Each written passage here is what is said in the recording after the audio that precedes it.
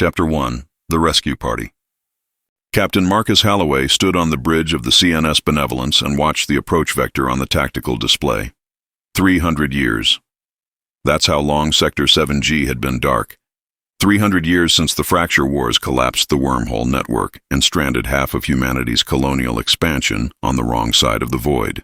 The Benevolence was the first Federation vessel to reach this far into the old territories since reconnection became possible, and Halloway intended to follow protocol to the letter. Establish contact, assess needs, begin integration proceedings. Simple, clean, by the book. Status, Halloway said. Lieutenant Chen didn't look up from her console. Approaching outer marker. Sensors are picking up significant orbital debris. Metallic composition, large fragments. Density is higher than expected for a dead colony. Wreckage from the original settlement ships, Halloway said. Mark it for salvage crews once we've secured the surface. Yes, sir. The Benevolence moved forward, drives operating at standard efficiency. The ship was new, built for integration operations. White hull, redundant systems, supplies for 6 months. Everything a rescue ship needed to look competent and non-threatening. Sir, Chen said, and now there was something in her voice. The debris field is denser than initial scans indicated. I'm reading thousands of objects. Some of them are moving. Halloway frowned. Orbital decay? No, sir. Coordinated movement. They're adjusting position relative to our approach. Automated systems? Halloway stepped closer to the tactical display. After 3 centuries? Unknown, sir. They're not broadcasting IFF, but they're definitely under power. Captain, they're forming a perimeter around us. The display updated, and Halloway saw it. The debris field wasn't drifting. It was organizing. Dozens of large fragments, each the size of a small frigate, were moving into a loose spherical formation with the Benevolence at the center. The pattern was deliberate. Mathematical. Wrong. Passive sensor array designation. Debris cluster 447. Location. Outer perimeter. Solar exclusion zone. Time index 1437-22. Station local. The array had been dormant for 8 months, 3 weeks, and 4 days. Power consumption in sleep mode was minimal, just enough to maintain core temperature and monitor for approach vectors. The array did not think. It simply waited, executing the subroutine that had been burned into its logic core 300 years ago when the settlement had first gone dark, and the Forge had learned that isolation meant vulnerability. The subroutine was simple. Anything that enters the zone gets tagged. At 1437-23, the array detected an approach vector, large mass, unusual energy signature. The array powered up, drawing energy from the solar collectors embedded in its pitted hull. Status lights flickered from red to amber to green. Targeting systems came online. The metallurgical scanner extended from its housing with a mechanical whir that no one could hear in the void. The scan took 6 seconds. The target was pristine. Modern construction. High-grade composite alloys with embedded carbon lattice reinforcement. Fusion drive system with minimal radiation shielding, suggesting confidence in clean burn technology. Crew capacity approximately 300 based on life support signatures. Armament, standard defensive grid, nothing exceptional. Hull value, significant. The array transmitted its findings to the network. 416 other arrays received the data and concurred. The target was salvageable. The target was valuable. The target was blocking Solar Collection Zone 7, which fed power to Refinery Complex 9, which was currently operating at 68% capacity due to insufficient energy supply. The network issued a command. Tag and warn. Ranging lasers activated across the debris field. 647 targeting solutions were calculated and stored. The array felt nothing about this. It had no capacity for feeling. It simply noted that if the target did not comply with the warning, removal operations would commence in 15 minutes, and the target's composite hull would yield approximately 2.7 million tons of refined material suitable for structural fabrication. "Sir, we're being scanned," the sensor officer called out. "Multiple sources. High intensity. Industrial-grade sensor suite. Metallurgical analysis spectrum." "They're scanning our hull composition?" Halloway said. "Yes, sir. Deep penetration scans. They're mapping our structural layout, alloy density, component materials. Sir, this isn't a defensive scan. This is a resource assessment. Chen's console flashed red. Captain, I'm detecting target locks, ranging lasers, multiple sources. 53 discrete sources and counting. They're painting us. Through the forward viewports, Holloway could see it now. Thin red lines, dozens of them, appearing in the void like threads being drawn across the darkness. They converged on the Benevolence's white hull, painting geometric patterns across the composite plating. The ship's pristine surface was suddenly covered in a web of targeting data, each line a promise of what would happen if they didn't move. Holloway felt the first cold touch of something that wasn't quite fear yet. Weapons officer, defensive posture, shields to maximum. Do not return fire without my direct authorization. Shields at full, sir. But Captain, if these are pre-fracture weapon systems, our defensive grid might not recognize the threat profile. Comms, Holloway said, keeping his voice level. Broadcast the first contact package, all frequencies. Standard Federation greeting, humanitarian mission profile. Broadcasting now, sir. They waited. The bridge was silent except for the soft ping of active sensors and the low hum of the shield generators cycling to full power. The debris field continued its slow rotation, tightening the perimeter. Each piece was massive up close, pitted and scarred with age, but clearly functional, clearly armed. The red lines continued to multiply across the hull, a cage of light being drawn around them in real time. Sir, Chen said quietly, target lock count is now 417. They're all hot. If they fire simultaneously, our shields will hold for maybe 30 seconds. 417. Holloway's mouth was dry. Comms, tell me you're getting a response. Negative, sir. No voice contact. Wait. The communications officer leaned forward. Receiving data transmission, text only. Old encryption format. It's barely compatible with our systems. Put it on screen. The main display flickered and words appeared in a flat industrial font. You are blocking the sunlight. Move or be towed.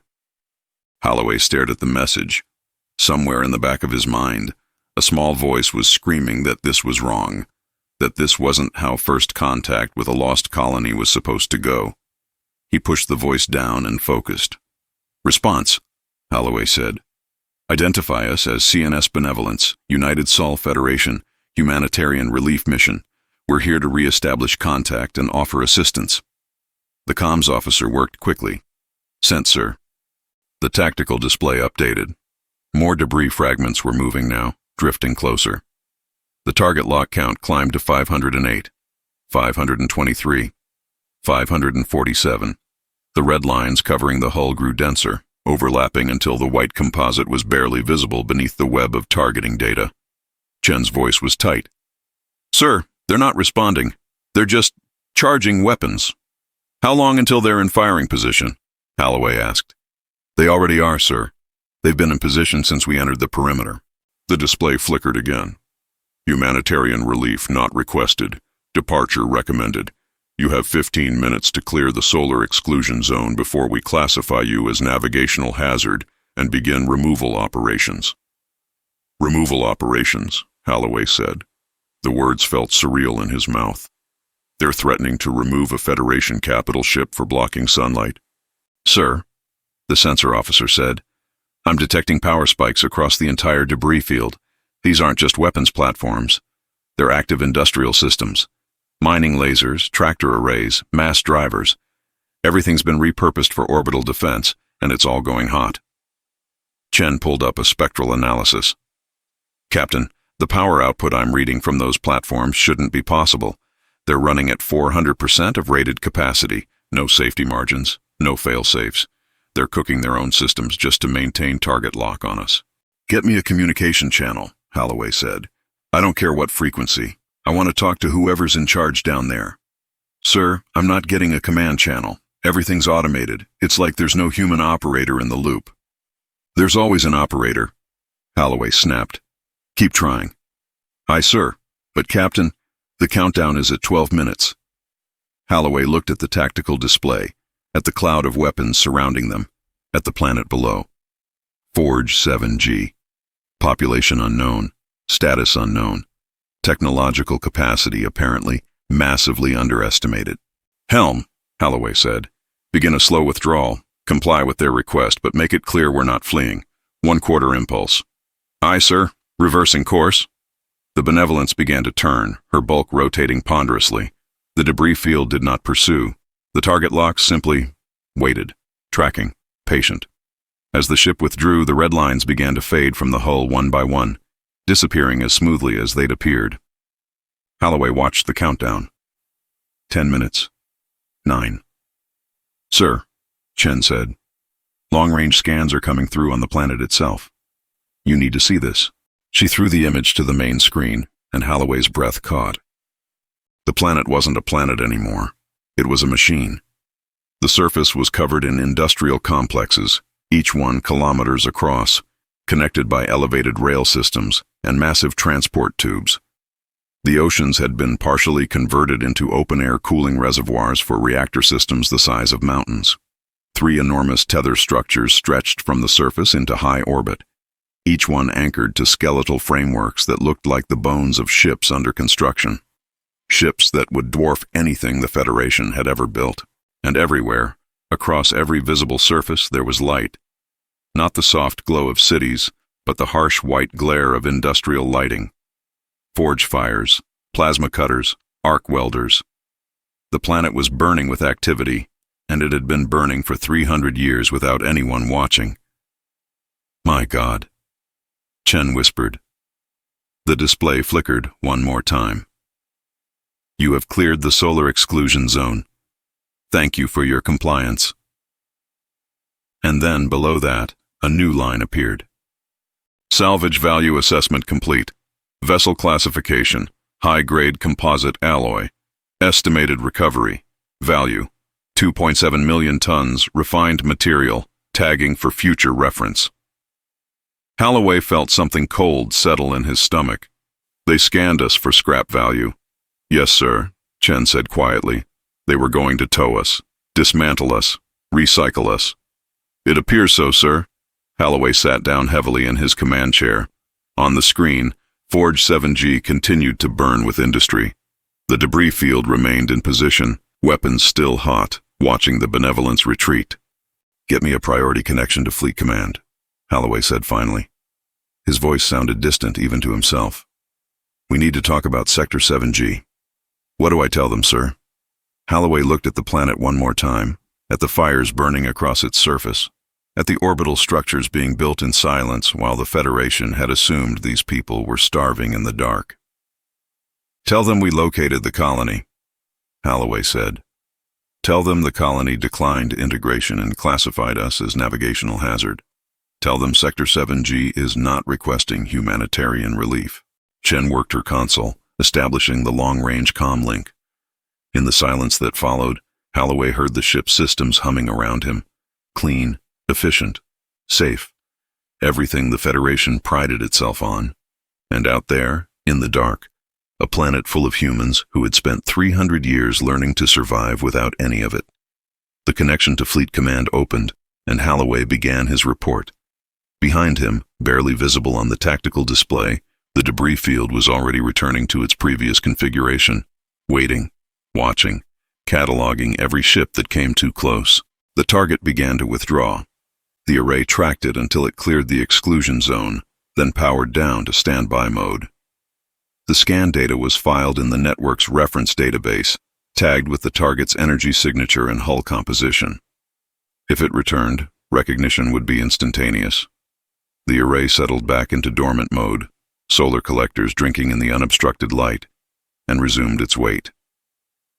Anything that enters the zone gets tagged. The subroutine continued, as it always had, as it always would. The Forge did not forget. Chapter 2, Standard Operating Procedure. Captain Holloway spent the next 6 hours composing his report to Fleet Command. He rewrote it 3 times, each version sounding more desperate than the last, before finally settling on a version that emphasized tactical assessment over his own disbelief. The colony was armed, the colony was industrialized, the colony had declined contact. Fleet Command needed to send specialists, probably lawyers. The response came back within an hour, which meant someone important had read it immediately. The message was brief and unsigned, but Holloway recognized the formatting of Strategic Operations Command. Proceed with integration protocols, establish formal contact, assess colonial infrastructure for Federation standards compliance, report findings within 72 hours. Holloway stared at the orders. Fleet Command didn't believe him, or they did believe him and didn't care. Either way, he had his orders. Chen, Holloway said, put together a contact team, Marines, diplomatic staff, engineering assessment personnel, full dress uniform. I want us to look professional. Sir, Chen said carefully, they threatened to dismantle us for blocking sunlight. Maybe we should approach this more carefully. We're not approaching it at all, Holloway said. We're following procedure. Contact team, full formal protocols, by the book. Chen didn't look convinced, but she started assembling the team. 2 hours later, Holloway stood in the embarkation bay, watching 20 hand-picked personnel file into the shuttle. Marines in dress whites, their sidearms polished to a mirror shine. Diplomatic staff carrying data tablets loaded with integration treaties. Engineers with scanning equipment calibrated for infrastructure assessment. They looked competent, professional, exactly like the sort of people who should be welcomed with gratitude by a lost colony. Holloway took a breath and boarded the shuttle. The approach to Station 4 took 30 minutes. The station was old, pre-fracture construction, but it had been maintained, modified, expanded. What should have been a simple orbital dock had grown into a massive industrial complex, all jutting angles and exposed structural bracing. Cargo containers the size of office buildings were mag-locked to the exterior. Massive radiator fins extended from the central core, glowing cherry red with waste heat. Sir, the pilot said, I'm having trouble identifying the docking ring. None of the ports match standard Federation configurations. Can we adapt? Holloway asked. Unknown, sir. Transmitting dock request now. The pilot frowned at his console. Sir, I'm getting an automated message. We're number 6 in a docking queue. 6. Holloway felt his jaw clench. There are 6 ships ahead of us? Industrial traffic, sir. The station's operating a full work schedule. They waited. Holloway watched 3 massive cargo haulers detach from the station and burn away, their engines leaving bright trails. Each hauler was larger than the shuttle, loaded so heavily the structural framework was barely visible beneath cargo mass. Sir, the pilot said, we're being directed to docking port 47. They're transmitting airlock specifications. Sir, our magnetic coupling system won't interface with their port. They're using mechanical hardlock clamps and manual pressure seals. Tell them we need assistance. The response was immediate and text only. Stand by for umbilical deployment. Do not engage your docking systems. Station will handle interface. Something massive moved in the station's superstructure. A mechanical arm the size of a frigate extended from the central core, unfolding with deliberate precision. At its end was an airlock built from welded steel plates with visible rivets and thick rubber gaskets. The arm approached the shuttle. Holloway felt the hull shudder as the station's clamps locked onto their airlock with heavy metallic thuds. Then came a grinding sound, metal on metal, as the station's pressure seal forced itself against the shuttle's door. They're pressurizing, the pilot said. Station atmosphere is... Sir, this isn't a standard mix. High oxygen, elevated CO2, trace industrial volatiles. This atmosphere is technically toxic. How toxic? Not immediately fatal, but sustained exposure would cause respiratory irritation. Sir, this is designed for industrial work, not habitation. Full rebreather gear, Holloway ordered. Everyone. The contact team donned emergency breathing apparatus, compact masks covering nose and mouth.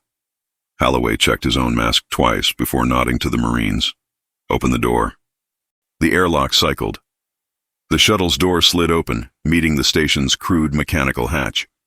The hatch was already open, revealing a tunnel of corrugated metal lit by harsh white LED strips. The air coming through was hot and smelled of machine oil and ozone despite the rebreathers. Holloway stepped through first, his boots ringing on metal grating.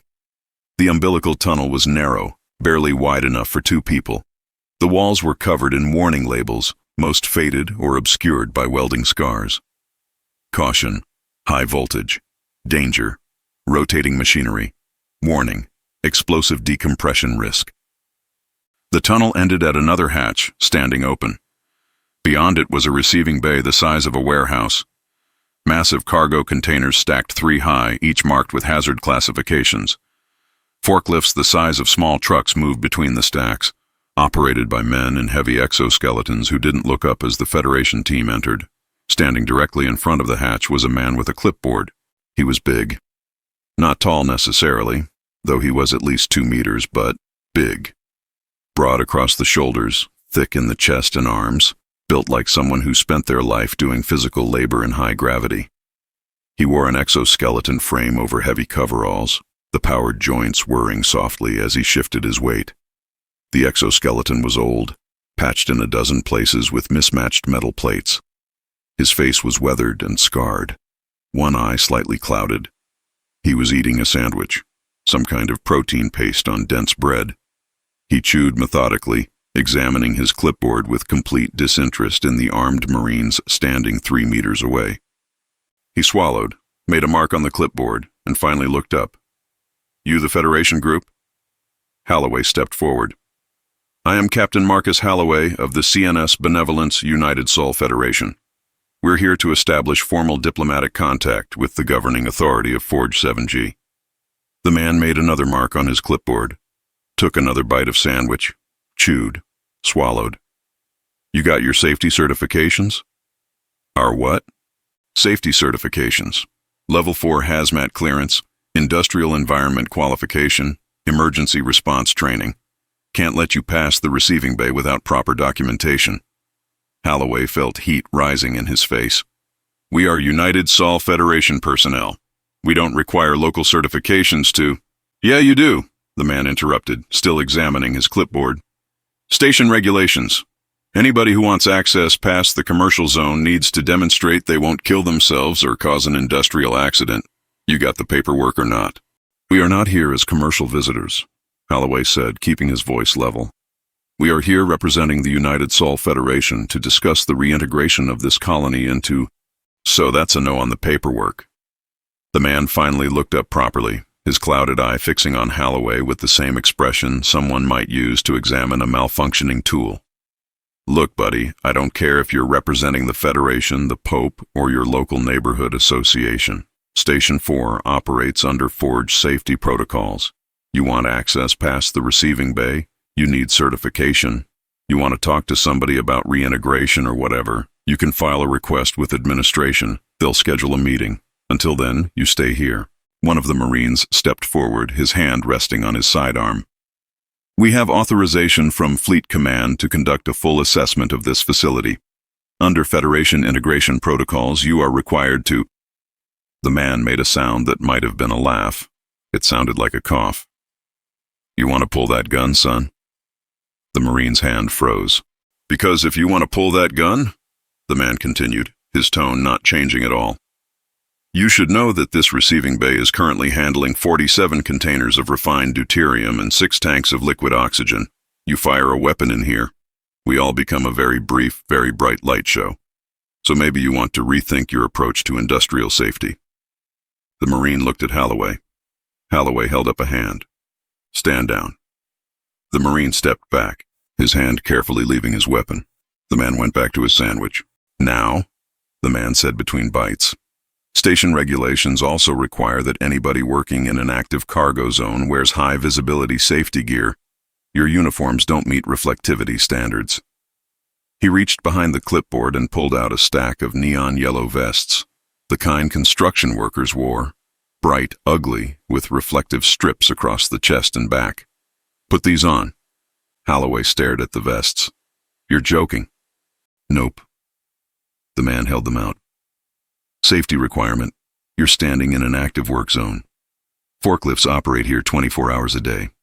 Operators need to see you or you become a liability incident. Put them on or get back in your shuttle." "We are Federation diplomatic personnel," one of the diplomats said, her voice tight. "We are not construction workers. We are not wearing—" Then you're leaving, the man said. He lowered the vests. Your choice. Safety gear or shuttle. I don't care which. Holloway looked at his team. 20 people in crisp dress uniforms, armed Marines with polished equipment, diplomatic staff carrying tablets loaded with treaties, all of them staring at a stack of neon yellow vests like they were looking at a war crime. Put them on, Holloway said quietly. Sir? One of the Marines started. Put them on, Holloway repeated. They put them on. 20 Federation personnel dressed in formal whites with neon yellow construction vests over their uniforms. The vests were too large, designed for people wearing exoskeletons. The reflective strips caught the harsh LED lighting and made them look like traffic cones. Behind them, one of the forklift operators glanced over, made a sound that might have been a snort, and went back to work. The man with the clipboard checked something off. Good. Now, like I said, you can't go past the receiving bay without proper certification. You want to file a request for administrative access. There's a comm terminal over there. He pointed at a wall-mounted screen covered in grime and what looked like welding spatter. Standard processing time is 6 to 8 weeks. You'll be contacted when your request is reviewed. 6 to 8 weeks, Holloway said flatly. Yeah, we're backlogged. Lots of requests. The man took another bite of sandwich. You can wait here if you want, but you'll need to clear the docking umbilical in about 40 minutes. We've got another ship scheduled and they're carrying time-sensitive cargo. Station will assess parking fees if you overstay your window. Parking fees, Holloway repeated. Standard rate, 50 credits per hour. The man pointed at a sign on the wall that Holloway hadn't noticed before. It was a rate schedule. Docking fees, parking fees, umbilical rental fees, atmosphere usage fees. The list went on for 2 full pages. You want to dispute the fees, you can file an appeal with station finance. Processing time on appeals is usually 8 to 10 weeks. Holloway felt something in his chest that might have been laughter or screaming. He wasn't sure which. We came here to offer assistance. Medical supplies, technology. We can help you. We're doing fine, thanks. The man wadded up the wrapper from his sandwich and tossed it into a disposal chute. Now, are you going to use that terminal, or are you going to block the receiving bay?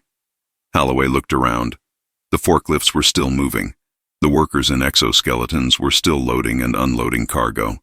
Nobody was paying attention to the Federation team in their neon yellow vests. Nobody cared that they were here. They were just another obstruction in the work schedule. Chen, Holloway said, file the request. Chen walked to the wall-mounted terminal. She had to wipe grime off the screen before she could see it. The interface was old, text-based, requiring manual input. She typed quickly, her fingers moving over the grimy keyboard with visible distaste. When she finished, she waited for confirmation. The screen updated. Request received. Processing time, 6 to 8 weeks. You will be contacted via registered communication channel when your request has been reviewed. Parking window expires in 38 minutes. Thank you for your compliance. Sir, one of the Marines said quietly, are we really leaving? Holloway looked at the man with the clipboard. He'd already pulled out another data pad and was checking something, probably the schedule for the next ship. He'd forgotten the Federation existed. Just another group of visitors processed and dismissed. Another checkbox on his work schedule. Yes, Holloway said. We're leaving. They walked back through the umbilical tunnel, 20 people in neon yellow vests over white dress uniforms. The tunnel felt longer on the way back, narrower. The warning labels seemed to multiply on the walls. Danger, caution, warning. A catalog of ways to die in an industrial environment. The shuttle detached with a hiss of equalizing pressure. As they burned away from Station 4, Holloway watched the station continue its work. Another ship was already approaching the docking port they'd just vacated. The mechanical arm was extending again, ready to grab the next vessel and process it through the same routine. Sir, Chen said, pulling off her safety vest with visible relief. What do we tell Fleet Command? Holloway thought about his orders. Establish formal contact. Assess colonial infrastructure, report findings. He'd done all of that.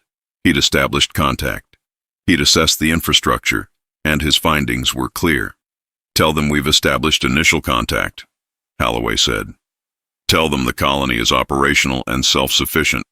Tell them we've filed a formal request for administrative access and are awaiting response.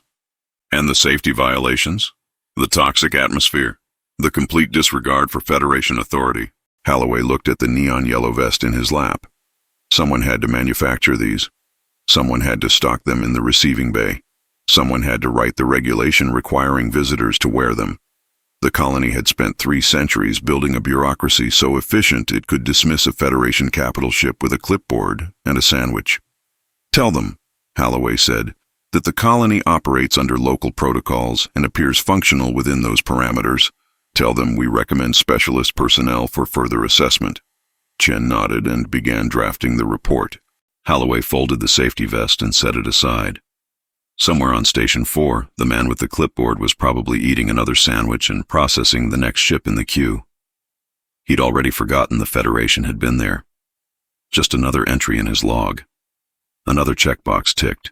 Another group of tourists sent back to their shuttle with instructions to file a form and wait. They'd come to rescue the lost children of Earth. Instead, they'd been given safety vests and a parking fee. Chapter 3. The Welcome Mat. The message came 3 days later. Not from administration. From Station 4, receiving bay operations. Text only. Federation personnel request approved for limited access. Maximum 6 individuals. Industrial environment waivers required. Report to Dock 47 at 800 station time. Bring your own rebreathers. Holloway read it twice. They're letting us in. Chen looked up. Limited access, 6 people maximum. Medical officer, engineer, diplomat, 2 Marines, and you. That's 6, Holloway said. Get them ready. At 800 station time, the shuttle docked with Station 4.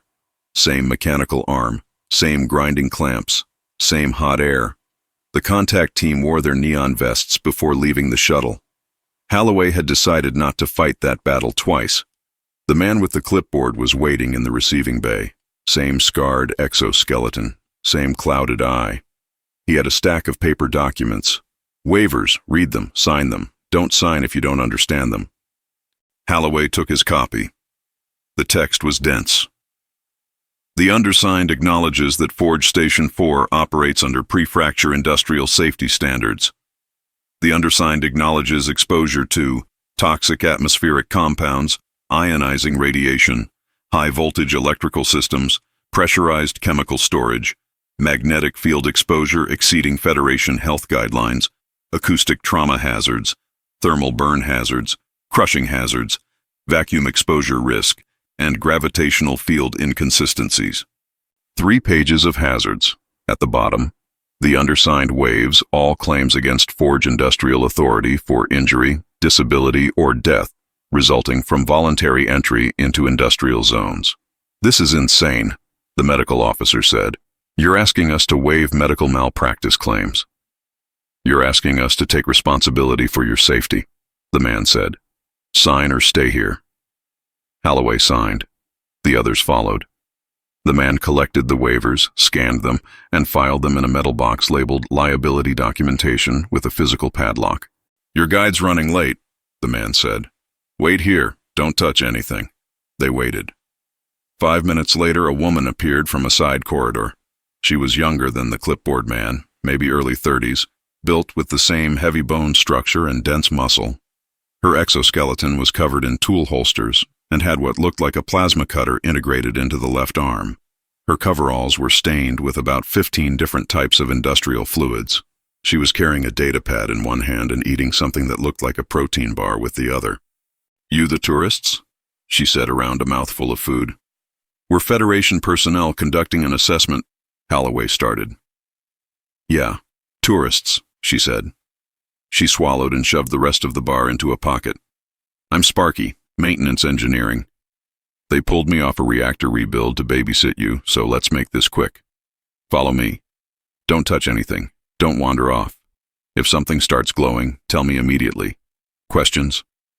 Your name is Sparky? One of the Marines asked. Nickname. Real name's Eleanor. Nobody uses it. You ready or not?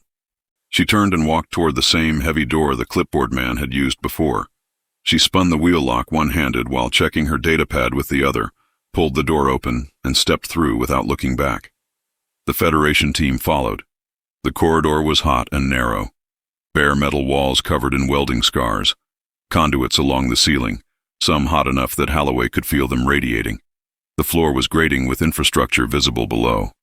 Something in the walls made a deep rhythmic thumping. "Coolant pumps," Sparky said without looking back. "We're passing through heat exchange. About 42 degrees right now. Gets up to 50 during peak ops. Try not to pass out." "That's above human comfort tolerance," the medical officer said.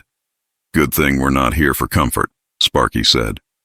She stopped at an intersection and consulted her datapad. "Okay, Command wants me to show you central processing. Fair warning, it's loud and there's no safety rails, because we don't waste material on things that don't do work. Stay close and don't be stupid." The corridor opened into a larger space and the Federation team stopped. They were standing on a platform overlooking the station's central core. The interior was a vertical cylinder extending kilometers above and below.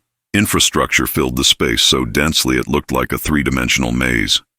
Platforms, catwalks, suspended modules connected by ladders. No elevators, no smooth surfaces. Just raw industrial construction, layer after layer. And everywhere, people in exoskeletons moving with practiced efficiency. They climbed ladders without hesitation. They crossed catwalks without holding anything. They worked on platforms suspended over drops that made Holloway's stomach clench. "My God," the diplomatic officer whispered. "Central Fabrication Core," Sparky said. 12,000 on this shift. Another 8,000 off shift in residential. This is where we make things. Hull plates, engine components, reactor housings, structural frames, everything. "There are no safety rails," the engineer said. His voice was tight. "Those catwalks are 20 meters above hard machinery. Yeah, rails are expensive and get in the way. Don't fall." Sparky stepped onto one of the catwalks. It was a meter wide with open space on both sides. She walked across it without slowing down, still looking at her datapad. The Federation team followed more carefully. Holloway kept his eyes on Sparky's back, refusing to look down.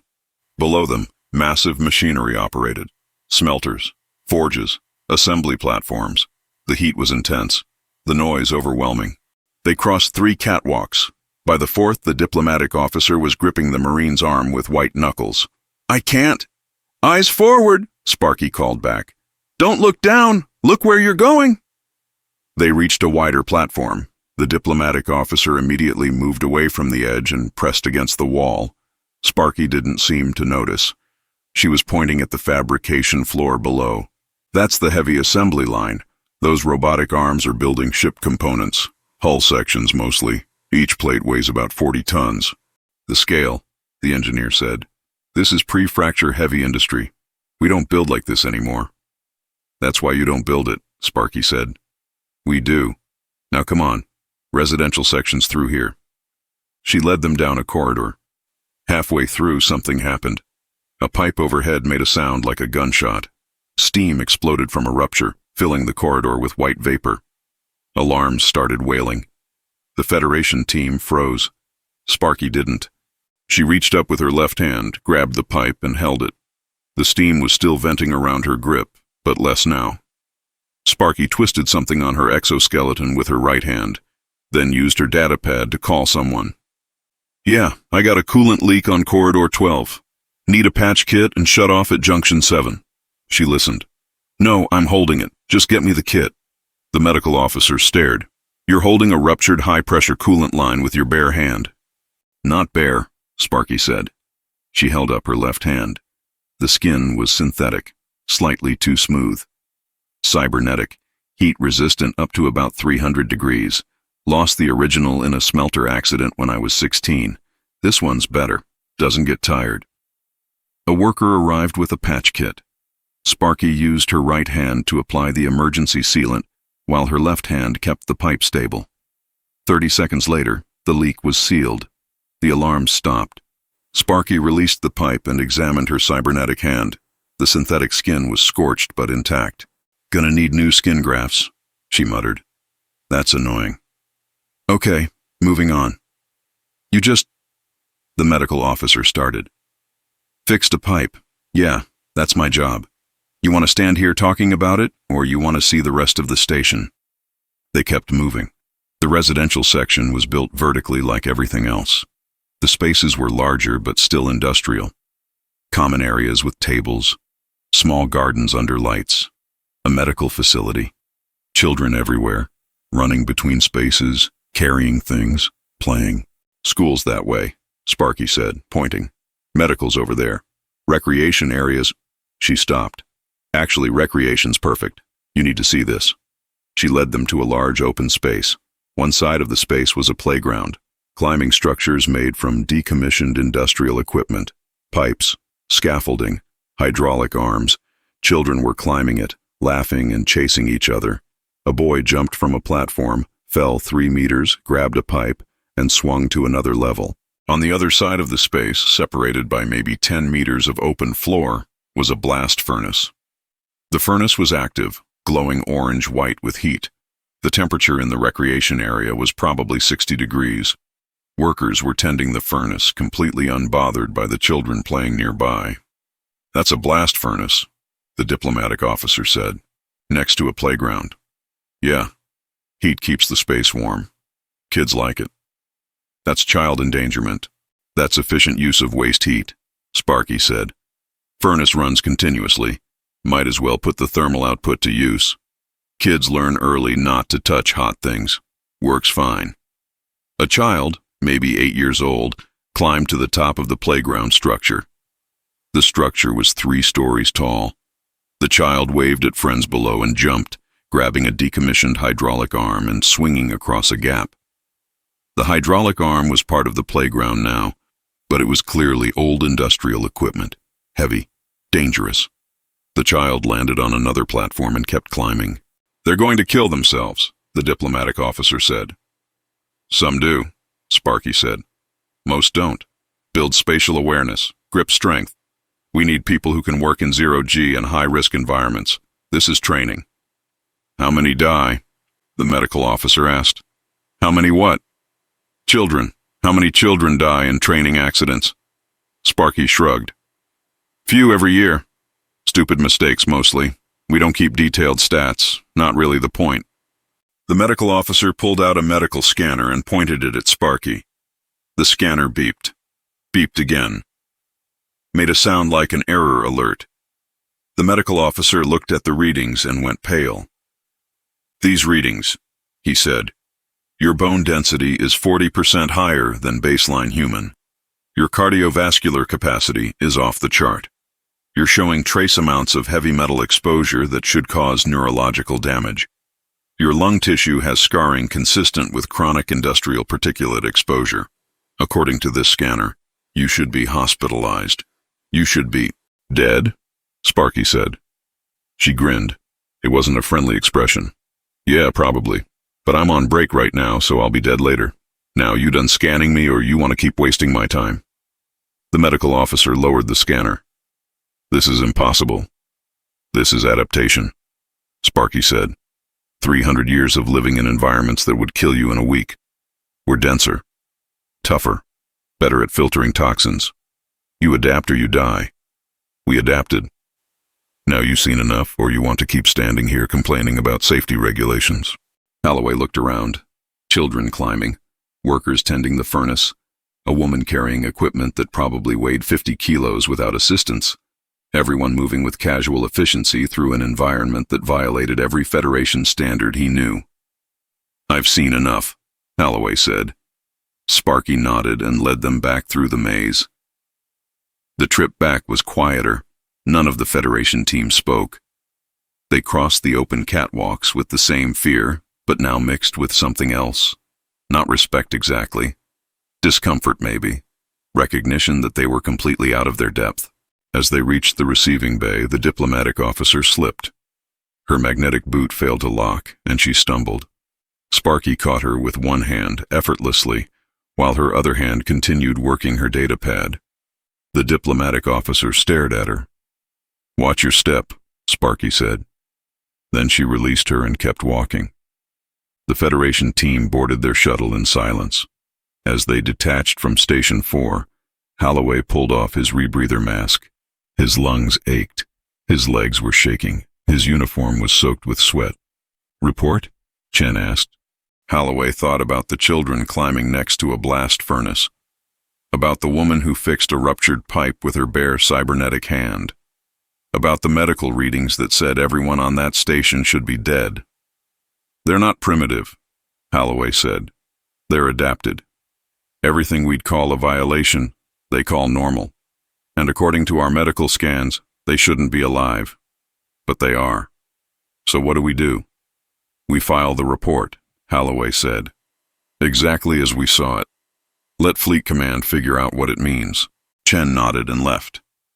Holloway sat in his quarters and started drafting. His hands were still shaking. Not from fear, from the memory of standing on that catwalk with nothing but his balance keeping him alive, and knowing that somewhere on Station 4, a child half his age had made that same crossing before breakfast and hadn't thought twice about it. The Federation had come to rescue these people. But the people on Station 4 weren't interested in being rescued. They were too busy working. Chapter 4. Citation issued. Captain Holloway's report took 2 days to write. He kept it factual, clinical. He described the industrial environment, the adapted physiology, the operational efficiency. He noted the complete absence of Federation safety standards and the apparent functionality of the colony despite this. He included medical scan data showing bone density 40% above baseline and cardiovascular capacity that shouldn't exist. He attached Sparky's medical readings with a note that every adult scanned showed similar deviations. Fleet Command's response arrived within 6 hours. It was longer than usual, more detailed, and it came with new orders attached. Proceed with formal integration assessment. Present colony administration with integration terms per statute 447B. Document response. If colony declines integration, assess economic contribution capacity and establish taxation framework per Colonial Revenue Act of 2289. Holloway read the orders 3 times. "They want us to tax them." Chen looked up from her console. "Sir?" "Fleet Command. They want us to establish a taxation framework. If the colony won't integrate voluntarily, we're authorized to impose economic obligations based on historical debt to the Federation." "Historical debt?" Chen said. "They've been isolated for 300 years. What debt?" 300 years of protection, apparently. Infrastructure investment, colonial establishment costs. The original settlement charters included repayment clauses tied to Federation support. Fleet Command is invoking those clauses. "Sir, they don't need our protection. They have 400 weapons platforms in orbit and an industrial capacity that exceeds most Federation sectors." "Doesn't matter," Holloway said. "The law is the law. We present the terms. They accept or decline. Either way, we document it and move forward." Chen was quiet for a moment. "This feels like a mistake, sir." "Noted," Holloway said. "But we have our orders. Get me a meeting with colony administration. Official capacity. Full diplomatic protocols." The meeting was scheduled for the following day, not on Station 4. The colony sent coordinates for a surface facility designated as Administrative Complex 7. Holloway assembled a team, Chen, 2 diplomatic officers, 1 legal analyst, 1 Marine for security, 6 people total, same as before. They wore their dress uniforms, carried data tablets loaded with integration treaties and taxation frameworks, everything by the book. The shuttle descended through Forge 7G's atmosphere. The planet was beautiful in the way industrial landscapes could be. Vast mining operations carved geometric patterns into the surface. Refineries glowed with thermal exhaust. The space elevator tethers stretched into orbit, visible even through the cloud cover. And everywhere, the harsh white light of industrial operations burning 24 hours a day. Administrative Complex 7 was on the outskirts of what might have been a city. The shuttle landed on a designated pad marked with faded paint. The landing zone was surrounded by cargo containers and construction equipment. A prefabricated building sat at the center of the complex, 3 stories tall, built from the same industrial materials as everything else. A man was waiting outside. He was old, probably 70, maybe 80. Gray hair cut short, face weathered and scarred. No exoskeleton, but he stood straight despite his age.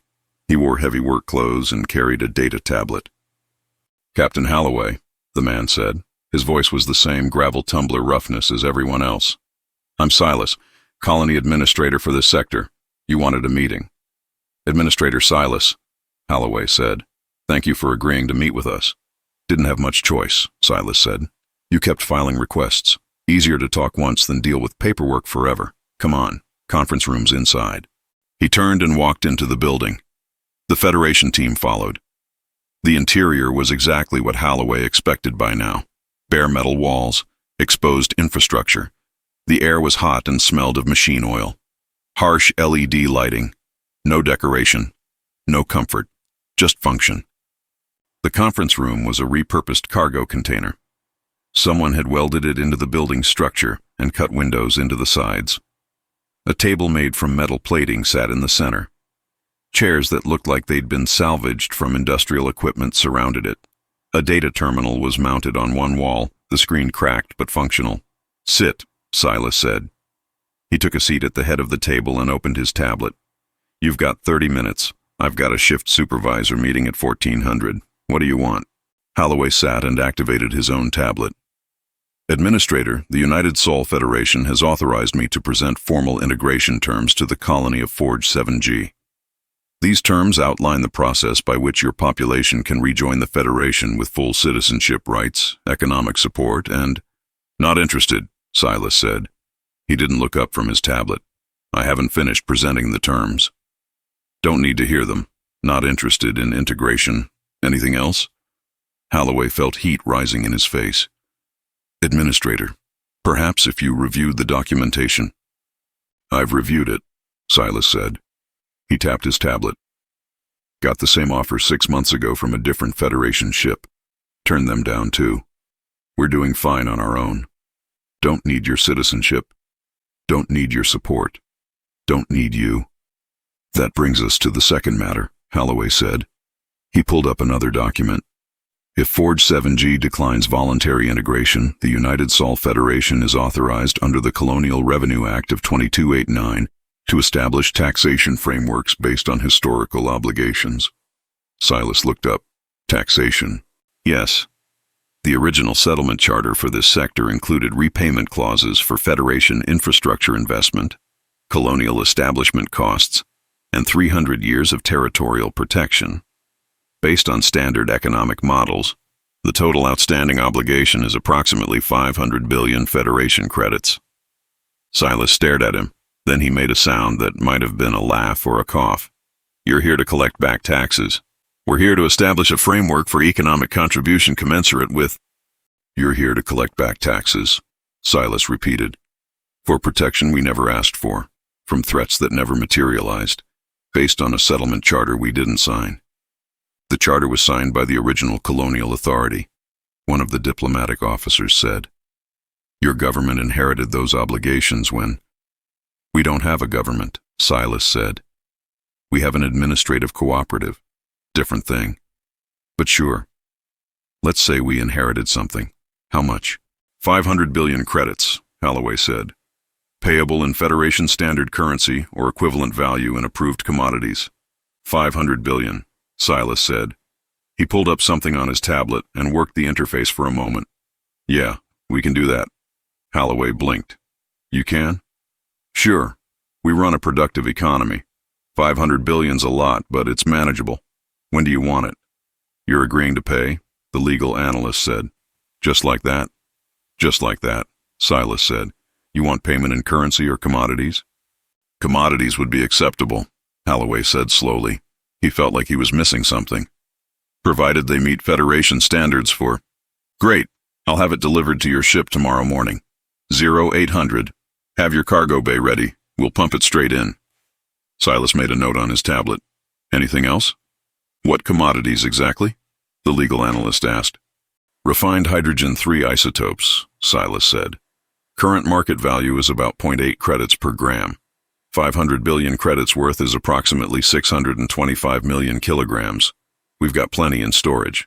Need to clear out the old tanks anyway. This works for everyone." "Hydrogen-3 isotopes," Holloway said.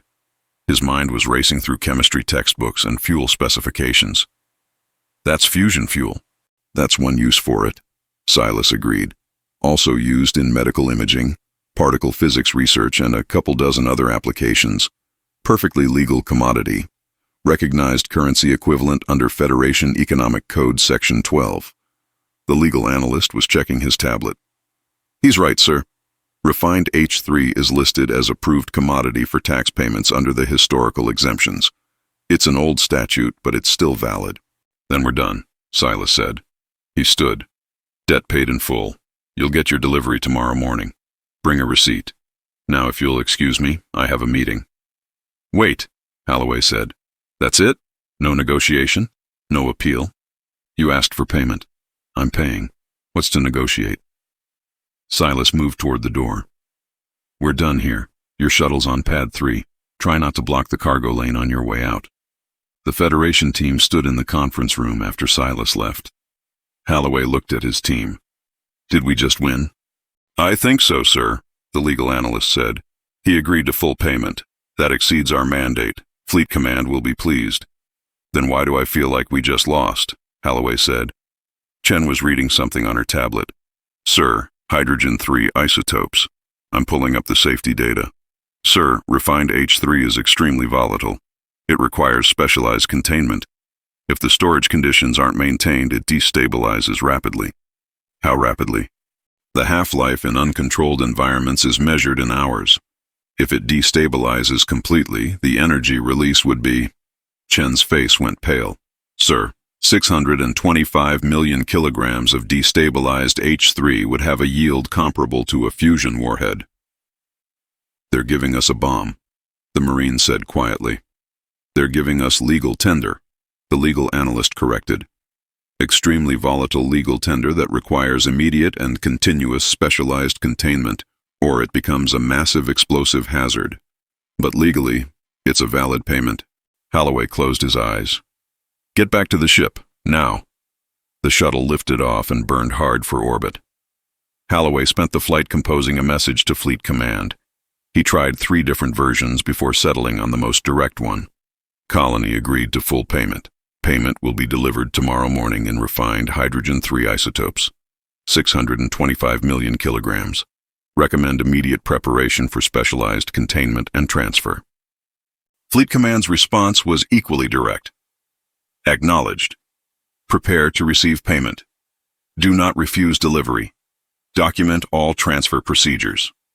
The next morning at 0800 station time, a colony tanker ship approached the Benevolence. The tanker was massive, easily 3 times the size of the Federation vessel. It was old, pitted with age, and scarred by decades of hard use. The hull was covered in warning labels. Hazardous materials, pressurized contents, magnetic field hazard, maintain minimum safe distance. They're hailing us, the communications officer said. Put them through, Holloway ordered. A voice came over the channel, rough, businesslike. CNS Benevolence, this is Forge Heavy Transport 774. We're here to deliver your payment. Open your cargo bay. We'll pump directly into your storage tanks. We need to verify containment specifications first, Holloway said. Hydrogen-3 requires specialized... We know what it requires, the voice interrupted. Your cargo bay's rated for hazardous materials, right? Yes, but... Then open it. We're on a schedule. Holloway looked at Chen. She checked her console. Sir, our cargo bay is rated for hazardous materials, but it's designed for standard Federation containment protocols. I'm not sure it can handle... Open the bay, Holloway said. We have our orders. The cargo bay doors opened. The tanker maneuvered close, too close for comfort, and extended a transfer umbilical. The umbilical was crude, a heavy industrial hose with mechanical clamps. It locked onto the Benevolence's cargo bay with a series of thuds that echoed through the ship. Beginning transfer, the tanker's voice said. This'll take about 20 minutes. Try not to move the ship too much. These hoses aren't gentle. The transfer began. Holloway watched the cargo bay monitors. A pale blue liquid was flowing into the bay's storage tanks. The liquid glowed faintly, phosphorescent in the dim lighting. The storage tanks were filling rapidly, too rapidly. Sir, Chen said. The containment temperature is rising. The H3 is warmer than optimal storage temperature. Our cooling systems are compensating, but how warm? Holloway asked.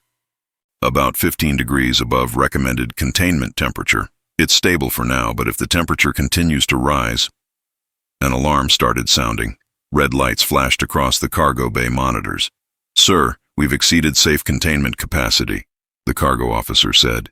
"The tanks are at 110%. The overflow systems are engaging, but tell them to stop the transfer," Holloway ordered. "Tanker, cease transfer immediately." The communications officer transmitted. "We've exceeded capacity." "Negative," the tanker's voice said. "Transfer is 80% complete. We stop now. You'll have an unbalanced load. That's dangerous. We finished the job. We don't have the capacity." "You'll make capacity," the tanker said. "Vent some ballast if you have to. We're finishing this delivery."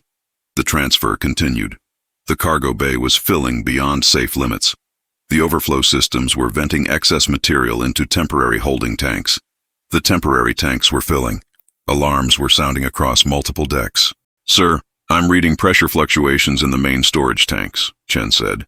"The H3 is becoming unstable. If we don't stabilize the temperature..." "How long until critical?" Holloway asked. "Unknown, sir. Could be hours, could be minutes. This is not a controlled environment for this material." The transfer finished. The tanker disconnected its umbilical with a hiss of equalizing pressure. "Delivery complete," the tanker's voice said. "Transmitting receipt now. Market value 500 billion credits paid in full. Have a nice day." The tanker burned away, its engines leaving bright trails. Holloway watched it go and then looked at the cargo bay monitors. 625 million kilograms of volatile fusion fuel, glowing pale blue, slowly destabilizing in storage tanks that weren't designed for this load. "Sir," the cargo officer said, "we need to transfer this material to specialized containment immediately. We don't have the equipment to maintain it long term. If the temperature rises another 5 degrees... "I know," Holloway said. "Get me fleet command. Priority 1. Tell them we have a situation." "What kind of situation, sir?" Holloway looked at the monitors. The pale blue glow was getting brighter. The temperature readings were climbing. Slowly, but climbing. "Tell them," Holloway said, "that the colony paid their taxes in full. And now we're sitting on a fusion bomb with a countdown timer that nobody knows how to read." In the cargo bay, hazmat teams were suiting up for emergency transfer operations. The alarms continued to sound. The temperature continued to rise. And somewhere on Forge 7G, Silas was probably filing the receipt and moving on to his next meeting, completely unconcerned with what happened to the Federation ship, slowly being turned into a floating explosive hazard.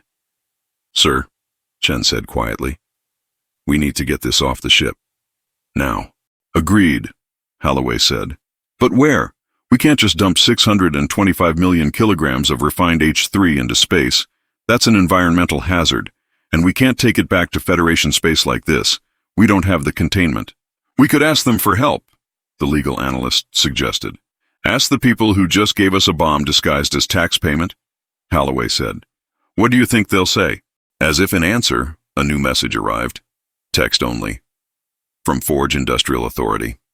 "Thank you for your business. If you require specialized storage services, Forge Industrial offers secure long-term containment facilities at competitive rates. Standard fees apply. Contact Station 4 for details." Holloway read the message twice, then he started laughing. It wasn't a happy sound. "They're offering to store it for us," he said, "for a fee." "Sir?"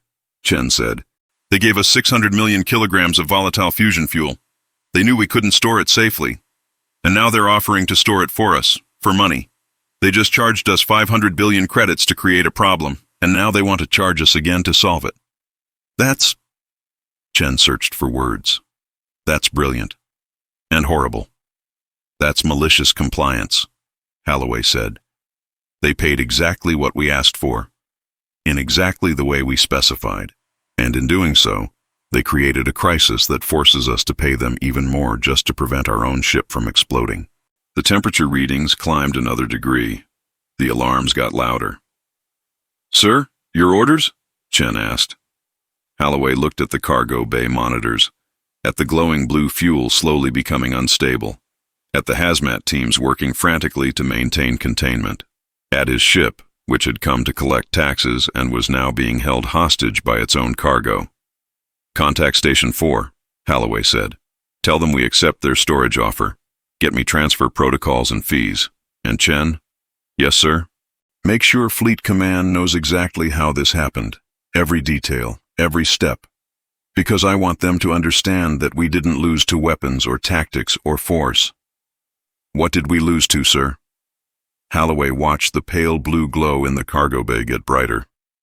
"Paperwork," he said. "We lost to paperwork, and a very patient man with a calculator who knew exactly what he was doing." Chapter 5. The Grandfather Clause. The Hydrogen-3 crisis took 6 days to resolve. 6 days of the Benevolence maintaining minimal safe distance from Forge 7G while hazmat teams worked around the clock to stabilize the volatile fuel. 6 days of Fleet Command sending increasingly urgent messages demanding status updates. 6 days of watching the cargo bay temperature gauges climb slowly toward critical while negotiating storage transfer rates with Station 4's accounting department. The final bill for emergency storage and specialized containment services came to 73 million credits. Silas signed the invoice himself and transmitted it with a note that said simply, "Thank you for your business. Storage contract renewable annually." Holloway filed the report and waited for Fleet Command to recall them. Instead, he received new orders. Remain on station. Continue integration assessment. New legal team en route. ETA 4 days. The legal team arrived in a dedicated courier ship. 3 lawyers, 2 legislative analysts, 1 trade enforcement officer. They came with data tablets loaded with centuries of colonial law, economic regulations, and integration precedents. They came with confidence and pristine uniforms and the absolute certainty of people who believed the law was on their side. Their leader was a woman named Director Voss. Tall, sharp. She wore her uniform like armor and carried herself with the precise efficiency of someone who'd spent their career turning regulations into weapons. She arrived on the Benevolence's bridge at 0900 station time and immediately requested a full briefing. Holloway provided it. The salvage tagging, the safety vest incident, the industrial tour, the Hydrogen-3 payment, every humiliation documented in clinical detail. Voss listened without interrupting, her expression never changing. "They're exploiting loopholes," Voss said when Holloway finished. "Old statutes, pre-fracture regulations that haven't been updated. That's why they're winning. They're using outdated law against modern governance. They're using the law we gave them," Chen said quietly. Voss turned her attention to Chen. "And we're here to fix that. The Colonial Integration Act grants us broad authority to update and modernize colonial legal frameworks. We'll start with their shipping regulations. Captain, I need you to identify their primary vessels, industrial haulers, transport ships, anything that moves between planets." "They have dozens of ships," Holloway said. "Hundreds, probably. This is an industrial society. Everything moves by ship." "Then we start with the biggest one," Voss said. "The one that makes the most noise. Once we establish legal precedent with one vessel, the rest will fall in line." "And what precedent are we establishing?" Holloway asked. "Compliance," Voss said. "They operate in Federation space. They follow Federation regulations, or they don't operate at all." 2 days later, the Benevolence detected a large vessel departing from Forge 7G's orbital infrastructure. The ship was massive, easily 2 kilometers long, rectangular hull design. Heavy armor plating covered in decades of scoring and impact damage. No smooth surfaces. Just brutal industrial construction. Dozens of weapons emplacements studded the hull. Point defense cannons, railgun batteries, missile pods. "That's a warship," the tactical officer said. "Scan it," Voss ordered. "Full spectrum. I want classification, engine signature, weapons loadout, everything." The scan took 3 minutes. The results made no sense. "Director," the tactical officer said, "the vessel isn't broadcasting a military IFF. It's broadcasting a civilian transport code. Designation, Rusty Bucket. Registered as... Ma'am, this can't be right." "What's it registered as?" Voss asked. "Mobile Agricultural Infrastructure." Class 7 heavy equipment. Current cargo manifest shows bulk mineral transport. Destination, outer system mining platforms. Voss stared at the tactical display. That is a Dreadnought-class vessel. It has railgun batteries on the bow. Yes, ma'am, but according to its registry, those are high-velocity seed deployment systems. Seed deployment. Yes, ma'am, for asteroid agricultural development. Voss was quiet for a moment. Then she turned to Holloway. Captain, intercept that vessel. Full stop and inspection. I want to see this charter myself. The Benevolence moved to intercept. The Rusty Bucket continued on its trajectory, completely unconcerned with the Federation warship moving into its path. When they were within 10 kilometers, Holloway opened a channel.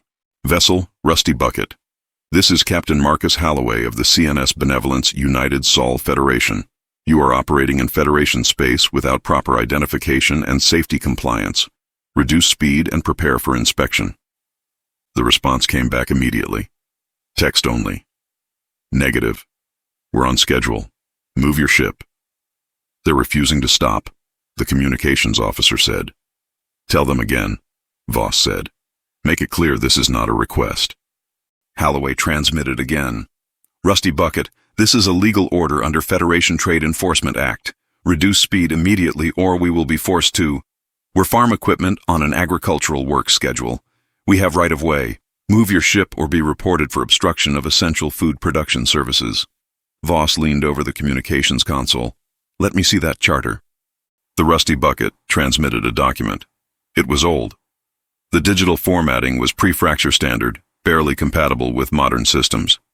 The text was dense and written in archaic legal language, but it was official, stamped, certified, registered with something called the Colonial Agricultural Development Authority in the year 2187. Voss read it twice. This charter predates the Federation by about 100 years, one of the legislative analysts said. He was scanning through historical databases. The Colonial Agricultural Development Authority was a pre-fracture organization. It dissolved during the Fracture Wars. Its charters should have been nullified when... They weren't, Voss said. She was still reading. These charters had perpetual status. They were designed to outlast government changes, and according to this, any vessel registered under CADA authority has automatic priority status in all commercial shipping lanes. Priority status? Holloway said. Right of way, Voss said. Over everything except emergency response vehicles. It was designed to protect food shipments during the colonial expansion. Make sure agricultural supplies couldn't be delayed by bureaucracy or military operations. So that ship, Chen said slowly, has legal right-of-way over us. No, Voss said. That warship pretending to be farm equipment has right-of-way over us, if it's actually engaged in agricultural operations. It's transporting minerals, the tactical officer said. The cargo manifest shows bulk ore. That's not agriculture. Minerals for fertilizer production. The legislative analyst read from the transmitted document. Phosphates, nitrates, trace minerals for soil enhancement. Technically, it's agricultural supply transport. The Rusty Bucket was getting closer. It wasn't slowing down. The Benevolence was directly in its path. Ma'am, the helmsman said, recommend we adjust position. That vessel has significant mass. If it doesn't alter course, hold position, Voss said. They're bluffing. They won't risk a collision with a Federation capital ship. Director, Holloway said carefully, they paid us 500 billion credits in unstable fusion fuel. I don't think they're concerned about risk assessment. The Rusty Bucket continued its approach. 5 kilometers, 4, 3. Ma'am, the helmsman said, his voice tight. We need to move. Now. Voss stared at the tactical display. The Rusty Bucket wasn't slowing, wasn't adjusting course. It was just continuing on its trajectory with the same mechanical precision it had maintained since leaving orbit. Move the ship, Voss said. Ma'am, the helmsman said. Move the ship, Voss snapped. Get us out of its path. The Benevolence burned lateral thrusters, sliding out of the Rusty Bucket's trajectory. The massive colony vessel passed them at a distance of less than 2 kilometers, close enough that they could see the detail on its hull. The pitted armor, the scoring from micrometeorite impacts, the weapons emplacements that were definitely not seed deployment systems, no matter what the charter claimed. As it passed, it transmitted one more message. Thank you for your cooperation. Agricultural workers appreciate your support of essential food production. The Rusty Bucket continued on its course, completely unconcerned with the Federation warship it had just forced to yield. Get me that charter's legal team, Voss said. Her voice was controlled, but Holloway could hear the fury underneath. I want to know who filed that registration and how it's still valid. The legislative analysts worked for 6 hours. They pulled historical records. They traced the charter's lineage through 3 centuries of government changes. They found the loophole. The CATA charters were never formally dissolved, the lead analyst said.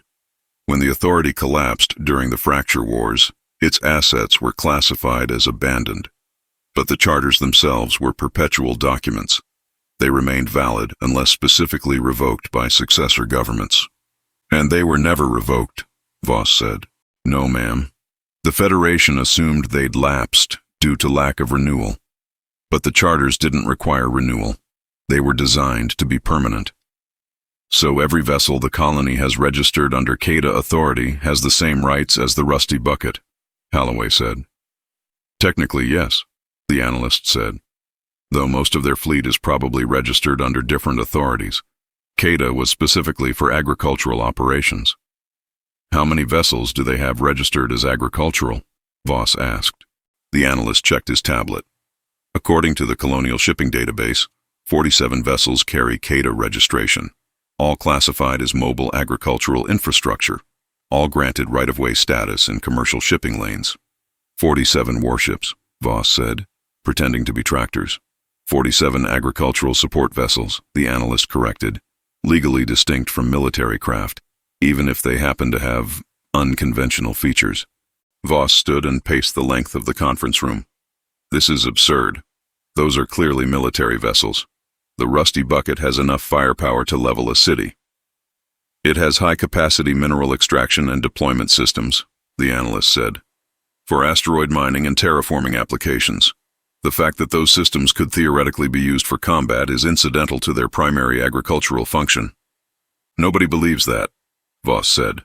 Doesn't matter if they believe it, Chen said quietly. Matters if they can prove it isn't agricultural equipment.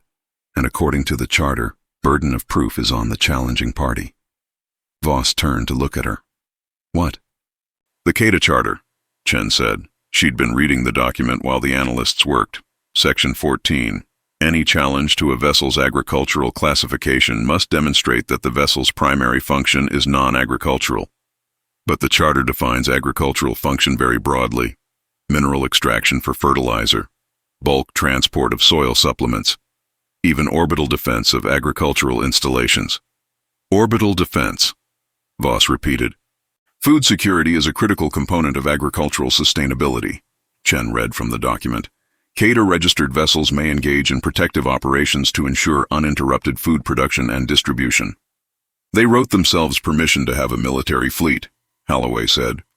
They wrote themselves permission to have an agricultural support fleet, Chen corrected. The fact that agricultural support equipment looks suspiciously like military hardware is just practical overlap. Voss sat down. She looked at the charter on her tablet. Then she looked at the image of the Rusty Bucket on the tactical display. 2 kilometers of armored hull covered in weapons that were definitely, absolutely, unquestionably designed to destroy other ships. All of it legally protected as farm equipment. Contact Forge 7G administration, Voss said finally. I want a meeting with whoever filed these registrations. Today. The meeting was scheduled for 1400 hours. Surface facility. Same administrative complex Holloway had visited before. Voss assembled a team. 3 lawyers, 2 legislative analysts. Holloway, Chen. They wore their dress uniforms and carried tablets loaded with centuries of shipping regulations and agricultural law. They were met in the conference room by a woman in heavy coveralls and an exoskeleton. She was young, maybe 30, with the same dense build as everyone else on the planet. Her hair was tied back in a practical bun. Her hands were stained with machine oil. She carried a data tablet and a very thick physical binder. Director Voss, the woman said. I'm Kendra, Colonial Legal Affairs. You wanted to discuss our shipping registrations. I want to discuss your fraudulent classification of military vessels as agricultural equipment, Voss said. No fraud, Kendra said. She sat down and opened the binder. It was filled with paper documents, all carefully organized with color-coded tabs. Every vessel registered under CATA authority is engaged in agricultural support operations, mineral transport, fertilizer production, orbital food security, all clearly defined in our charter. Your charter is 300 years old, Voss said. And still valid, Kendra said. We checked, thoroughly, perpetual status, grandfather clause immunity from modern regulatory updates. It's all legal. The rusty bucket has railgun batteries, one of Voss's lawyers said. High-velocity seed deployment systems, Kendra corrected. For asteroid agricultural development, we plant seeds in asteroids, at high velocity, creates impact craters that we fill with soil and nutrients. Very efficient. You plant seeds at Mach 7. Sometimes faster, Kendra said. Depends on the asteroid's composition. Denser rock requires higher impact velocity for proper crater formation.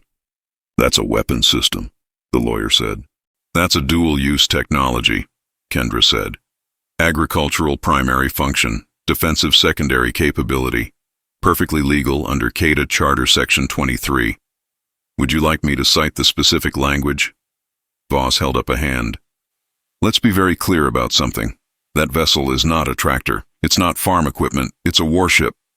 It's a mobile agricultural infrastructure platform, Kendra said. Registered, certified, fully compliant with all applicable regulations. If you disagree, you're welcome to file a challenge. Burden of proof is on the challenging party.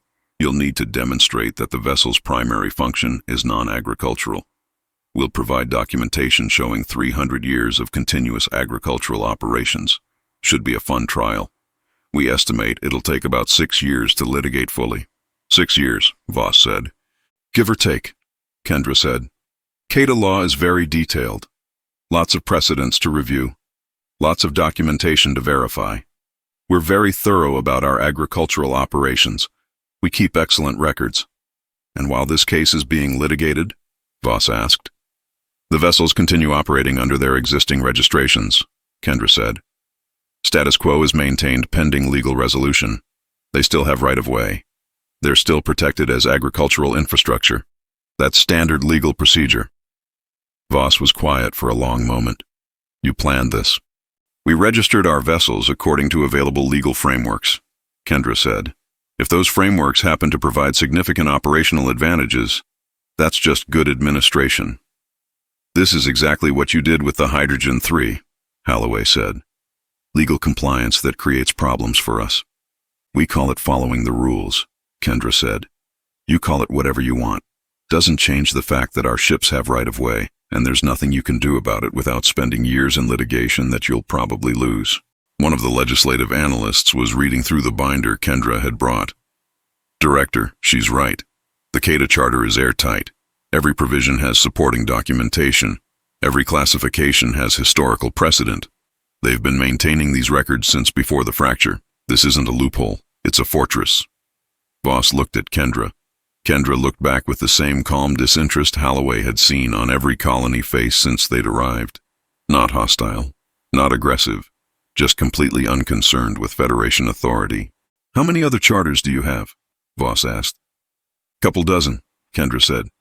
Pre-fracture industrial agreements, colonial development authorities, independent trade associations. We kept good records when the Federation collapsed. Filed for every exemption and grandfather clause we could find. Made sure we'd have legal protection if the Federation ever came back. Guess we were right to be careful. You're not going to make this easy, are you? Voss said. It wasn't a question. Easy would be accepting your integration offer and letting you rewrite our laws, Kendra said. We prefer difficult. Difficult keeps us independent. Voss stood. This isn't over. Sure it is, Kendra said. Your ships don't have right-of-way. Ours do. That's the law. If you want to change the law, talk to your legislature. Should only take a few years to update 300-year-old agricultural regulations. We'll wait. The Federation team returned to the Benevolence. Voss spent the trip back composing a report to Fleet Command. Holloway watched her work and knew exactly what she was going to write. Colonial legal framework more sophisticated than anticipated. Recommend specialist intervention. Current approach ineffective. The rusty bucket passed them again on the way back to orbit. It was on a return trip, cargo bays empty, heading back to the planet for another load. As it passed, it transmitted another message. Agricultural vessel Rusty Bucket on essential food production schedule. Thank you for your cooperation. Holloway watched it go. 2 kilometers of armor and weapons, legally classified as a tractor, completely untouchable under 300-year-old agricultural law. They're not just using the law, Chen said. They're weaponizing it. They've had 300 years to prepare, Holloway said. 300 years to find every loophole, every grandfather clause, every piece of archaic legislation that might protect them. And when we came back, they were ready.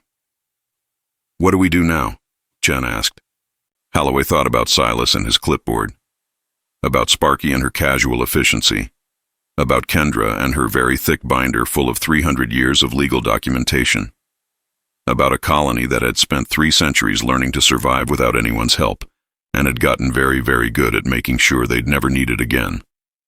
We file our report, Holloway said, and we wait for Fleet Command to send someone who understands what we're actually up against. Which is what, sir? Holloway watched the Rusty Bucket disappear into the planet's orbital traffic, just another agricultural vessel going about its essential food production duties. People who've turned survival into an art form, he said, and discovered that the best defense isn't weapons. It's paperwork. Chapter 6. Percussive Maintenance.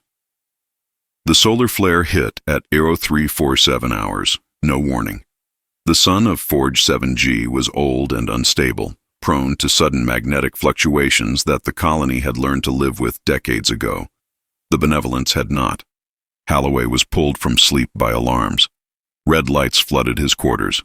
The ship's intercom crackled with automated warnings. Radiation alert. Electromagnetic interference detected. Primary systems compromised. All personnel to emergency stations.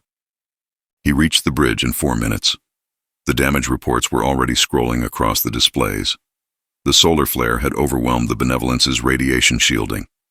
Not enough to harm the crew, but enough to fry every sensitive electronic system that wasn't protected by triple redundant safeguards, including the quantum relay network that controlled life support, navigation, and communications. Status, Holloway said. Chen was already at her station, her face illuminated by red emergency lighting. Main power is holding. Backup systems engaged. But sir, the quantum relay network is offline. Complete cascade failure. We're running on manual backups for life support, and they're not designed for long-term operation. How long do we have? 6 hours before the air recycling fails. Maybe 8 if we shut down non-essential systems and reduce crew activity. After that, carbon dioxide buildup will start causing problems. Can we repair the relay network? Unknown, sir. Engineering is assessing now, but quantum relays are delicate systems. If the flare damaged the quantum processors, we'd need to fabricate replacement components. That's a shipyard job, not something we can do in space. Holloway pulled up the damage assessment. The relay network was the ship's nervous system. Quantum-entangled processors that managed data flow across the entire vessel with zero latency. Elegant, efficient, designed by the best engineers the Federation had, and apparently extremely vulnerable to solar radiation.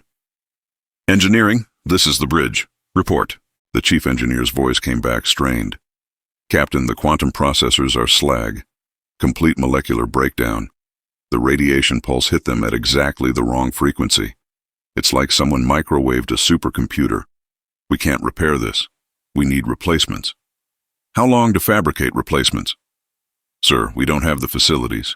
Quantum processors require clean room conditions and specialized equipment. The nearest Federation facility that can manufacture these is 3 weeks away at maximum burn. We don't have 3 weeks. We have 6 hours. I'm aware of that, sir. I'm just telling you we can't fix this with what we have. Holloway looked at the tactical display.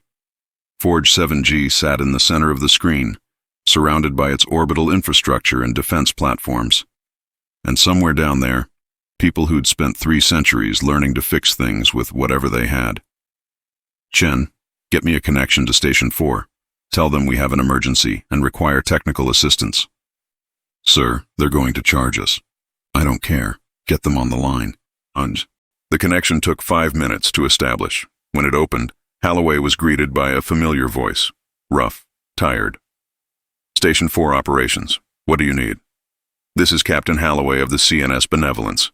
We've experienced a critical system failure due to solar radiation. Our life support is compromised. We require immediate technical assistance. There was a pause.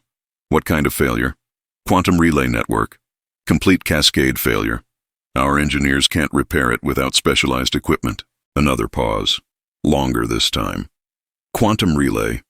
That's the thing that manages your environmental systems? Among other things, yes. And it broke because of the solar flare. Yes. You built a life support system that dies when the sun hiccups. Holloway felt his jaw clench. Can you help us or not? Yeah, we can help. It'll cost you. Emergency repair rates apply. 50,000 credits base fee plus parts and labor. We'll have a team there in 30 minutes. Agreed. Transmit your docking protocols. Don't need your docking protocols. We'll come to you. Just don't shoot at us when we approach. People get nervous around ships in distress. The connection closed. Holloway looked at Chen. They're coming here.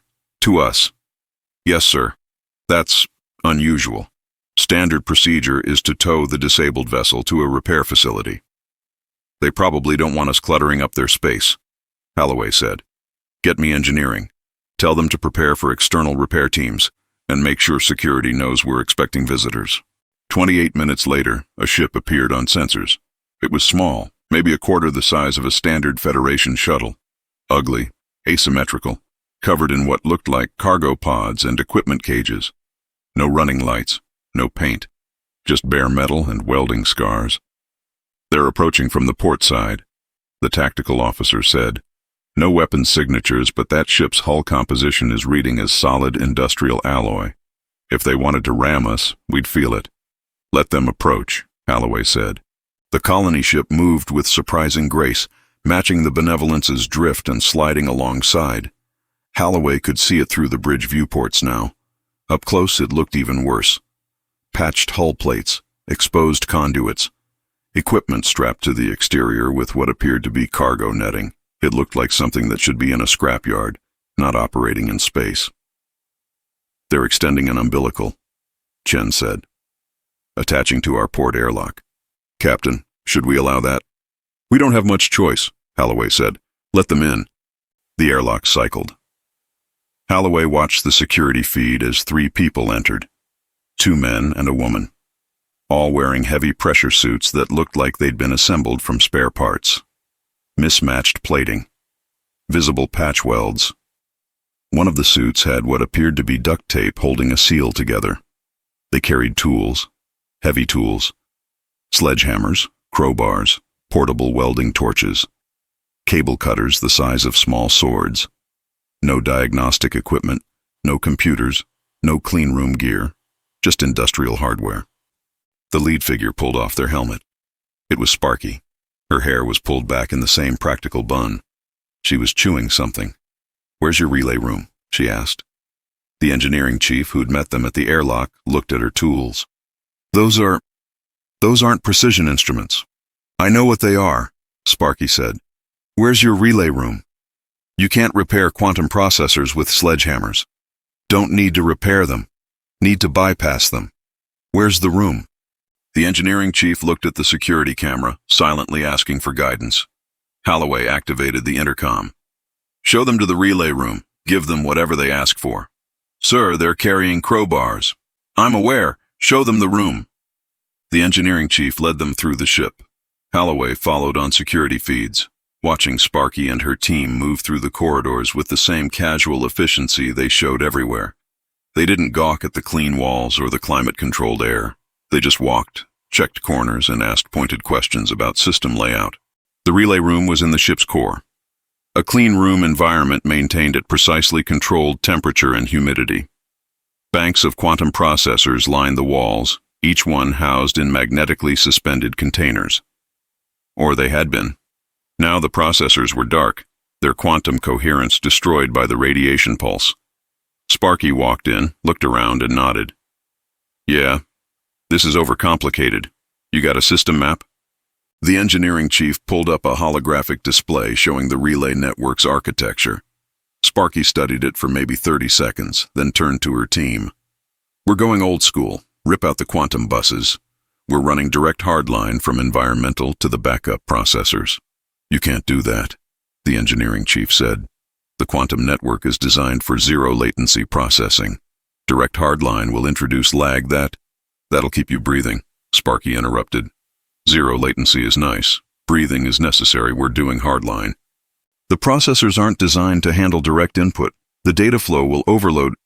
Not if we throttle it, Sparky said. She was already pulling equipment from her tool bag. Cable, heavy-gauge wire, industrial connectors that looked nothing like Federation standard.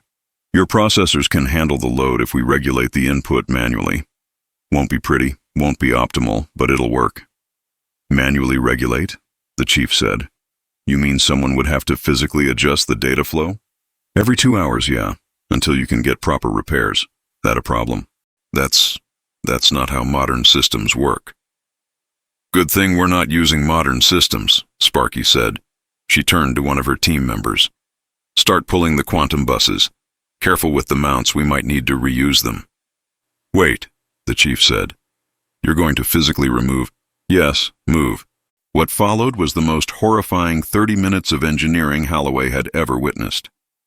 He watched from the bridge on security feeds as the colony repair team systematically dismantled the Benevolence's quantum relay network with tools that belonged in a construction site, not a spacecraft. They used crowbars to pry open access panels. They used cable cutters to sever connections. They used sledgehammers to knock loose mounting brackets. Every action made the engineering chief flinch. They're destroying it, Chen said quietly. They're fixing it, Holloway said. I hope. Sparky worked fast. She pulled out quantum processor housings and tossed them to her team members like they were spare parts, not precision instruments worth millions of credits. She ran new cable directly through spaces where the quantum buses had been, ignoring the carefully designed pathways and just drilling new holes where she needed them. You can't do that, the engineering chief said when Sparky pulled out a plasma cutter and started making a hole in a bulkhead. That's a structural support. It's a 2-centimeter hole, Sparky said without looking up. Your ship can take it. Hand me that cable. The chief handed her the cable. Sparky threaded it through the hole, connected it to a junction box with industrial-grade connectors, and then did something that made the chief actually step back in horror. She pulled out duct tape.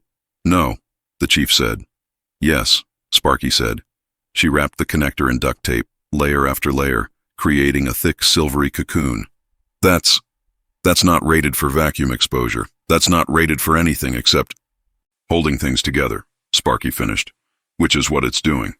Relax. This tape is rated to 3 atmospheres and can handle temperature fluctuations from -40 to +60. It'll be fine.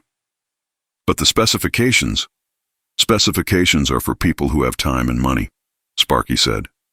She finished taping and moved to the next connection point. You've got 6 hours of air left, no time, and no ability to fabricate new parts. You want specifications, or you want to breathe? The chief didn't answer. 20 minutes later, Sparky stood back and examined her work. The relay room looked like a disaster. Cables ran everywhere, ignoring proper pathways and just going direct. Junction boxes were held in place with what appeared to be cargo straps. Several connectors were wrapped in duct tape, and in the center of it all, where the elegant quantum processor network had been, there was now a crude bypass system that looked like it had been assembled in a junkyard. Fire it up, Sparky said. Are you insane? The chief said. This isn't even remotely safe if the power flow is unbalanced. Then we adjust it. Start the sequence. The chief looked at the security camera again. Holloway activated the intercom. Do it. The chief activated the backup processors. Power flowed through the new hardline connections. The system shuddered. Lights flickered. Alarms started sounding. The chief reached for the emergency shutdown. Sparky grabbed his hand. Wait. The system is overloading. The system is stabilizing. Wait. The alarms continued for another 5 seconds. Then they stopped. The lights stopped flickering.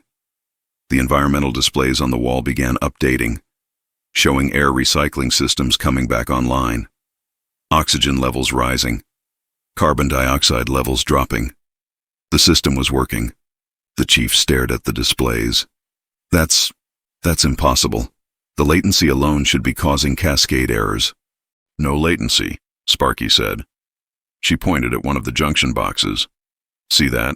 Manual buffer. We're regulating data flow physically. Old school. Your processors think they're running at optimal speed because we're feeding them exactly what they can handle. You're manually throttling a quantum network with a physical buffer. Yep, that's not how quantum systems work. It's how this one works now, Sparky said. She pulled out a datapad and made some notes. You'll need someone to adjust the buffer every 2 hours. Just turn this dial here. Keep the needle in the green zone. Too high, you'll overload. Too low, you'll lose efficiency. Easy. Easy, the chief repeated. He sounded like he was in shock. Yeah, now the bad news. This is a temporary fix. You're running at maybe 60% capacity. Systems will be slower. Some automation won't work right. You'll need to monitor things manually, but you'll breathe, and you'll have enough power to limp to a proper repair facility. How long will this hold? Couple weeks probably. Maybe a month if you're gentle. Depends on how much stress you put on it. Don't get in any battles, don't do any hard burns. Just cruise steady and you'll be fine. Sparky started packing her tools. Her team was already disconnecting their equipment, moving with the same practiced efficiency. Wait, the chief said. You need to show me how to maintain this, how to adjust the buffer, how to monitor the system. I just did, Sparky said. Turn the dial, keep it in the green. That's it. But what if something goes wrong?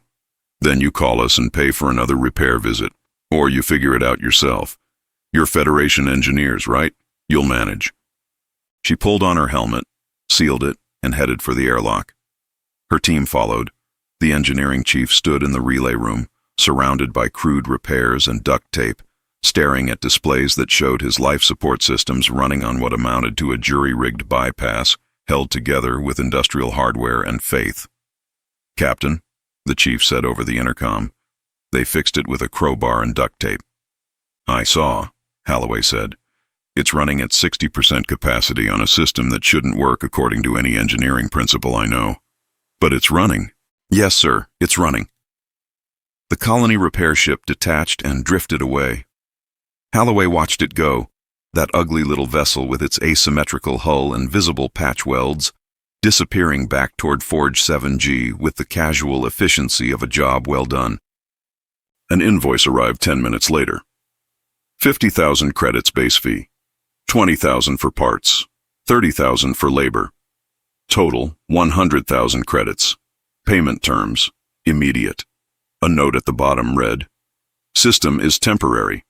Get proper repairs at nearest Federation facility. Do not exceed 60% operational capacity. Good luck. Chen pulled up the engineering report. Sir, according to our systems analysis, what they did should be impossible. The quantum network requires coherent processing. They've introduced physical buffers that create measurable latency. It shouldn't work. But it does, Holloway said. Yes, sir, it does. Holloway looked at the relay room on the security feed, at the duct-taped connections and cargo-strapped junction boxes, at the manual buffer with its simple dial and green zone, at a repair job that violated every engineering principle the Federation taught and worked perfectly anyway. File the report, Holloway said. Include everything, the crowbars, the duct tape, the manual buffer, everything. Sir, engineering is requesting permission to study the repair methodology. They want to understand how it works. Denied, Holloway said. We're not here to reverse engineer their techniques. We're here to assess the colony. And I think we've just learned something important. What's that, sir? Holloway thought about Sparky with her sledgehammer and duct tape. About a repair job done in 30 minutes that should have taken weeks. About a system that shouldn't work but did, because someone had decided that specifications were less important than results. We learned, Holloway said, that elegance is a luxury, and these people gave up luxury 300 years ago. Chapter 7. Eminent Domain. Director Voss spent 3 days drafting the eminent domain filing. She cited Colonial Resource Management Act of 2293, Strategic Materials Reserve Authority, Critical Infrastructure Preservation Statutes. Every legal framework that gave the Federation authority to seize assets deemed essential to regional stability. The target was a moon. Designation, Forge 7G3. Mass, 0.02 Earth Standard. Atmosphere, trace. Surface composition, silicon-based minerals with significant rare earth deposits. Current status, active mining operation managed by Forge Industrial Authority. The deposits are worth 2 trillion credits, Voss said. Rare earth elements essential for quantum computing, fusion shielding, advanced sensors. Under colonial resource management protocols, we have authority to assume control when local management demonstrates insufficient capacity. They won't give it up, Holloway said. They don't have a choice. We're establishing physical control. I want a full battalion on the surface. Secure the facility. The deployment began at 600, 200 Marines in powered armor, 6 armored personnel carriers, heavy weapons platforms. They loaded into assault shuttles and burned for Forge 7G3. Holloway watched from the bridge. No resistance, no defensive fire. The colony's platforms tracked the shuttles but didn't activate weapons. Surface facilities showed normal operations. They're not reacting, Chen said. The shuttles landed 2 kilometers from the primary facility. Marines deployed in textbook formation. Perimeter secure. Command post established. Ground team, status? Holloway transmitted. The battalion commander responded. Perimeter secure, no resistance, no contact with colony personnel. Voss activated her channel. Ground team, advance on the facility. Deliver the seizure notice. 1 hour to evacuate. Force authorized if they resist. Acknowledged. Beginning advance. The Marines moved forward. 200 personnel in powered armor, 6 heavy vehicles. The terrain was rough, covered in mining debris and equipment. Large cylindrical structures embedded in the ground at regular intervals, maybe 20 meters apart in a geometric pattern. They reached the facility perimeter, a fence with signs. Active mining zone, authorized personnel only, subsurface stabilizers in operation, maintain safe distance. Subsurface stabilizers? The commander said. Probably support structures for the excavation, the XO said. Keeps the tunnels from collapsing. They pushed through, the facility ahead. Workers visible through windows. Nobody running, nobody concerned. The commander reached the entrance. Attention Forge personnel. This facility is being seized under Federation authority. Cease operations. You have 1 hour to evacuate. A door opened. A man stepped out. Coveralls. Exoskeleton. Gray hair. Clipboard. You parked on the stabilizer grid, the man said. What? Stabilizer grid. Those cylinders. They're load balancing charges for subsurface excavation.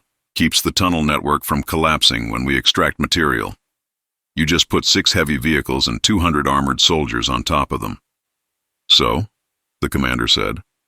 So they're going to activate. That's what they do. When unauthorized mass is detected on the surface, they fire automatically to redistribute the load and prevent tunnel collapse. It's a safety feature. Fire? The XO said. Yeah. Controlled detonation. Creates a pressure wave through the substrate that realigns the support structures. Standard mining procedure. The man checked his clipboard. Your vehicles weigh about 40 tons each. Your armor's another 300 kilos per soldier. That's a total surface load of approximately 300 tons concentrated in Grid Section 7. The stabilizers are designed to handle that, but they need to activate first. How do they activate? The commander asked. Automatically. Once they detect the load, takes about 20 minutes for the sensors to register the weight distribution and calculate the required detonation pattern. The man looked at his wrist display. You've been on the grid for about 18 minutes now. Should start any second. You're saying those cylinders are explosives that are about to detonate. The commander said. I'm saying they're subsurface stabilizers that maintain tunnel integrity through controlled load balancing. The fact that they use explosive charges to do that is just engineering. They're mining equipment, not weapons. Turn them off, the commander ordered. Can't. Once they're activated, they have to complete the cycle. Interrupting mid-sequence would destabilize the entire tunnel network.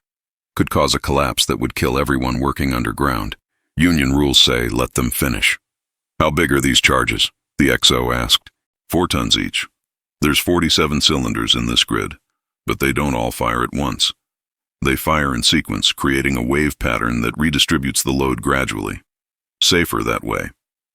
That's 190 tons of explosives, the commander said. That's 190 tons of mining equipment, the man corrected. Doing its job, you should probably move your vehicles off the grid before the sequence completes. They're not anchored properly. They'll tip. The ground shook, not violently. Just a tremor, like something heavy had shifted underneath. Then another tremor, stronger. The Marines felt it through their boots. What was that? The commander said. First stage activation, the man said. The charges are firing in sequence, pressure waves redistributing through the substrate. It'll get stronger. That's normal. The ground shook again, harder this time. One of the vehicles rocked on its suspension. Ground team, this is Benevolence, Holloway transmitted. What's happening? Sir, the colony has explosive charges embedded in the terrain. They're activating. They claim it's mining equipment for tunnel stabilization. Get off the grid, Holloway ordered. Immediate evacuation. All units fall back to landing zone, the commander ordered. Move now. The Marines started moving, but the charges were firing faster now.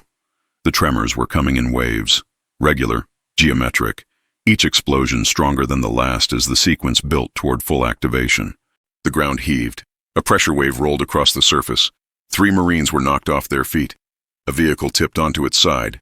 The driver fought the controls but couldn't right it on the shaking ground. Faster, the commander shouted. Get to the LZ. The charges continued firing. The pattern was perfect, mathematical. Each detonation calculated to create maximum load redistribution with minimal surface disruption. Except the surface had 300 tons of unauthorized mass on it that the system was trying to balance. Another wave hit, stronger. The ground cracked, not a collapse. A deliberate fracture as the stabilizers forced the substrate to adjust. A Marine went down, his armor's gyros unable to compensate for the moving ground. Another vehicle lost traction and slid sideways. On the Benevolence, Holloway watched the tactical display. Seismic readings were climbing. The detonation pattern was spreading across the grid in a perfect geometric sequence. Not random, not chaotic, engineered. They're not fighting us, Chen said. They're just letting their equipment do what it's designed to do. Which is scatter 200 Marines across a moon, Voss said.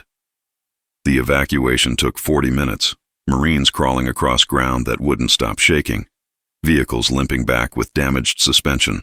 The pressure waves continued the entire time, methodical, relentless, not trying to kill anyone, just trying to balance a load that shouldn't be there. By the time the last shuttle lifted off, 5 soldiers had broken bones. 15 had concussions. Every vehicle was damaged. 2 were abandoned because they couldn't move. The battalion commander reached the bridge. His armor was cracked at the joints. His face was pale. Sir, those charges, they were real. Mining equipment on automatic activation.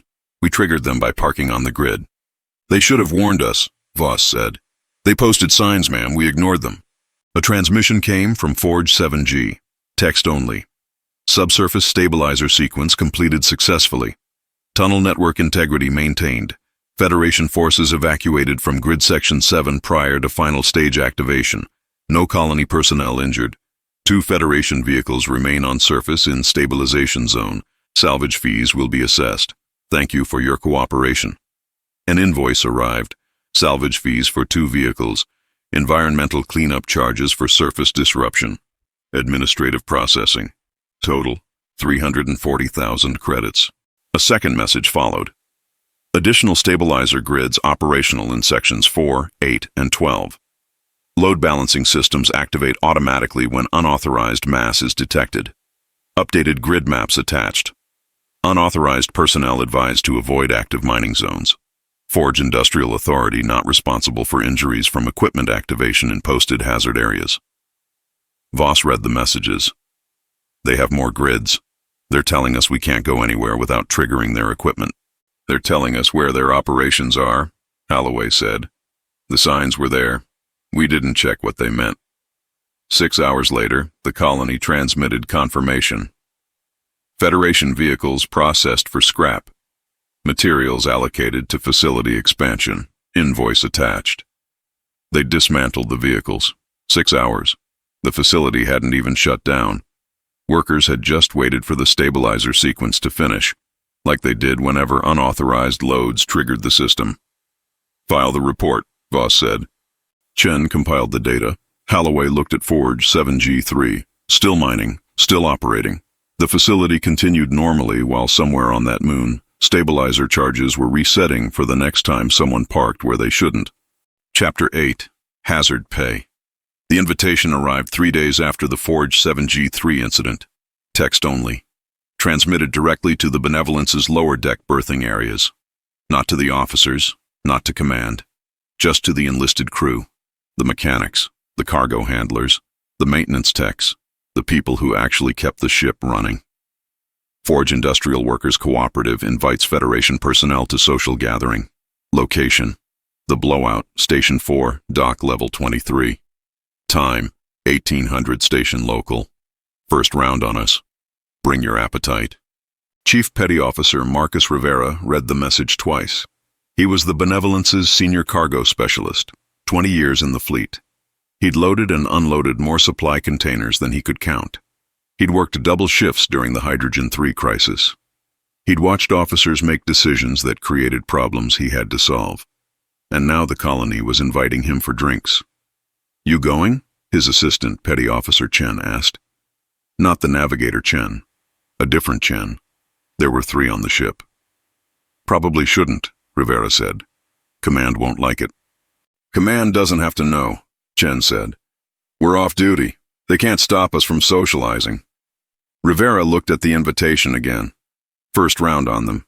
He'd been drinking synthesized alcohol from the ship's stores for 6 months. Real colony liquor sounded appealing. Yeah, why not? At 1800, Rivera and 15 other enlisted crew took a shuttle to Station 4. They wore civilian clothes, off-duty casual wear. Nothing that screamed Federation military. The station's receiving bay was busy as always. Workers and exoskeletons moving cargo, forklifts carrying containers. Industrial noise, heat, the smell of machine oil. A man was waiting for them. Young, maybe 25, heavy build, exoskeleton covered in tool holsters. "You the Fed crew?" "Yeah," Rivera said. "We got an invitation." "Great. Follow me. Bars down on the lower levels. Try not to touch anything that's glowing." They followed him through corridors that got progressively hotter and louder, down metal stairs, through access tunnels. The infrastructure around them was raw. Exposed pipes, cable runs, warning signs everywhere. High voltage, thermal hazard, radiation zone, emergency venting active. "Where exactly is this bar?" Chen asked. "Exhaust port," the young man said. "Port 7. We use the waste heat from the fusion drive for environmental control. Bars built right into the exhaust tunnel. Great atmosphere." "Atmosphere," Rivera repeated. "Yeah, little hot, but the drinks are cold." They reached a heavy door marked Fusion System Access, authorized personnel only, thermal protective equipment required. The young man opened it without checking anything. Beyond was a large room carved into the exhaust tunnel. The walls glowed faintly red with residual heat. Tables and chairs were bolted to the floor. A bar ran along one wall, built from what looked like salvaged hull plating. And everywhere, colony workers. Dozens of them, drinking, talking, laughing. The temperature was probably 45 degrees. Rivera started sweating immediately. "Welcome to the Blowout," the young man said. "Named after the safety valve that used to be here. We converted it when they upgraded the drive system. First round's on the house. What are you drinking?" They sat at a large table. The colony workers made room, nodding greetings. Nobody seemed concerned about fraternizing with Federation personnel. Within 5 minutes, drinks arrived. Heavy mugs filled with something that smelled like industrial solvent and looked like engine coolant. "What is this?" Chen asked. "Forge Special," one of the colony workers said. She was older, maybe 50, with a mechanical eye that tracked independently. Distilled from algae byproduct. 120 proof. Puts hair on your chest, or melts the hair you've got. Depends on your metabolism. Rivera took a cautious sip. It tasted like someone had mixed grain alcohol with battery acid and then added a hint of copper. It was terrible. He took another sip. It was growing on him. So, the woman said, how's life on a fancy Federation ship? It's fine, Rivera said carefully. Clean, organized, by the book. Boring, the woman translated. She grinned. Her teeth were metal, actual prosthetic fangs. You get hazard pay? Hazard pay? Yeah, extra compensation for dangerous work. You know, the thing that keeps you from quitting when your boss asks you to do something stupid. We get standard military pay, Rivera said, plus deployment bonuses. It's adequate. The colony workers laughed. Not mean laughter. Just the kind of laughter that came from people who knew something you didn't. Adequate, the woman repeated. She pulled out a data tablet and tapped it a few times. What's your base pay, if you don't mind me asking? Rivera hesitated, then told her. It was public information anyway. Federation military pay scales were standardized. The woman nodded. And you've been in for 20 years? Senior enlisted? Chief Petty Officer. Okay, so with your deployment bonus and years of service, you're pulling in about 68,000 credits annually. That right? About that, yeah. The woman turned her tablet around. I'm a cargo supervisor. Same basic job as you. I make 212,000 credits base, plus hazmat differential because we work in toxic environments. That's another 40%, plus overtime, which is mandatory when we're running full production. That's time and a half. Plus hazard bonuses. Rivera stared at the number on the screen. You make 3 times what I make. About that, yeah, the woman said. She took a long drink. But I work for it. We don't have clean room environments. We don't have safety margins. We work in conditions that would put you in a hospital. The pay reflects the risk. Another worker leaned in. Young man, missing 2 fingers on his left hand. You get overtime for combat. Combat? Chen said. We're not in combat operations. We're an integration vessel. But if you were, the man pressed.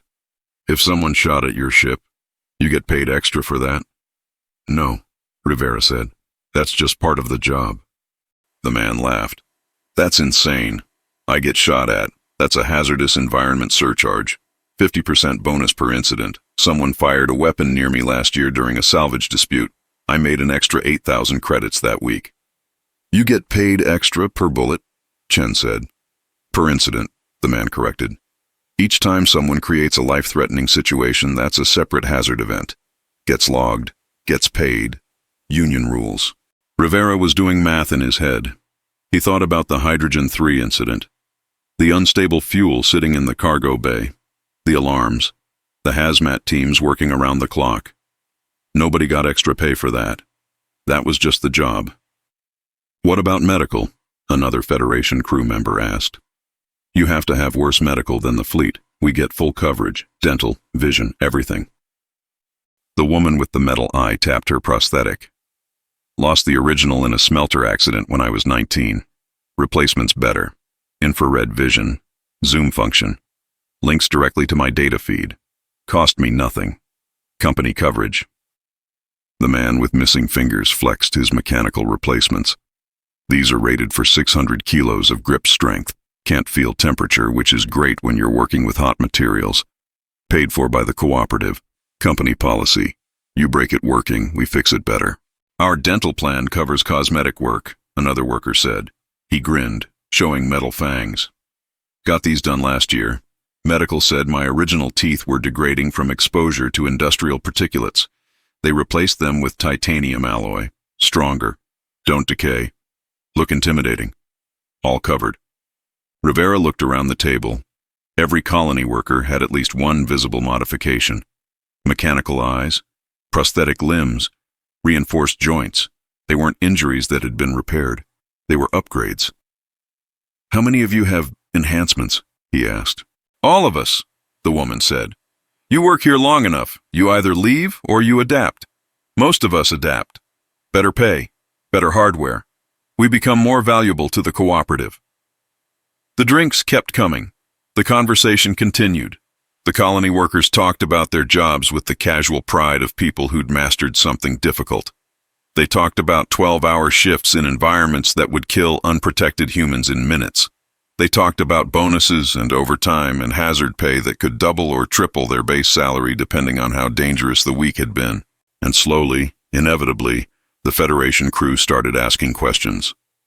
"What if we wanted to work here?" one of the mechanics asked. "Hypothetically, you'd need certifications," the woman said. "Industrial environment qualifications, emergency response training, forge safety protocols. Takes about 6 months of coursework and practical exams.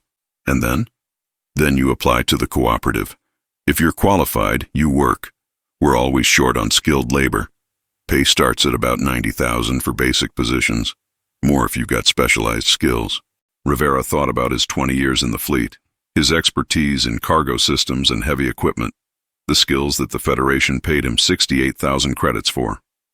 What would a senior cargo specialist make here? With your experience? Probably 220 base, maybe 250 if you negotiate well, plus differentials and hazard pay. 250,000 credits.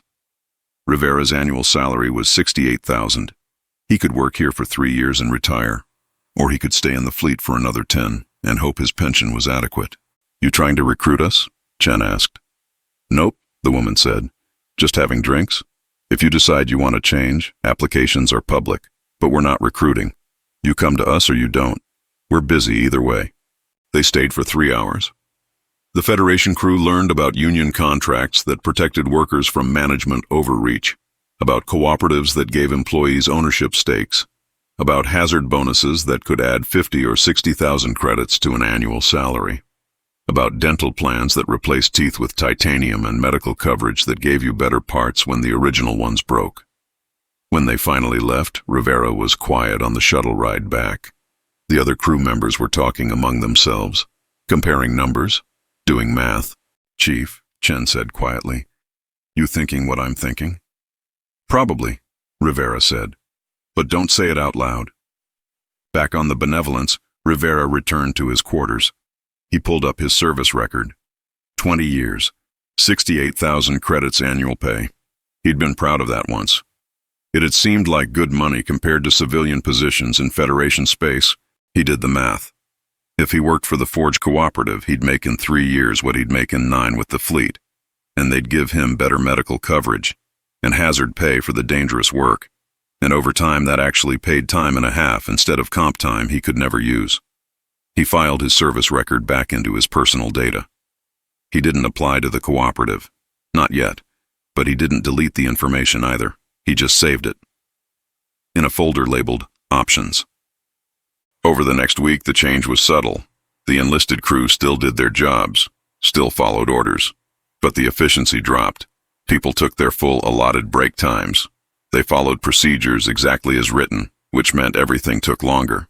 They stopped volunteering for extra duties. They started asking questions about pay scales and benefits that their supervisors couldn't answer satisfactorily. Captain Holloway noticed it during the weekly department head meeting.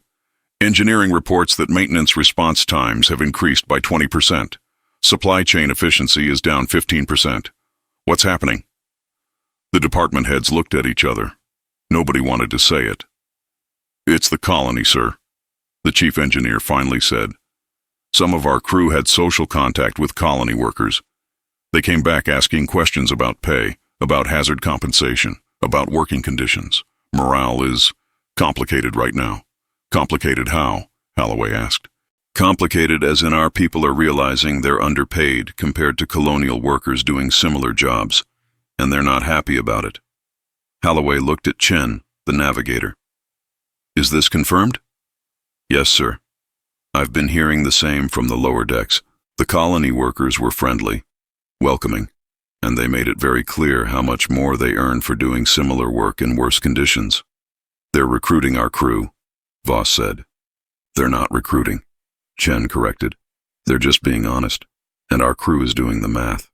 Holloway thought about Rivera, about the enlisted crew who kept the ship running, about people who'd been serving for years on Federation pay scales that suddenly looked inadequate compared to colony wages. How bad is it? We haven't lost anyone yet, the chief engineer said. But I'm seeing a lot of personnel accessing information about civilian employment and early separation packages. If this continues, we could see significant retention problems. They weaponized our payroll, Voss said quietly. They didn't do anything, Holloway said. They just invited our crew for drinks and answered questions honestly. It's not their fault that our compensation structure looks inadequate compared to theirs. So what do we do? Voss asked. Holloway didn't have an answer. The Federation couldn't match colony pay rates. The budget didn't allow it. And even if it did, raising pay for one ship's crew would cause problems across the entire fleet. We do our jobs, and we hope our people remember why they joined the service in the first place. But Holloway knew it was a losing hope, because duty and honor were powerful motivators. But so was being able to afford a decent retirement, and the colony had just shown the Benevolence's crew exactly how much their skills were worth on the open market. The efficiency numbers continued to drop. 25%, 30%.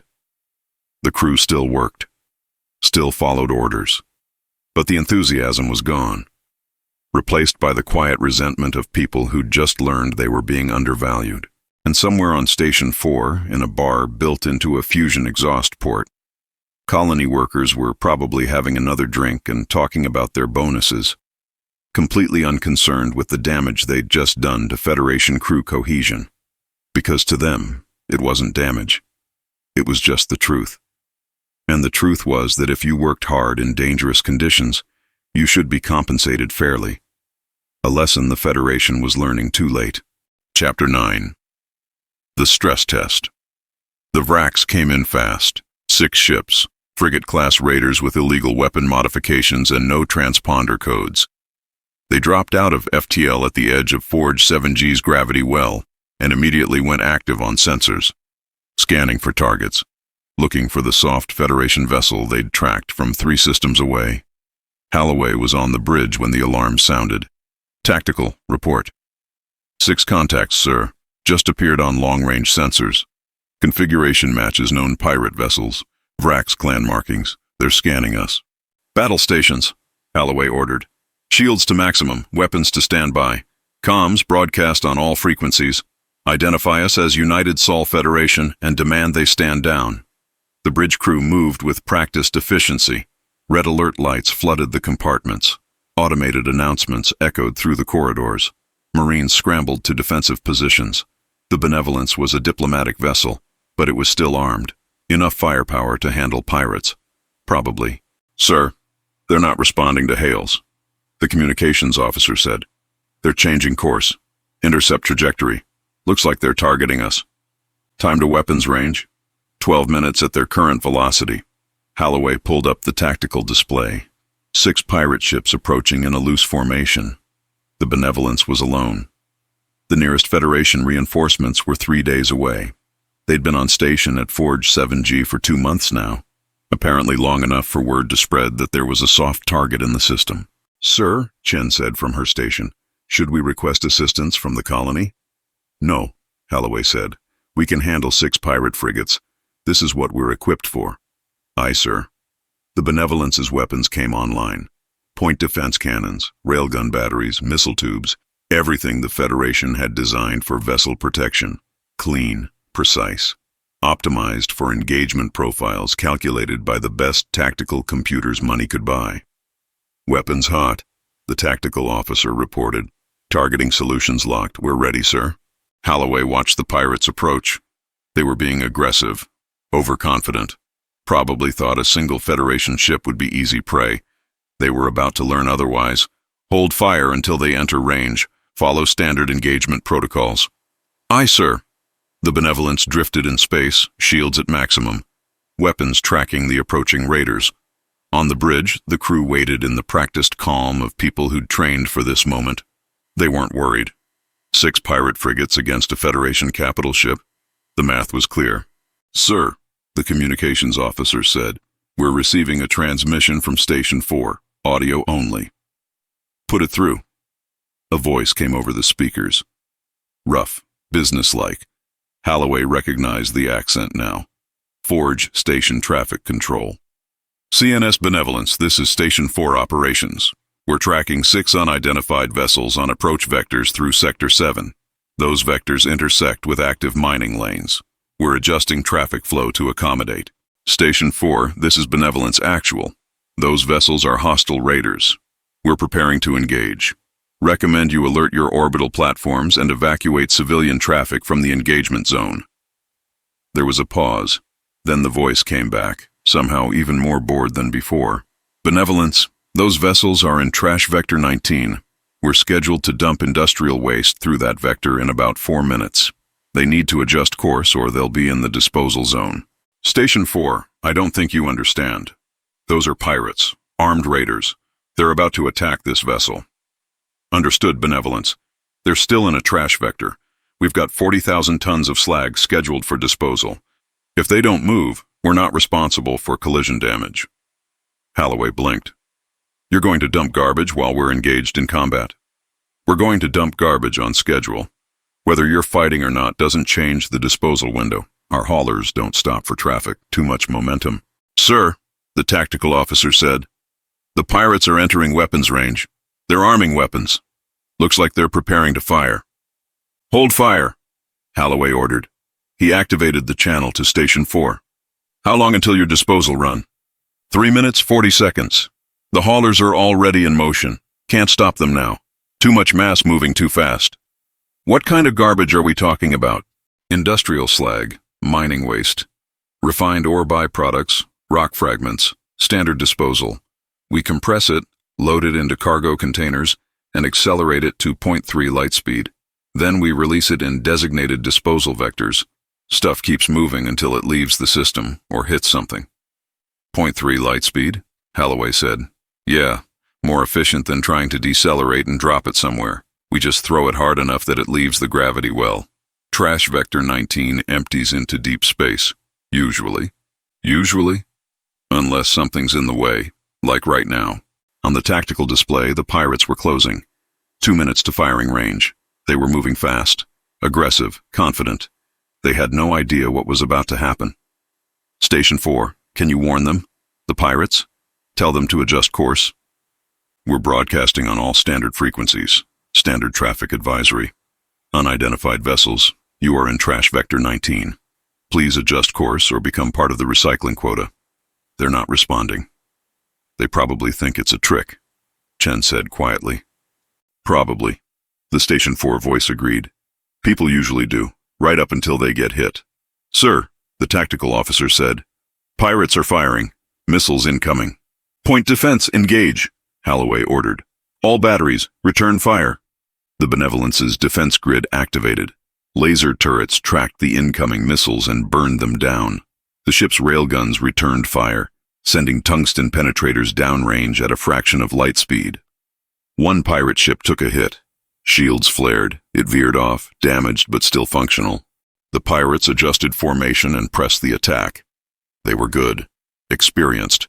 They knew how to fight a larger vessel. Stay mobile. Overwhelm the point defense. Hit from multiple angles.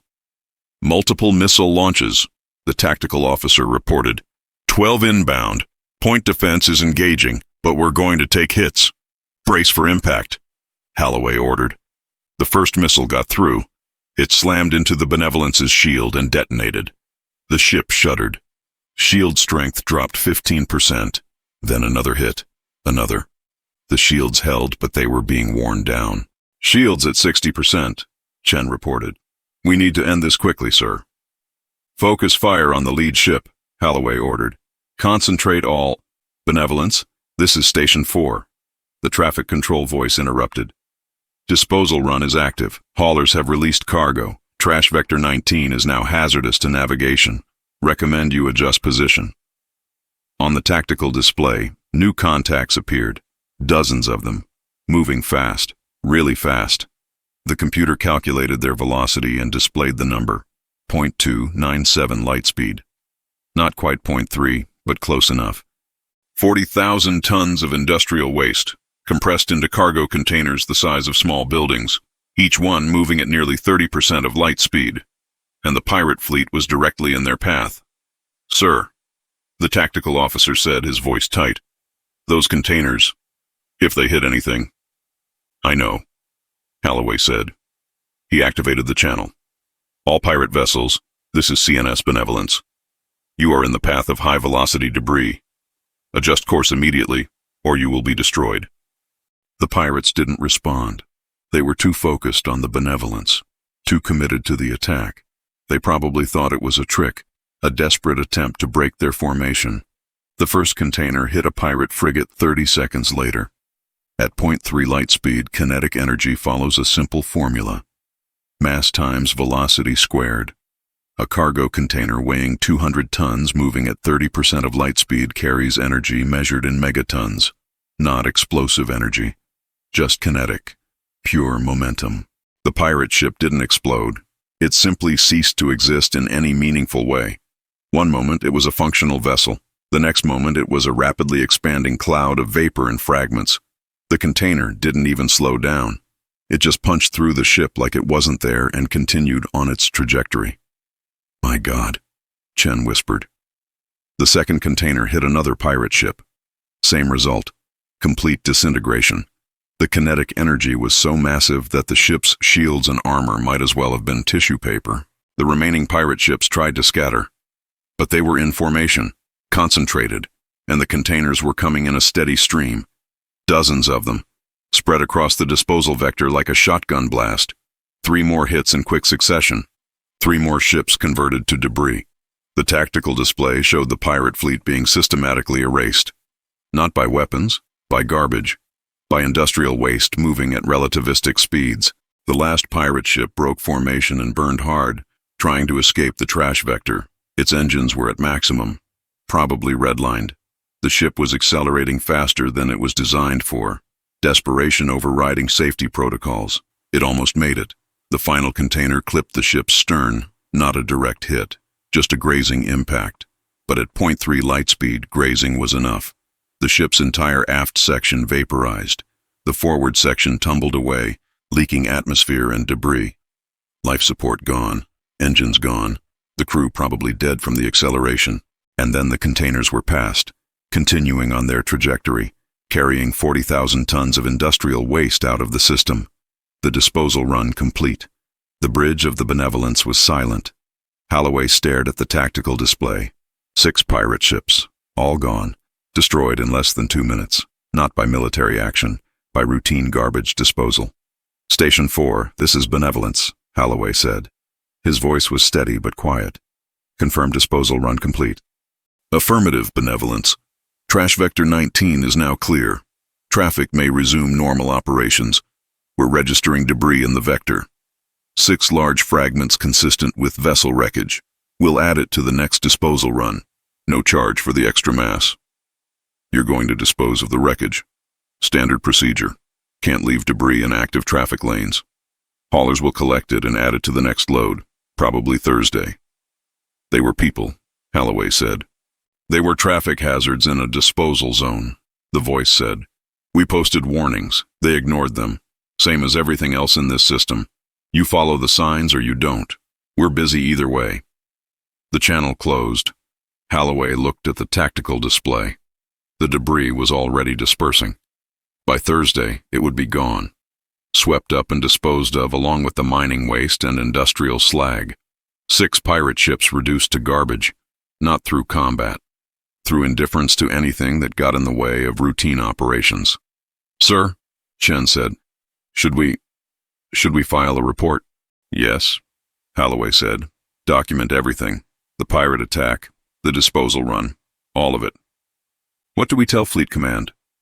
Holloway thought about the pirates, about their confidence as they'd approached, about how they'd probably been raiding softer targets for years, about how they'd seen a Federation ship and assumed it would be easy prey. They'd probably done basic reconnaissance, seen the Benevolence sitting in orbit, alone. Perfect target. They just hadn't bothered to learn anything about the system they were raiding. Hadn't checked the traffic advisories. Hadn't wondered why a Federation ship would be sitting in what appeared to be empty space. hadn't thought to ask why the locals would schedule garbage disposal during a combat engagement. "Tell them," Holloway said, "that the Forge colony has weaponized their garbage disposal, and that we witnessed it destroy 6 hostile vessels in under 2 minutes, and that the colony classified it as a traffic incident. Sir, they're going to ask if we engaged the pirates. Tell them we fired 14 shots, scored 3 hits, 1 pirate ship was damaged. Then the disposal run started and the rest of the pirate fleet ceased to exist. Tell them the colony is filing the wreckage under navigational hazards and plans to dispose of it on Thursday." Chen began drafting the report. Holloway watched the debris cloud expand. Somewhere in that cloud were the remains of 6 crews, people who'd made a living raiding softer targets, who'd gotten cocky, who'd died because they'd parked in a garbage disposal vector and refused to move. A message arrived from Station 4, text only. 6-vessel collision incident in Trash Vector 19. Cause, failure to observe posted traffic advisories. Casualties, unknown, presumed total. Debris collection scheduled for disposal run Forum 47, Thursday 0800 local time. No colony personnel or assets damaged. Traffic flow returning to normal. Incident report filed with Sector Safety Board. Holloway forwarded the message to Fleet Command. Then he looked at Chen. "Stand down from battle stations. Resume standard orbital position." "Aye, sir." The Benevolence returned to its monitoring position. The crew stood down from combat readiness. The adrenaline faded. In the aftermath, there was just the quiet realization that they'd witnessed something significant. Not a battle, not even really a defense, just the casual demonstration that the Forge colony's routine industrial operations were lethal to anyone who got in the way. "Sir," Chen said quietly. "They didn't even slow down, the haulers. They just kept going." "I know," Holloway said. "They killed 6 ships without even trying, without weapons, without tactics, just by dumping garbage on schedule." "I know," Holloway said again. "Sir, what happens when real threats arrive? If pirates are this easy for them to eliminate, what happens when someone actually dangerous shows up?" Holloway didn't answer. Because he didn't have an answer. The colony had just destroyed 6 pirate vessels without firing a shot, without breaking routine, without even being concerned about it. They'd filed it as a traffic incident and scheduled debris cleanup for Thursday. What would they do if someone actually threatened them?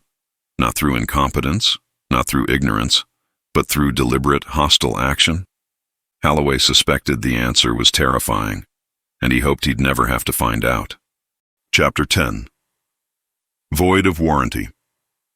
The Krell ship appeared without warning. One moment, the long-range sensors showed empty space. The next moment, there was something massive occupying coordinates that should have been vacuum. Holloway was reviewing efficiency reports when the alarm sounded. He reached the bridge in 30 seconds. "Report."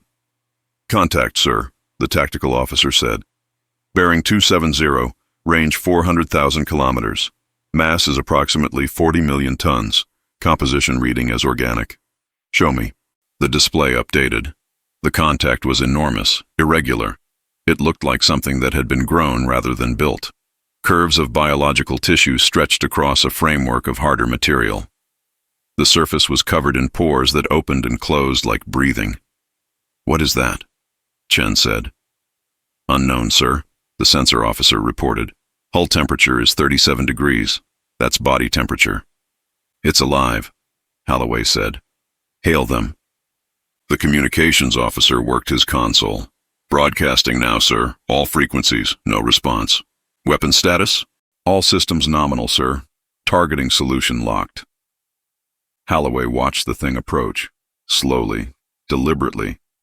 At 100,000 kilometers it opened, not weapons ports. The entire forward surface simply peeled back. Inside was a cavity that glowed with bioluminescence, and within that cavity, structures that looked disturbingly like teeth. "Sir, I see it," Holloway said. "All batteries, fire, target the opening." The Benevolence's weapons fired. Railguns, lasers, missiles, everything they had. The projectiles hit the creature's surface and did nothing. The bio-armor absorbed the kinetic impacts. The tissue rippled, redistributed the force. The lasers burned surface layers, but the creature just shed them. New tissue grew beneath, self-healing, ablative. "Sir, weapons are ineffective," the tactical officer reported.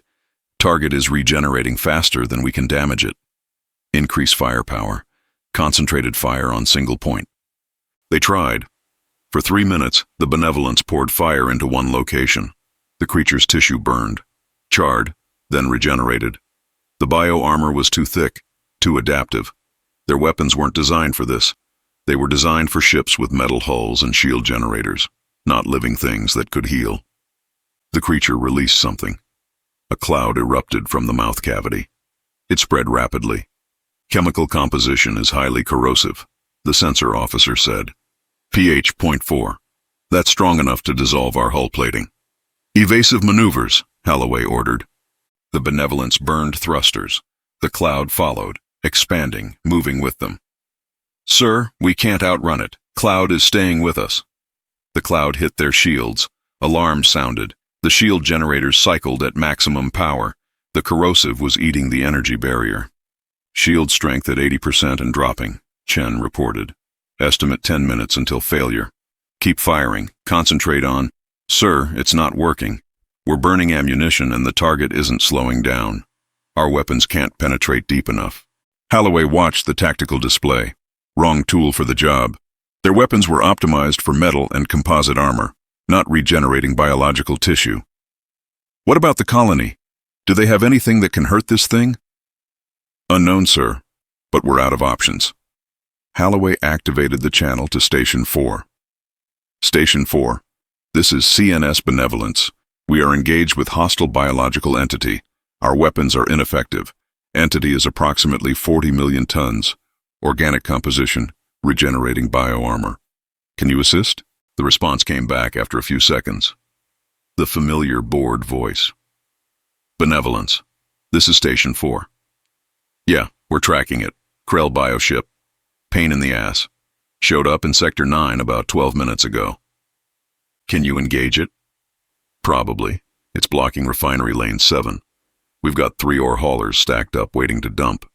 Thing needs to move or get moved." "It's attacking our vessel," Holloway said. "Yeah, it does that. Eats organic matter. You're probably leaking something it wants. Hold on." Muffled conversation. Then the voice came back. "Okay, we can clear it. Going to cost you, though. Lane clearance rates apply, plus ammunition, plus hazard pay for working in a corrosive environment." "How much?" "Depends how long it takes. Base fee is 500,000 for obstruction removal. Ammunition's billed by weight. Could go up to 2 million if we need sustained fire." "We'll pay," Holloway said. "Just stop it." "Need authorization in writing. Transmitting contract now. Sign and send back. We'll get started once paperwork's filed." A document appeared. Holloway didn't read it. He just signed and transmitted. "Done. Confirmed. Hang tight. This'll be loud." On the tactical display, contacts appeared. 6 ships launching from the orbital platforms. They were ugly. Industrial haulers with exposed structural frames and mismatched hull plating. But their forward sections bristled with equipment. Not weapons. Tools. Heavy industrial tools. The colony ships positioned themselves in a loose formation. Then they opened fire. Not railguns. Not missiles. Industrial cutting lasers. Massive plasma arrays designed for slicing through asteroid cores. Each beam was easily a meter wide. Crude. Inefficient. Running at power levels that made the emitters glow cherry red even in vacuum. The beams hit the Krell and burned. Deep. The creature's regeneration couldn't keep up with thermal damage on that scale. One of the colony ships fired something different. A hydraulic ejector. The kind used for throwing slag blocks away from refineries. 50-ton chunks of compressed waste launched at 6 kilometers per second by industrial rams. Pure kinetic force. No elegance. Just mass times velocity. The projectiles punched into the Krell's tissue and kept going, creating craters, breaking structure. The Krell writhed, released more acid clouds. The colony ships adjusted position, kept firing. One ship had taken corrosive damage. Its hull was pitted and scarred. It kept working anyway. "Benevolence, this is Station 4, a different voice said. older, rougher. You're in the work zone. Move your ship. We're about to use the plasma cutters at full duty cycle and you're too close. Holloway recognized the voice. Silas, the colony administrator. We're trying to maneuver, but the acid cloud is... Yeah, I see it. You're leaking coolant from your port radiator. That's what it's tracking. Vent your coolant tanks. All of them. Give it something to chase that isn't you. That'll cripple our heat management. You'll be crippled worse if your hull dissolves. Vent the tanks. Now. Holloway nodded to Chen. Do it. The Benevolence vented its coolant. Thousands of liters of fluid sprayed into space. The Krell's acid cloud shifted, moved toward the coolant, away from the ship. Good, Silas's voice said. Now move. Bearing 180. Get clear of the cut zone. We're going to section this thing and it's going to thrash when we do. The Benevolence burned away. The colony ships closed in. Their plasma cutters fired in coordinated pulses, not trying for precision, just cutting, carving chunks off the Krell like it was ore. The creature tried to regenerate, but the thermal damage was too much, too fast. Its tissue couldn't keep up. It took 16 minutes. 16 minutes of sustained industrial cutting. By the end, the Krell wasn't intact anymore. Just sections. Large pieces of biological matter drifting in space, still twitching, still alive in parts, but no longer functional as a ship. Benevolence, this is Station 4, Silas's voice said. Obstruction cleared. Lane 7 is reopening. You're clear to resume whatever you were doing. Invoice will be transmitted within 24 hours. The creature, Holloway said. Is it dead? Parts of it. Most of it's salvageable. We'll tractor it back to the refinery. Good protein content. Useful for fertilizer production once we process out the toxins. You're going to salvage it. It's blocking the lane. Can't leave it here. Hazardous material removal is included in your service fee. Well, the basic removal. You're getting charged extra for disposal because that acid-damaged solar array 14. That's a safety hazard. We'll need to bill you for the array repairs, too. We didn't damage your array, Holloway said. No, but you brought the thing that did.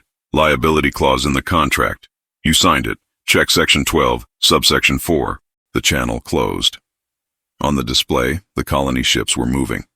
Heavy industrial tractors grabbed the Krell pieces with magnetic grapples, started pulling them back toward the orbital platforms. The pieces were still moving, pulsing. The colony workers didn't seem concerned, just another load of hazardous cargo.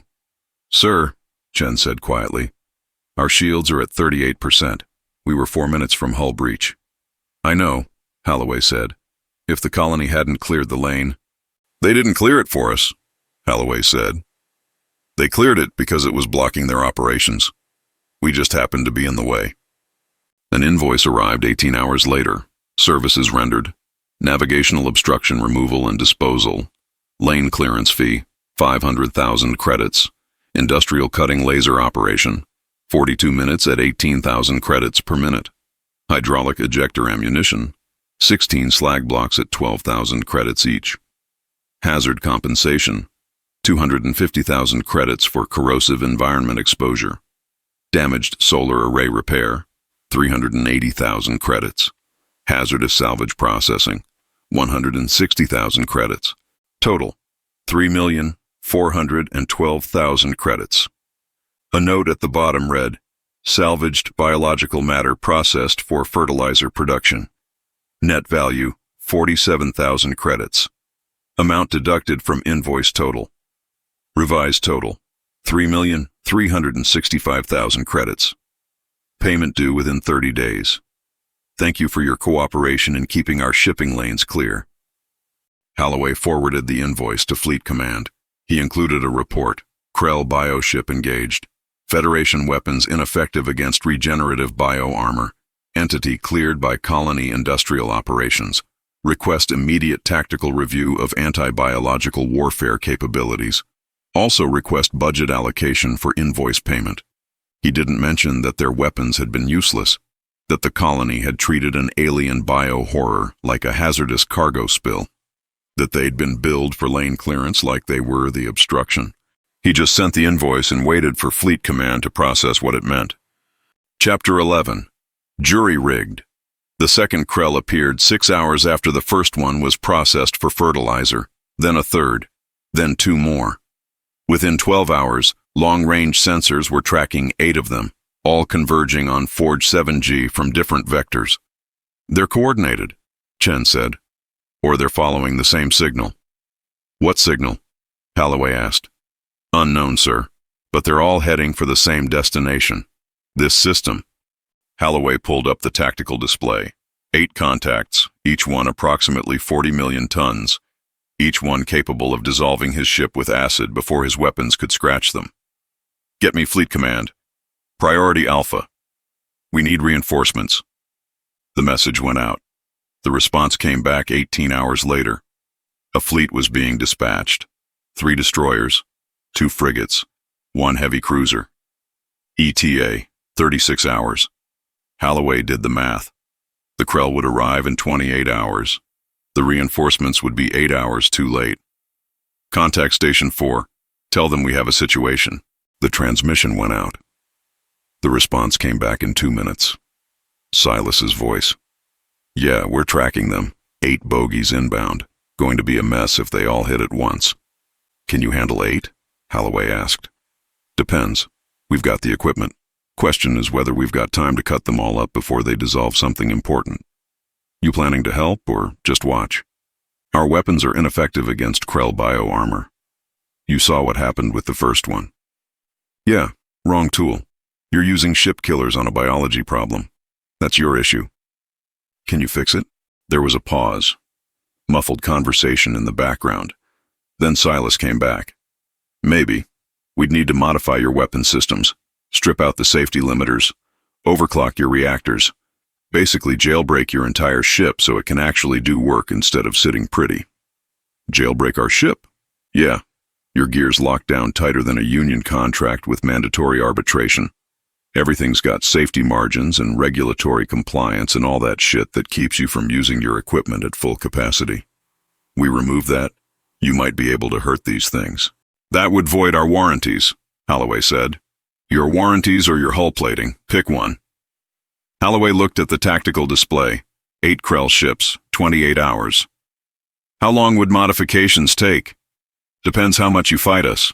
If you let us work, maybe 6 hours per ship. If your engineers keep trying to stop us because we're not following procedures, could take days. We have reinforcements arriving in 36 hours. 3 destroyers, 2 frigates, 1 cruiser. Can you modify all of them? 6 ships, 6 hours each. That's 36 hours if we work sequential, or 6 hours if we work parallel. How many ships you want operational when the Krell show up? All of them. Then we work parallel. I'll need boarding authorization for all vessels. And payment authorization. This is going to be expensive. How expensive? Emergency modification rates apply. 200,000 per ship base fee, plus parts, plus labor at overtime rates, because we're pulling crews off scheduled maintenance. Probably run about 2 million total for the fleet. Authorized, Holloway said. Just make our weapons work. Transmitting contracts now, sign and send back. We'll get started. The Federation reinforcements arrived 32 hours later. The fleet commander, Admiral Reeves, immediately requested a briefing. Holloway explained the situation. The Krell, the ineffective weapons. The colony's offer to modify the ships. They want to modify our vessels? Reeves said. Absolutely not. These are military assets. We don't let civilians tamper with military equipment. Sir, our weapons can't hurt these things. The colony has the tools and expertise to fix that. I'm sure they do. I'm also sure they'll use the opportunity to install backdoors, surveillance equipment, or sabotage systems. We handle our own maintenance. Admiral, with respect, we have 4 hours before the Krell arrive. We don't have time for proper maintenance procedures. Then we fight with what we have. All ships, battle stations. Prepare to engage hostile contacts on my mark. The colony transmission came through on the command frequency. Silas's voice. Federation fleet, this is Forge Station 4. We're tracking 8 Krell inbound. You planning to shoot at them with your fancy lasers that don't work, or you going to let us fix your gear? Station 4, this is Admiral Reeves. We appreciate your offer, but we handle our own systems. We don't require assistance. Your choice. When your ships start dissolving, don't say we didn't offer. Station 4 out. The Krell arrived 2 hours later. All 8 at once. They spread out, targeting different ships. The Federation fleet opened fire, railguns, lasers, missiles, every ship pouring fire into the biological horrors. The Krell regenerated, advanced, released acid clouds. Weapons are ineffective, Reeves reported. All ships, evasive maneuvers, maintain fire, concentrate on single targets. They tried. For 18 minutes, the Federation fleet fought, and for 18 minutes, they accomplished nothing. The Krell kept coming, kept releasing acid. The fleet's shields were failing. "Sir," Reeves's tactical officer said, "multiple shield failures imminent. Estimate 6 minutes to hull breach across the fleet." A transmission came through. Silas again. "Federation fleet, you're about 5 minutes from having a real bad day.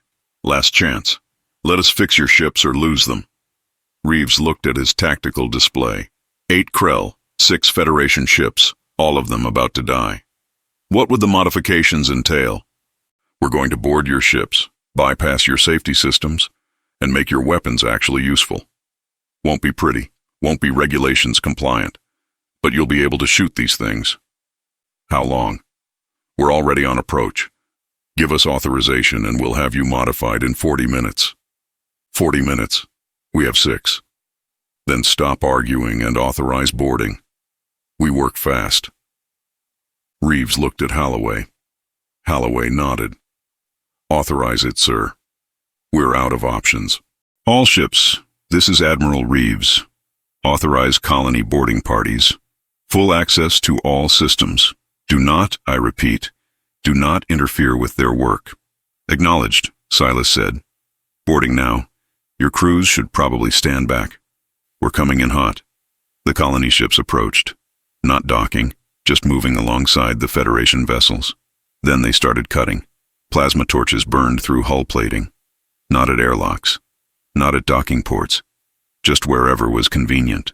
They were making their own entrances. On the Benevolence, Holloway watched security feeds as a section of the outer hull turned cherry red, then white hot, then simply fell away. A dozen figures in heavy exosuits climbed through the hole. They carried tools, plasma cutters, arc welders, heavy cable spools. They moved with the practiced efficiency of people who'd done this before. The lead figure pulled off their helmet. It was Sparky. Her hair was pulled back. She was chewing something. "Where's your reactor room?" The engineering chief pointed. "Down that corridor, 3rd junction, but you can't just—" "Yeah, we can." Sparky turned to her team. "Standard jailbreak.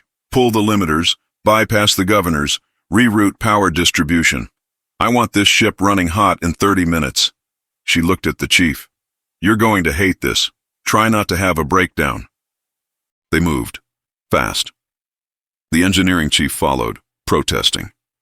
Holloway watched on the feeds as the colony team descended on the Benevolence's reactor like mechanics on a racing engine. They weren't gentle.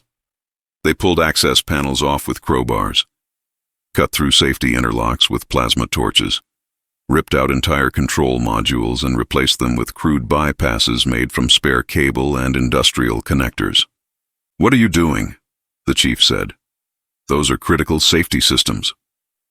"They're limiters," Sparky said, not looking up from her work. "They keep your reactor running at 60% capacity to prevent thermal stress. We're removing them." She pulled out a regulator assembly and tossed it aside. "You don't need thermal protection, you need power. The reactor will overheat." "It'll run hot," Sparky corrected, "but it'll run at 140% output, which means your weapons get 40% more power, which means you might actually hurt something." She moved to the power distribution board and started rerouting connections. Heavy cable, thick gauge. None of it matched Federation standard. "Your weapons are throttled by smart distribution systems that balance power across all ship functions. We're giving weapons priority. Everything else gets what's left over." "That'll destabilize our systems." "That'll make your lasers actually dangerous," Sparky said. She finished the connection and activated it. The board lit up. Alarms started sounding. "There. Weapons are now drawing directly from the reactor with minimal regulation. You'll burn out your emitters eventually, but you'll hurt the Krell first." She moved to the weapons control systems, pulled up the interface, started typing. Your targeting AI won't fire on organic targets without verification. We're removing that restriction. Her fingers flew across the console. And we're disabling your ammunition conservation protocols, and your firing sequence delays, and basically anything that keeps you from just pulling the trigger and lighting things up. You're removing all our safeties. I'm removing all your excuses, Sparky said. She hit a final command and stepped back. There. Your ship is now capable of doing its job. Reactors overclocked, weapons are unthrottled, and your AI will shoot what you tell it to shoot. Congratulations. You're dangerous now. She pulled her helmet back on. Oh, and I installed Doom on your navigation console. You're welcome. She headed for the hole they'd cut in the hull. Her team followed, gathering their tools. Within 5 minutes, they were gone. Back to their ship, moving to the next Federation vessel. The engineering chief stood in the reactor room and stared at the modifications. Everything was wrong, crude, dangerous. The reactor temperature was already climbing past rated maximums. The power distribution was unbalanced. The weapons control had no safeguards, and the ship was generating 40% more power than it had 10 minutes ago. Sir, the tactical officer called. Weapons are showing increased output, significant increase, and the targeting restrictions are gone. We can fire freely now. All ships, this is Admiral Reeves. The transmission came. Colony modifications complete across the fleet. All vessels show increased weapons output. Engage the Krell. Fire at will. The Federation fleet fired again. But this time, the weapons hit differently, harder. The overclocked reactors were pumping more power to the lasers. More energy per shot. The Krell's regeneration couldn't keep up. Tissue burned, charred, didn't grow back fast enough. The railguns were firing faster. The ammunition conservation protocols were gone. The ships were throwing kinetic rounds downrange at maximum rate, overwhelming the Krell's ability to absorb impacts. A Krell writhed, its bio-armor cracked. The fleet concentrated fire, burned through, reached vital organs. The creature stopped moving. Target 1 neutralized, Reeves reported. All ships, continue engagement. Focus fire. We can hurt them now. It took 40 minutes. 40 minutes of sustained fire. The fleet destroyed 6 Krell. 2 escaped, retreating out of the system. The Federation ships were battered, shields depleted, weapons emitters burned out from overcapacity use, reactors running so hot the engineering spaces were uninhabitable. But they'd won. All ships damage reports, Reeves ordered. The reports came in. Every ship was damaged. Overheated systems, burned out components. The modifications had worked, but they'd pushed the ships past safe operational limits. Repairs would take weeks, maybe months. An invoice arrived. Services rendered. Emergency weapons modification for 6 Federation vessels. Base fee, 1,200,000 credits. Parts and materials, 340,000 credits. Labor at emergency overtime rates, 870,000 credits. Additional charge for hull repairs where colony boarding parties created new access points, 190,000 credits. Total, 2,600,000 credits. A note at the bottom read, Modifications void all manufacturer warranties. Federation assumes all liability for operation of modified systems. Forge Industrial Authority not responsible for thermal damage, component failure, or crew injury resulting from overclocked equipment. Have a nice day. Halloway forwarded the invoice to Fleet Command. He included Admiral Reeves's after-action report. Multiple Krell bioships engaged. Federation weapons initially ineffective. Colony modifications enabled engagement capability. Victory achieved. Casualties, none. Equipment damage, extensive. Request budget allocation for invoice payment and vessel repairs. He didn't mention that colony workers had cut through their hulls with plasma torches, that Sparky had jailbroken an entire warship in 30 minutes, that the only reason they'd survived was because someone who treated starships like broken machinery had made them work properly. He just sent the invoice and the report, and waited for Fleet Command to realize what it meant that the Federation's most advanced warships required illegal modifications to do their jobs. Chapter 12. Danger closed the CNS Benevolence. Shuddered as another bioprojectile splattered across its forward shields. Captain Marcus Halloway watched the tactical display fragment into chaos as Krell destroyers multiplied like cells dividing under a microscope. 8 had become 23, then 47. His modified warship, reactor running at 140% after the colony's modifications, fired without ammunition conservation protocols and still couldn't keep pace with the reproduction rate. "All ships, execute tactical formation Sierra 7, Halloway ordered. "Concentrate fire on the largest biomass concentrations." The Federation fleet rotated into formation with training manual precision. 6 destroyers aligned their firing vectors, railguns spooled up. The coordinated barrage lanced out across 300 kilometers of void. Where the tungsten penetrators hit, Krell bioarmor cratered and sealed like healing flesh. The ships that should have died simply merged with neighbors, distributing damage across a larger mass. The tactical computer recalculated target priorities and immediately flagged every solution as suboptimal. "Sir, they're adapting faster than we can retarget," Lieutenant Chen reported. Before Halloway could respond, the colony channel activated. Silas's voice carried the same tired irritation it always did. "Captain, your ships are blocking Refinery Lane 7. We've got 3 haulers inbound with Platinum Group slag. They're on schedule and running heavy. Can't brake hard enough to avoid your current position." Halloway stared at the tactical display where a Krell swarm was currently dissolving the shields of the CNS Defiant. "Director Silas, we are engaged in active combat. Lane needs to be clear in 4 minutes," Silas continued. "The haulers can't dump their loads early. Contractual delivery windows, you understand." The channel closed. Halloway looked at his tactical officer, who was already pulling up the colony's traffic control data. "Sir, the lane they're referring to is currently occupied by 37 Krell bioships. Then we'll maneuver." "Negative, sir. The Krell swarm extends across all viable displacement vectors. We can't clear the lane without engaging through the obstruction." Colony transponders appeared on the tactical plot. Not in formation, just scattered across the engagement zone like equipment left at a work site. The rusty bucket drifted into sensor range at a speed that suggested its pilot was more concerned with fuel efficiency than the bioships currently swarming between it and its destination. 3 ore haulers followed on their scheduled approach vectors. Their automated transponders broadcast standard traffic warnings about mass, velocity, and braking distance. A Krell destroyer peeled away from the main swarm and accelerated toward the rusty bucket. Its organic weapons ports dilated across its hull.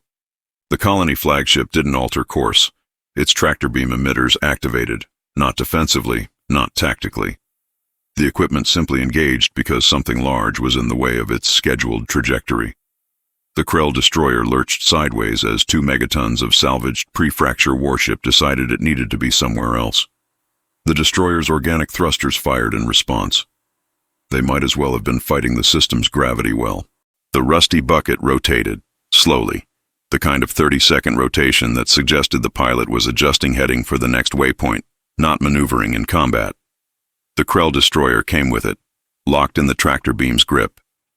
"Sir, the destroyer is crossing into the Defiant's firing solution," Chen said. Halloway opened his mouth to order a ceasefire. The Defiant's railguns discharged. At point-blank range, the tungsten penetrators crossed the intervening space in under a second and turned the Krell ship into an expanding cloud of flash-frozen protein. The rusty bucket continued its rotation, apparently unconcerned that it had just used another ship's destroyer as an ablative shield against debris. "Lane 7 is now partially clear," Silas reported. "Hauler 17 is adjusting final approach. Stand by for scheduled slag dump." "Scheduled slag dump?" Halloway repeated, already pulling up the hauler's trajectory data.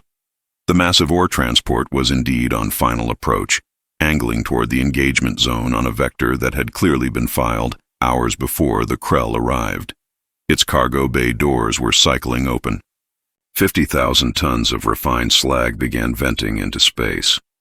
Not fired, not targeted, simply ejected according to the waste management schedule that controlled every hauler in the system.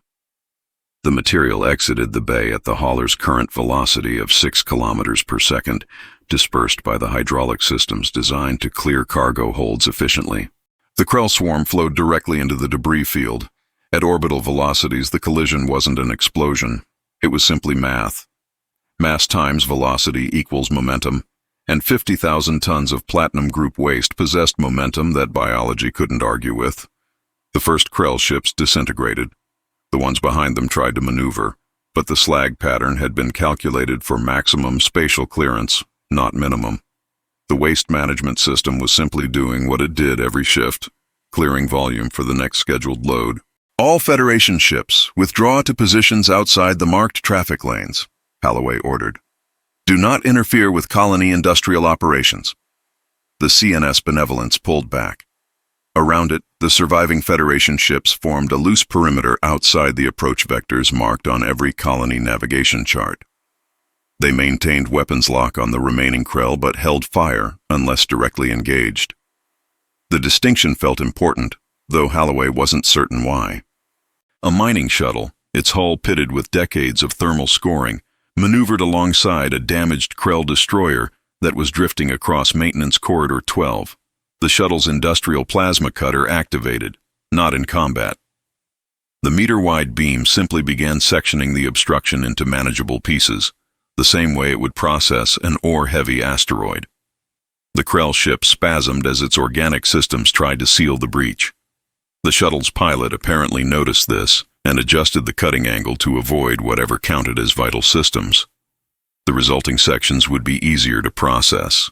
Another colony tug approached a cluster of 3 Krell ships that were attempting to merge into a larger combat form directly in the path of approach Vector 12. The tug vented its entire coolant reserve, not at the Krell, just into space, because the thermal vent was scheduled for this shift cycle, and the tug had reached the designated dump zone.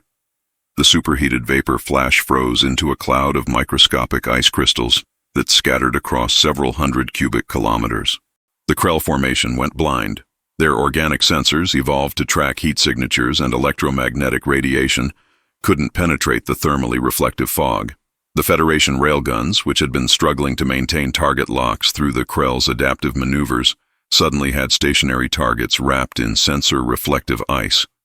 Lieutenant Chen looked at Holloway. Holloway looked at the firing solution. "Engage," he said, because what else could he do with targets that had stopped moving? The barrage caught the Krell ships at their moment of maximum vulnerability. 3 destroyers died in as many seconds. The expanding debris began drifting into approach Vector 12. The colony tug's pilot came over the radio. "Captain, you're scattering fragments into the approach lane. Morning shift is going to have complaints about the debris density." "Noted," Holloway replied. The Krell swarm was fragmenting, not retreating, simply dispersing as individual ships broke away from the central mass and accelerated toward the system's edge.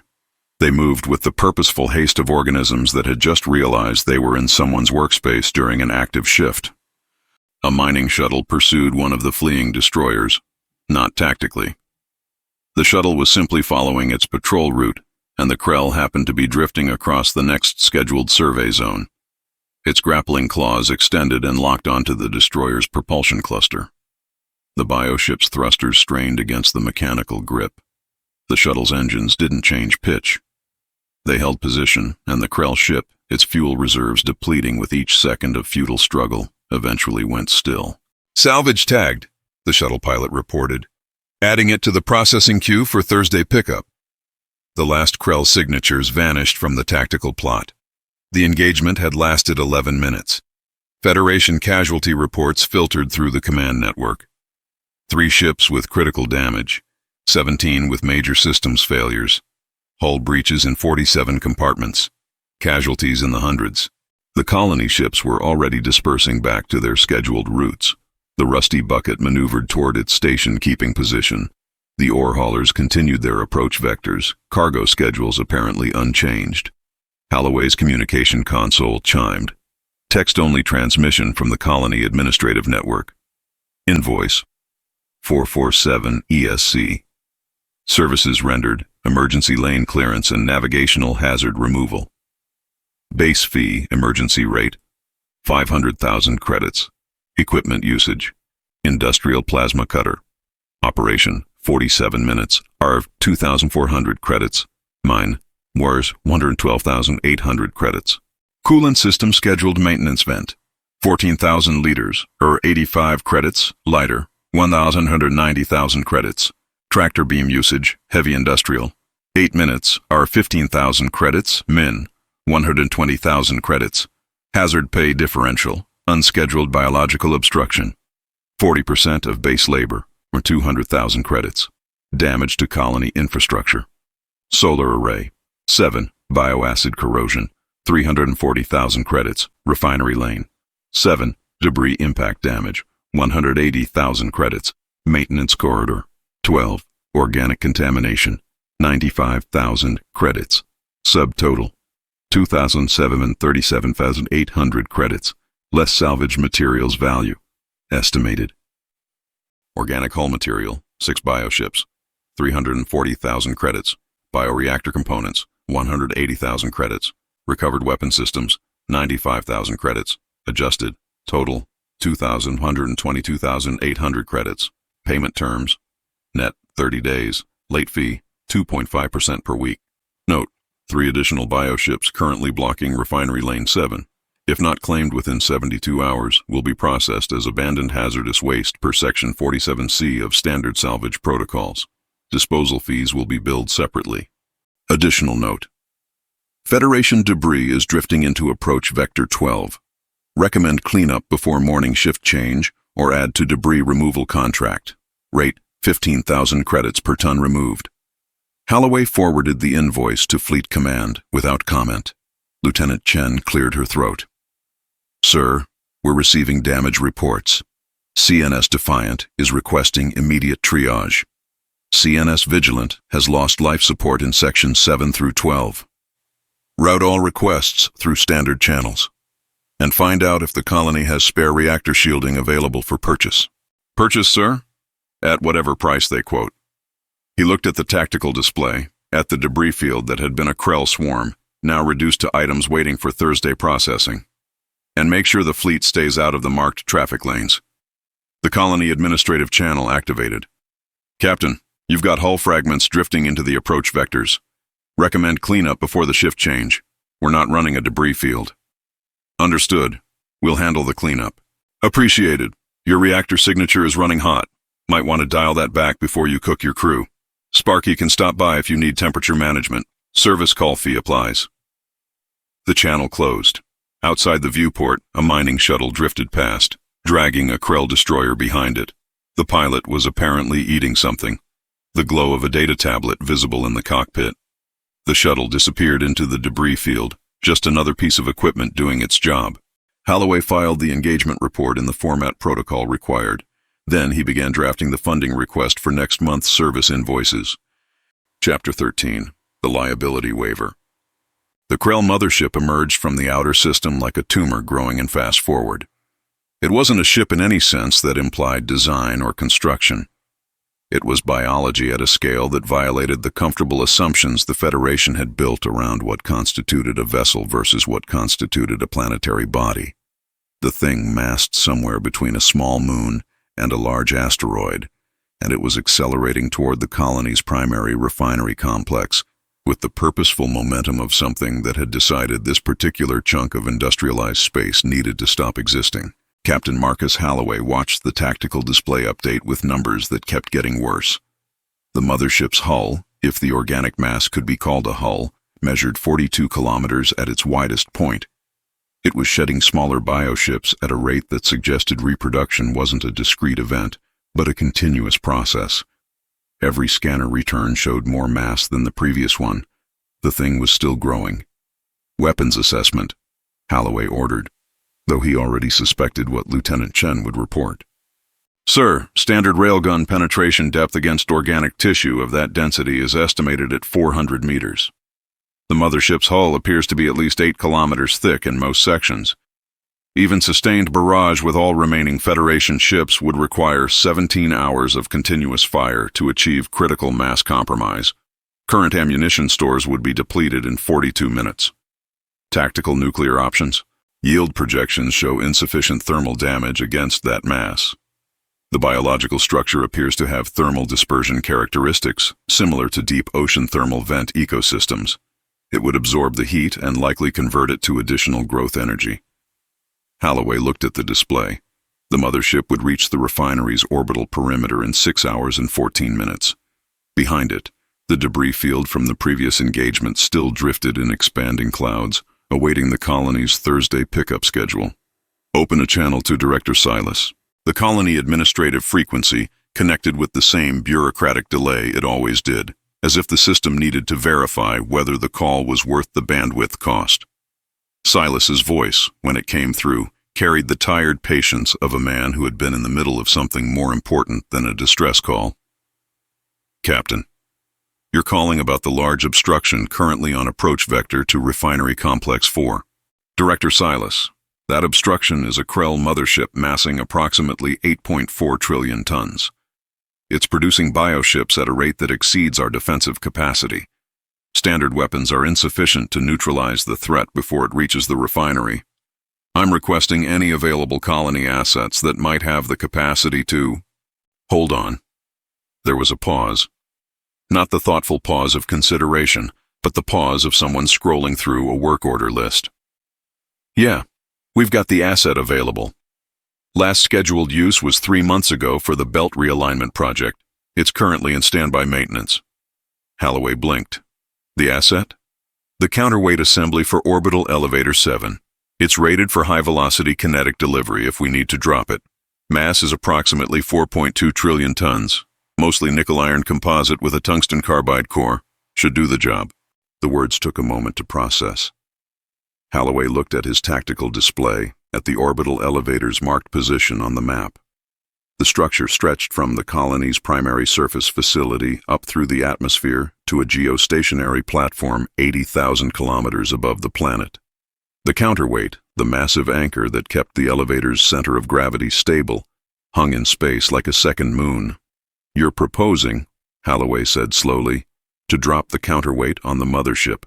Not proposing. That's the solution. The asset's release mechanism is already built into the elevator's emergency protocols. We just need to input the trajectory calculation and trigger the explosive bolts.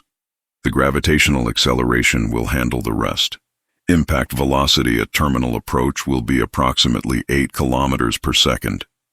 Kinetic energy yield is somewhere in the neighborhood of a large asteroid strike. Director Silas, that's... Holloway stopped, because he didn't have a word for what that was. That's your orbital elevator's counterweight. If you drop it, the entire structure will collapse. Correct. The elevator will experience catastrophic structural failure within approximately 4 seconds of release. The tether cable will undergo whip dynamics that will sterilize a surface area of roughly 600 square kilometers. We've already begun evacuation protocols for the impact zone. The replacement counterweight is scheduled for delivery in 8 months, assuming the contract negotiations with the belt miners don't run over schedule. Holloway stared at the tactical display. You're going to destroy your own infrastructure. We're going to remove an obstruction that's currently interfering with Refinery Complex 4's operational schedule. The elevator's reconstruction is a separate line item. Now, before we proceed, there are some contractual requirements we need to address. Of course there were. Holloway closed his eyes briefly. What contractual requirements? Standard liability waiver for kinetic asset deployment. The asset's trajectory calculations are within acceptable tolerances, but there's a margin of error that could affect local gravitational stability. We need Federation acknowledgement that the colony is not responsible for any secondary effects of the deployment. That includes, but is not limited to, gravitational shear, debris field scatter, electromagnetic pulse from impact, and induced seismic activity on nearby planetary bodies. Induced seismic activity. The impact is going to be energetic. We're calculating approximately a 7.4 on the colony's modified Richter scale for the primary shockwave. That's assuming the mothership's organic structure doesn't undergo explosive decompression on impact, which it probably will. If it does, the debris scatter radius extends out to approximately 400,000 kilometers. Any Federation ships within that radius should relocate to minimum safe distance. The CNS Benevolence shuddered as another wave of bioships impacted its forward shields. The defensive perimeter was already collapsing. 3 more Federation destroyers had gone dark in the past 20 minutes, their crews evacuating to whatever ships still had functioning life support. The mothership continued its approach, shedding smaller vessels like a tree dropping seeds. "Send me the waiver," Holloway said. "Transmitting now. You'll need to review sections 4 through 17. Those cover the indemnification clauses. Section 12 specifically addresses the question of who's responsible if the impact trajectory deviates by more than 0.03 degrees and the asset hits something other than the intended target." Holloway's console chimed. The document that appeared on his screen was 73 pages long.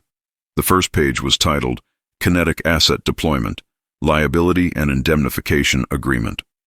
The second page began with a subsection labeled Definitions that included terms like acceptable collateral damage radius and gravitational perturbation events. Another impact rocked the ship.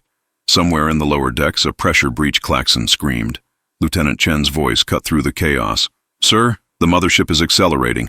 New impact projection shows it will reach the refinery in 4 hours, 18 minutes. Holloway scrolled through the document. Section 4 covered liability for damage to Federation assets within the blast radius. Section 7 addressed the question of who paid for orbital debris cleanup. Section 12, as Silas had mentioned, included a subsection about trajectory deviation that ran to 4 pages and included 3 separate addendums with mathematical formulas for calculating proportional responsibility based on deviation angle. "Director Silas," Holloway said, his voice very calm, "I don't have time to read 73 pages of legal documentation. Sections 4 through 17 are the critical ones. The rest is standard boilerplate. You can skip to page 47 if you want the signature block. I need authorization from Fleet Command for this. You've got 4 hours.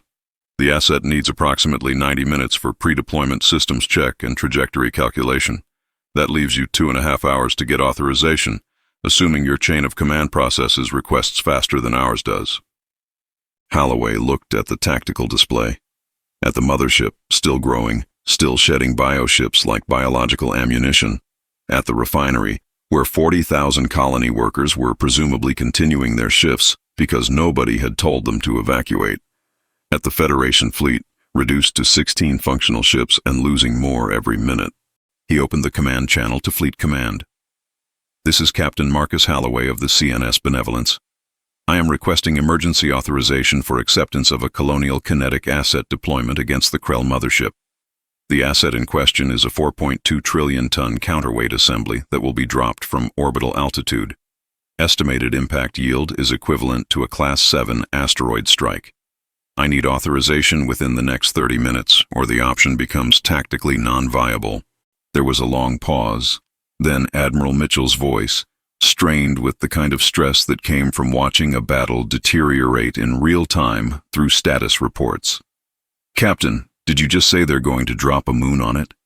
"Not a moon, sir. An orbital elevator counterweight, but the mass is comparable." "What are the projected casualties?" "Colonial casualties are being managed through their evacuation protocols. Federation casualties depend on whether we can relocate ships outside a 400,000-kilometer debris scatter radius within the next 2 hours. The colony is requesting we sign a liability waiver, acknowledging we're not holding them responsible for secondary gravitational effects."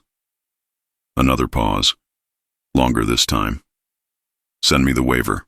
Holloway forwarded the document. He could hear Admiral Mitchell breathing on the other end of the channel, could imagine the man scrolling through 73 pages of liability clauses while his command staff watched a tactical situation spiral toward total fleet loss. "Section 12, Admiral Mitchell said finally, includes a clause about trajectory deviation. If they miss, we're liable for the cleanup costs." "Yes, sir." "If they hit, we're liable for the debris removal from affected shipping lanes." "Yes, sir." "And Section 17 states that we're responsible for any damage to colony infrastructure caused by electromagnetic pulse from the impact, even though they're the ones dropping it." "That's correct, sir." Admiral Mitchell was quiet for a moment. "What happens if we don't sign?" Holloway looked at the mothership on his tactical display. "Then we continue engaging with conventional weapons until ammunition depletion, which occurs in approximately 38 minutes. After that, the mothership reaches the refinery, presumably consumes or destroys it, and then continues into the inner system. The colony will likely survive because their infrastructure is hardened for industrial accidents. The Federation fleet will not. And if we do sign? Then the colony drops 4 trillion tons of orbital counterweight on the mothership at 8 kilometers per second, and we try very hard to be somewhere else when it hits. The channel was silent except for the background noise of the Admiral's command center. Holloway could hear status reports being called out, damage assessments, casualty figures. The numbers kept getting worse. Authorization granted, Admiral Mitchell said. Sign the waiver. God help us all if their aim is off. Holloway pulled up the document on his console. Page 47, signature block. He entered his command authorization code and pressed his thumb to the biometric scanner. The system processed the signature, verified his identity, and transmitted the signed document back to the colony administrative network. His console chimed immediately. New transmission from Silas. Waiver acknowledged and filed. Asset deployment authorized. Estimated time to systems check completion is 87 minutes. We'll transmit the final trajectory calculation for your review when it's ready. Recommend you start moving ships to minimum safe distance. The blast radius is going to be impressive. Understood, Holloway said. And Director Silas, what's the accuracy tolerance on the trajectory calculation? Plus or minus 0.02 degrees. That translates to approximately 40 kilometers of lateral deviation at impact range. Given that the target is 42 kilometers wide, we should hit it somewhere. Somewhere. The asset isn't a precision instrument, Captain. It's a counterweight. We're dropping it straight down and letting gravity do the work. The calculations account for orbital mechanics, planetary rotation, and the target's current velocity. As long as the mothership doesn't make any sudden course corrections in the next 4 hours, we'll hit it. And if it does make a course correction? Then we'll hit whatever's behind it, and you'll be responsible for the cleanup per Section 12 of the waiver you just signed. Now, if you'll excuse me, I need to authorize the evacuation bonuses for the crew working the elevator's lower section. Hazard pay for surface teams during asset deployment is triple rate, and there's going to be paperwork. The channel closed. Holloway looked at Lieutenant Chen, who was staring at her console with the expression of someone who had stopped trying to predict what would happen next and was simply documenting events as they occurred. Transmit fleet-wide, Holloway ordered. All ships are to withdraw to minimum safe distance of 500,000 kilometers from the projected impact coordinates. Any ship that can't achieve that distance within 2 hours should evacuate non-essential personnel to vessels that can. This is a priority Alpha evacuation order. Yes, sir, Chen said. She paused. Sir, what do we tell the crews? Holloway looked at the tactical display, at the mothership still approaching, at the orbital elevator's counterweight hanging in space like an axe waiting to fall. Tell them the colony is going to solve the problem. Tell them to be somewhere else when they do. The CNS Benevolence broke orbit, its overtaxed engines protesting as they burned at 130% capacity to clear the blast radius. Around it, the remaining Federation ships followed, a ragged formation of damaged vessels fleeing toward the outer system while the colony prepared to drop a moon on their mutual problem. Holloway's console chimed again. Another transmission from the colony administrative network. Not Silas this time. Just a text message from the elevator operations team. Asset deployment, systems check in progress. Estimated completion, 84 minutes. Projected impact, 4 hours, 12 minutes. Current status, explosive bolts armed. Trajectory, calculation, in progress. Insurance status, waived. Have a safe shift. Holloway forwarded the message to Fleet Command without comment. Then he began drafting the after-action report, because protocol required documentation, even when the documentation involved phrases like accepted liability for moon-scale kinetic impact, and signed waiver under duress of imminent fleet annihilation. Outside the viewport, the orbital elevator stretched across the sky like a thread connecting the planet to the stars. At its far end, the counterweight hung in patient orbit, waiting for someone to push the button that would turn it from infrastructure into ammunition. The mothership continued its approach, apparently unaware that it was about to experience what the colony called asset deployment, and what Holloway suspected historians would call the most expensive solution to a tactical problem in recorded history. He filed the report with the formatting protocol demanded. Then he began calculating how much the Federation's insurance rates were going to increase after this. Chapter 14. Critical Mass. The CNS Benevolence held position at 540,000 kilometers from the projected impact zone, just beyond what the colony had calculated as minimum safe distance. Captain Marcus Halloway watched the tactical display with the numb attention of a man who had signed away any pretense of control over the situation. The Krell mothership continued its approach toward Refinery Complex 4, still shedding bioships, still growing. Its mass had increased by another 2 trillion tons in the past 3 hours. The sensors couldn't determine if it was consuming ambient matter or simply budding faster than measurement systems could track. Behind the mothership, at the far edge of the display, the colony's orbital elevator 7 stretched from the planet's surface into geostationary orbit. The counterweight hung at the elevator's terminus like a second moon, its mass of 4.2 trillion tons, holding the entire structure in equilibrium. According to the colony's transmission, the systems check had completed 17 minutes ago. The explosive bolts were armed. The trajectory calculation was locked.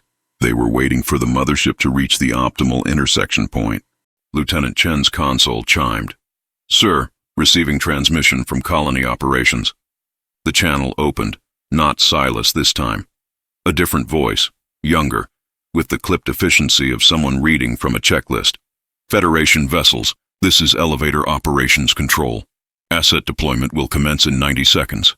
Confirm all ships are outside the designated safety perimeter." Halloway checked the fleet positioning data. 16 Federation ships, scattered across a volume of space that would have been considered a loose formation in training exercises, and was currently the tightest grouping he could manage with vessels running on damaged engines and improvised repairs. All Federation vessels confirmed outside safety perimeter. Acknowledged, initiating final countdown, deployment in 60 seconds. The channel stayed open.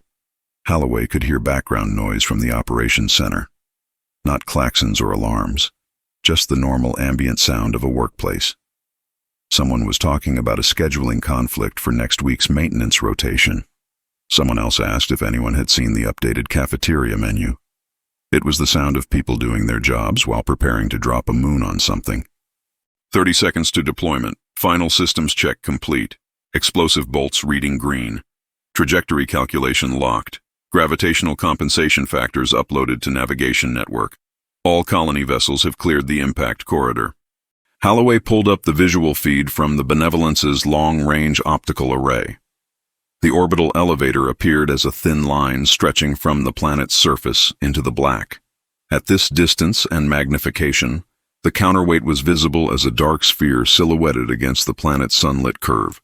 The structure looked impossibly delicate, a thread connecting the surface to space, held in tension by the counterweight's mass and the planet's rotation. 15 seconds. All personnel in the surface impact zone have confirmed evacuation to minimum safe distance. Hazard pay documentation has been filed. Insurance waivers are on record. Of course they were. Halloway watched the countdown timer on his console tick down. 10 seconds. 9. 8. Explosive bolts firing in 3, 2, 1. Deployment. The visual feed showed it in perfect clarity. Along the length of the orbital elevator, at precisely calculated intervals, bright flashes erupted simultaneously. The explosive bolts, each one a shaped charge designed to sever the tether cable cleanly, detonated within milliseconds of each other. The counterweight, no longer anchored to the elevator structure, continued on its orbital trajectory for exactly 1.3 seconds. Then gravity remembered it existed. The counterweight began to fall, not quickly, not with the dramatic acceleration of something dropped from a building. It fell with the patient inevitability of orbital mechanics, trading velocity for altitude as the planet's gravity well reclaimed it. The tether cable, suddenly released from the tension that had held it taut for decades, began to move. The structure didn't collapse, it whipped. 80,000 kilometers of carbon nanotube composite cable, each meter of it tensioned to support its own weight plus the load of the elevator cars, suddenly had nothing to pull against. The laws of physics took over with the brutal simplicity of a snapped rubber band. The cable curved, flexed, and accelerated into a wave pattern that propagated down its length at hypersonic velocity. The lower sections, still anchored to the planet's surface, couldn't absorb the energy. They tore free from their moorings and lashed across the surface like a whip the size of a mountain range. The visual feed from the surface-based cameras showed the impact zone for exactly 4 seconds before the cameras went offline. The cable struck the evacuated terrain with enough force to vaporize rock. A pressure wave expanded outward from the impact site, visible as a perfect circle of displaced atmosphere that grew until it wrapped halfway around the planet, before atmospheric physics reasserted themselves. Seismic sensors registered the impact as a 7.6 on the colony's modified scale. Then the sensors stopped transmitting, either damaged or simply overwhelmed by the data. Surface impact confirmed, the operations controller reported, his voice maintaining the same professional calm it had held throughout the countdown. Tether cable has cleared the evacuation zone. Structural integrity loss is total. Asset is in freefall. Current velocity is 3.2 kilometers per second and accelerating. Impact with target projected in 41 minutes. Holloway watched the tactical display update with the counterweight's trajectory. The thing was falling straight down, its path a clean geometric line from its former orbital position toward the planet below. Except the Krell mothership was currently occupying the space between the counterweight and the planet's surface, directly in the path of 4 trillion tons of nickel-iron composite accelerating under gravitational pull. The mothership apparently noticed. Its bioships, which had been dispersing in their usual pattern, suddenly began swarming back toward the parent mass. The mothership's organic thrusters fired, trying to alter its trajectory away from the falling counterweight. At its current velocity and mass, the course correction would take hours. The counterweight would arrive in 41 minutes. Asset velocity now 4.1 kilometers per second. The operations controller continued. Gravitational acceleration nominal. Trajectory deviation is 0.01 degrees, well within acceptable parameters. Impact remains on target. Lieutenant Chen pulled up the kinetic energy calculations on her console. Holloway didn't need to see the numbers. He'd run them himself during the 2-hour wait for deployment authorization. 4.2 trillion tons at 8 kilometers per second terminal velocity translated to an impact energy measured in exatons. It was the kind of number that stopped having meaning at human scales and became purely theoretical until it hit something. 20 minutes to impact. Asset velocity 6.3 kilometers per second. The mothership is attempting evasive maneuvers. Current projection shows insufficient time to clear the impact corridor. The Krell mothership was burning its organic thrusters at what the sensors indicated was full capacity. Bioships were detaching and flying away from the parent mass, apparently making individual escape attempts now that collective survival looked unlikely. The mothership itself managed to alter its trajectory by approximately 12 kilometers. The counterweight's impact corridor was 80 kilometers wide, accounting for the margin of error in the trajectory calculation. 10 minutes to impact. Asset velocity 7.4 kilometers per second. All colony vessels have confirmed safe distance. Federation fleet status? Federation fleet confirmed at safe distance, Holloway replied, because what else was there to say at this point? Acknowledged. 5 minutes to impact. Asset has reached terminal velocity of 8.1 kilometers per second. Trajectory deviation is 0.008 degrees. Impact accuracy projected at 97%. The mothership is now within the asset's terminal approach corridor. Collision is inevitable. The visual feed showed both objects now. The counterweight, a dark sphere falling through space with the patient certainty of gravity. The mothership, 42 kilometers of organic mass trying desperately to move sideways fast enough to matter. The distance between them shrank with mathematical precision. 2 minutes to impact. All personnel should secure stations and prepare for gravitic shear effects. The impact will generate a pressure wave sufficient to affect local gravitational stability. Federation vessels are advised to maintain current distance and activate inertial dampening systems if available. Holloway gripped the command rail. Around him, the bridge crew had gone silent. Every screen showed the same image. 2 massive objects, one falling, one fleeing. The distance between them measured in seconds rather than kilometers now. 1 minute to impact. Asset velocity stable at 8.1 kilometers per second. Mothership center of mass is directly in the impact corridor. Collision in 60 seconds. The tactical display showed it as numbers and projected vectors. The visual feed showed it as physics about to happen. The counterweight was no longer just falling. It was arriving, and the mothership was directly underneath it. 30 seconds, 20, 10. The visual feed captured the moment of impact with perfect clarity. The counterweight, 4.2 trillion tons of nickel-iron composite traveling at 8.1 kilometers per second, hit the Krell mothership slightly off-center, approximately 6 kilometers from its calculated center of mass. The difference was irrelevant. At impact velocities measured in kilometers per second, precision was optional. The mothership's organic hull, evolved to resist energy weapons and kinetic penetrators, encountered a mass moving with momentum that exceeded the total kinetic energy of every weapon the Federation had fired in the past 6 hours combined.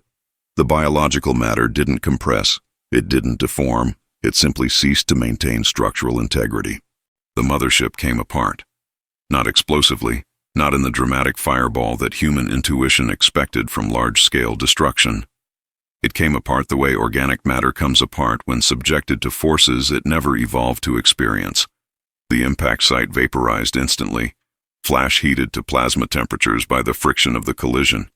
The pressure wave propagated outward through the mothership's structure at supersonic speeds, faster than the biological systems could respond. Tissue ruptured. Organic fluids flash-boiled. The structural chitin that held the massive organism together shattered like glass under compression stress. The counterweight continued through the mothership and out the other side, its trajectory barely altered by the collision. It had lost approximately 3% of its total velocity. Behind it, the mothership's remains expanded outward in a roughly spherical pattern. 42 kilometers of biological matter converted into several trillion smaller pieces, all of them traveling at different velocities and none of them maintaining anything that resembled structural organization. Impact confirmed, the operations controller said. Asset has achieved successful target engagement. The mothership is no longer structurally intact. Debris field is expanding. Current scatter radius is 60,000 kilometers and increasing.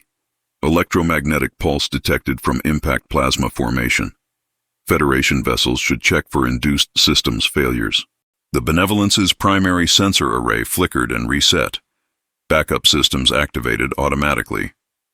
Around the bridge, several consoles went dark and rebooted. Halloway's tactical display fragmented into static, then rebuilt itself from secondary feeds. When the image stabilized, it showed what the colony's operations controller had politely described as a debris field. The Krell mothership no longer existed as a discrete object. It existed as approximately 4 trillion individual pieces of flash-frozen biological matter, all of them expanding outward from the impact site at velocities that ranged from a few meters per second to several kilometers per second, depending on how close they'd been to the actual collision. Debris tracking in progress, Chen reported. Tactical computer is attempting to catalog individual fragments. Current count is 3.7 trillion objects larger than 1 meter. The computer has flagged this as a processing error and is requesting verification. It's not an error, Holloway said quietly. That's the actual count. The tactical display updated with projected debris trajectories. Most of the mass would continue on ballistic paths that would eventually intersect with the planet's gravity well. Some of it would achieve escape velocity and become long-term navigational hazards.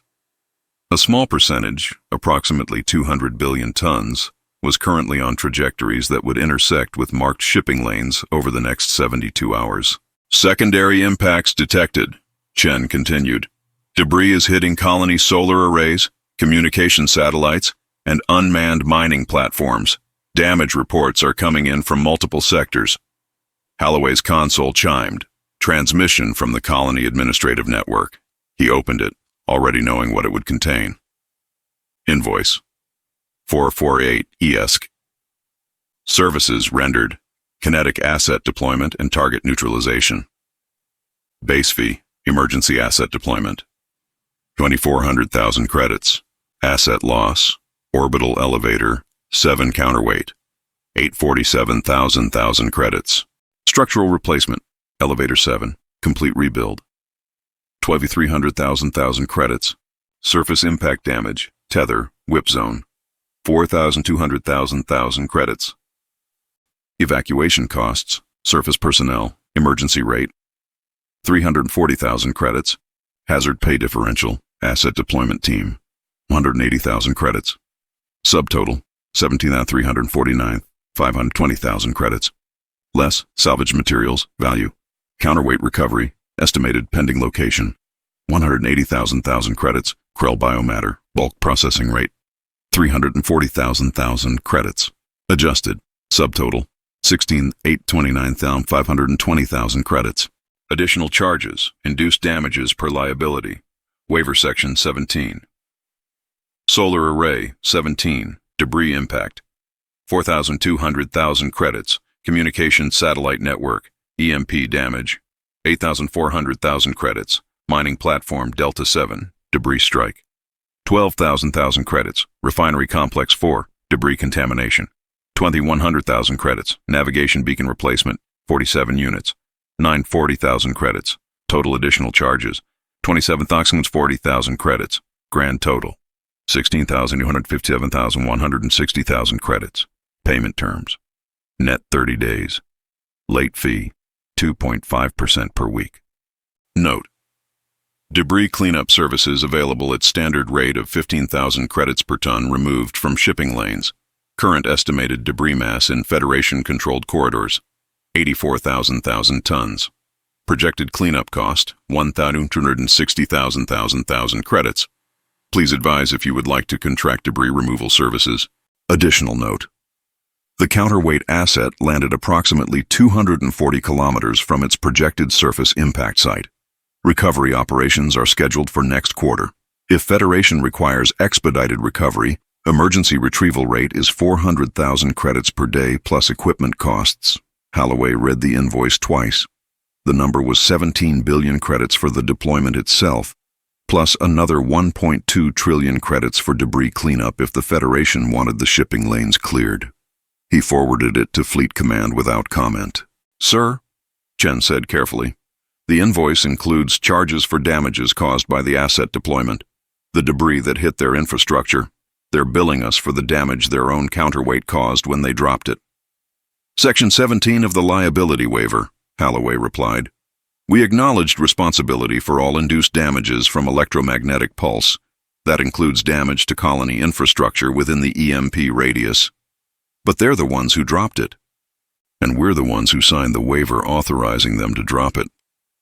He looked at the tactical display, at the debris field that had been a mothership, at the colony infrastructure scattered across the system with new damage markers appearing as assessment teams filed their reports. "Send a message to all Federation vessels. Begin documenting debris impacts for the after-action report, and someone start calculating how long our ammunition reserves would have lasted if we tried to fight the mothership conventionally." Chen ran the calculation.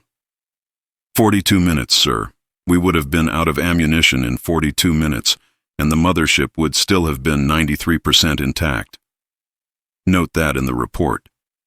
Holloway began drafting the operational summary, because protocol demanded documentation, even when the documentation involved phrases like authorized kinetic asset deployment, equivalent to large asteroid strike, and accepted financial liability for debris cleanup measured in trillions of credits. The colony channel activated, the operations controller's voice, still maintaining the same professional calm. "Federation vessels, be advised that debris cleanup operations will commence at 0600 local time tomorrow. Colony salvage teams will begin processing the largest fragments. Please mark any debris that intersects Federation patrol routes as priority removal. Standard cleanup rates apply. Have a safe shift." The channel closed. Outside the viewport, the debris field continued its expansion. A sphere of biological matter and shattered chitin spreading across thousands of cubic kilometers. Somewhere in that cloud, the counterweight was continuing its fall toward the planet's surface, its trajectory barely affected by having punched through 42 kilometers of alien mothership. The colony would retrieve it eventually, once it stopped bouncing. In the meantime, they would bill the Federation for the privilege of having watched them solve the problem. Holloway filed the operational summary with the required formatting. Then he began drafting the emergency funding request to Fleet Command. Because 17 billion credits was more than the Benevolence's annual operational budget, And that was before accounting for the debris cleanup costs that would need to be negotiated over the next several weeks. The colony had removed the obstruction from Refinery Complex 4's operational schedule. The refinery was presumably back to normal operations already, its workers clocking in for their shifts as if nothing had happened. The Federation fleet was reduced to 16 functional ships, scattered across safe distance from a debris field that would take months to catalog fully, sitting on an invoice that exceeded the GDP of some member worlds. He filed the funding request and began reviewing the damage reports from ships that had taken EMP-induced systems failures. Protocol demanded proper documentation. The fact that the documentation would probably be used as evidence in future treaty negotiations about who paid for what was simply another line item in a very long list of administrative consequences that Holloway no longer had the energy to worry about. Chapter 15, Cleanup on ISIL 5. The electromagnetic pulse from the impact had fried the CNS Benevolence's primary sensor array 18 seconds after the counterweight punched through the Krell mothership. Captain Marcus Holloway was staring at a blank tactical display when the backup systems finally rebooted and showed him what remained. 3.7 trillion pieces of debris where the mothership had been. 16 Federation ships scattered across 500,000 kilometers, half of them broadcasting distress signals, all of them running on emergency power, and the colony salvage fleet, already moving into the debris field before the last fragments had finished their initial ballistic trajectories. "Damage report," Holloway ordered, his voice carrying the flat tone of someone who had stopped being surprised by anything. Lieutenant Chen pulled up the assessment on her backup console. "Primary reactor control offline. EMP burned through the shielding. Life support on backup generators. Communications limited to short range. Weapon systems non-responsive. Engineering estimates 3 weeks for basic operational capacity, assuming we can source replacement components." Casualty count? Fleet-wide, 417 dead, 822 injured. CNS Defiant took the worst of it. They lost hull integrity in sections 7 through 14 when the EMP hit during a pressure cycling operation. CNS Vigilant reports their medical bay is at capacity. They're requesting emergency triage support. Holloway began logging the numbers in the operational report format that protocol required. 417 fatalities was lower than he'd expected, which somehow made the number feel worse. They'd survived an extinction-level threat by dropping a moon on it, and the electromagnetic pulse from their own solution had killed more personnel than the Krell had managed in the actual engagement. Route the triage requests through whatever ships still have functional medical facilities, and find out what the colony's charging for emergency medical supplies. His console chimed. Visual feed from the Benevolence's optical array, one of the few systems that didn't require computer processing to function. The image showed a colony mining shuttle approaching what appeared to be an intact section of Krell bioship, approximately 40 meters long and still glowing with residual heat from the impact. The shuttle's grappling claws extended and locked onto the fragment, with the casual efficiency of a tow truck hooking a vehicle. A second shuttle was already working on a larger piece, this one a Krell bioreactor core that was still pulsing with what sensors would probably have identified as active power generation if the sensors were functioning.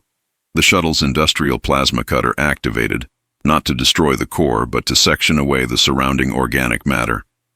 The bioreactor, freed from its biological housing, got tagged with a colony transponder beacon. "Sir," Chen said carefully, "the colony salvage teams are processing Krell debris. They're clearing the debris field. That was part of the contract discussion." "No, sir, they're not clearing it. They're claiming it. Those are salvage beacons, not disposal tags." Holloway pulled up the optical feed on his backup display. Chen was right. Every piece of Krell technology that looked remotely functional was getting tagged with colony transponder codes, not marked for disposal, marked for salvage, claimed as colony property under what Holloway suspected was some ancient statute about abandoned materials in uncontrolled space. The colony channel activated. Not Silas. A younger voice, female, talking rapidly while apparently doing 3 other things simultaneously. "Federation vessels, this is Salvage Coordinator Eleanor on Shuttle 7 Alpha. Be advised we're tagging recoverable materials in the debris field. If you've got specific items you want to claim, Transmit your salvage declarations within the next 2 hours, or they default to finder's rights per Section 47C of Standard Protocols. Current recovery rate is running ahead of schedule, so we're expanding the claim zone to include anything that's still structurally intact. Holloway recognized the voice. Sparky, the engineer who'd jailbroken his fleet's safety systems 48 hours ago. She sounded even more manic now, if that was possible. Salvage Coordinator Eleanor, this is Captain Holloway. The debris field is the result of a Krell military vessel. I'm not certain salvage rights apply to. Abandoned materials, Captain. The mothership is no longer under active control, which means it's abandoned property. Section 47C is pretty clear. Anything that's not claimed by the original owner within a reasonable time frame becomes salvage. The Krell aren't here to file a claim, so it's finder's rights. You've got 2 hours if the Federation wants to submit competing claims. Sparky, that bioreactor you just tagged is still active. It could be dangerous. Oh, she's definitely unstable. Beautiful piece of work, though. Organic power generation at 90,000 kilowatts with 0 moving parts. I'm going to name her Betty, or maybe Beatrice. Depends on her personality once I get her hooked up to the test bench. Hold on. The sound of plasma cutting in the background. Sorry. Had to section off a damaged coolant bladder.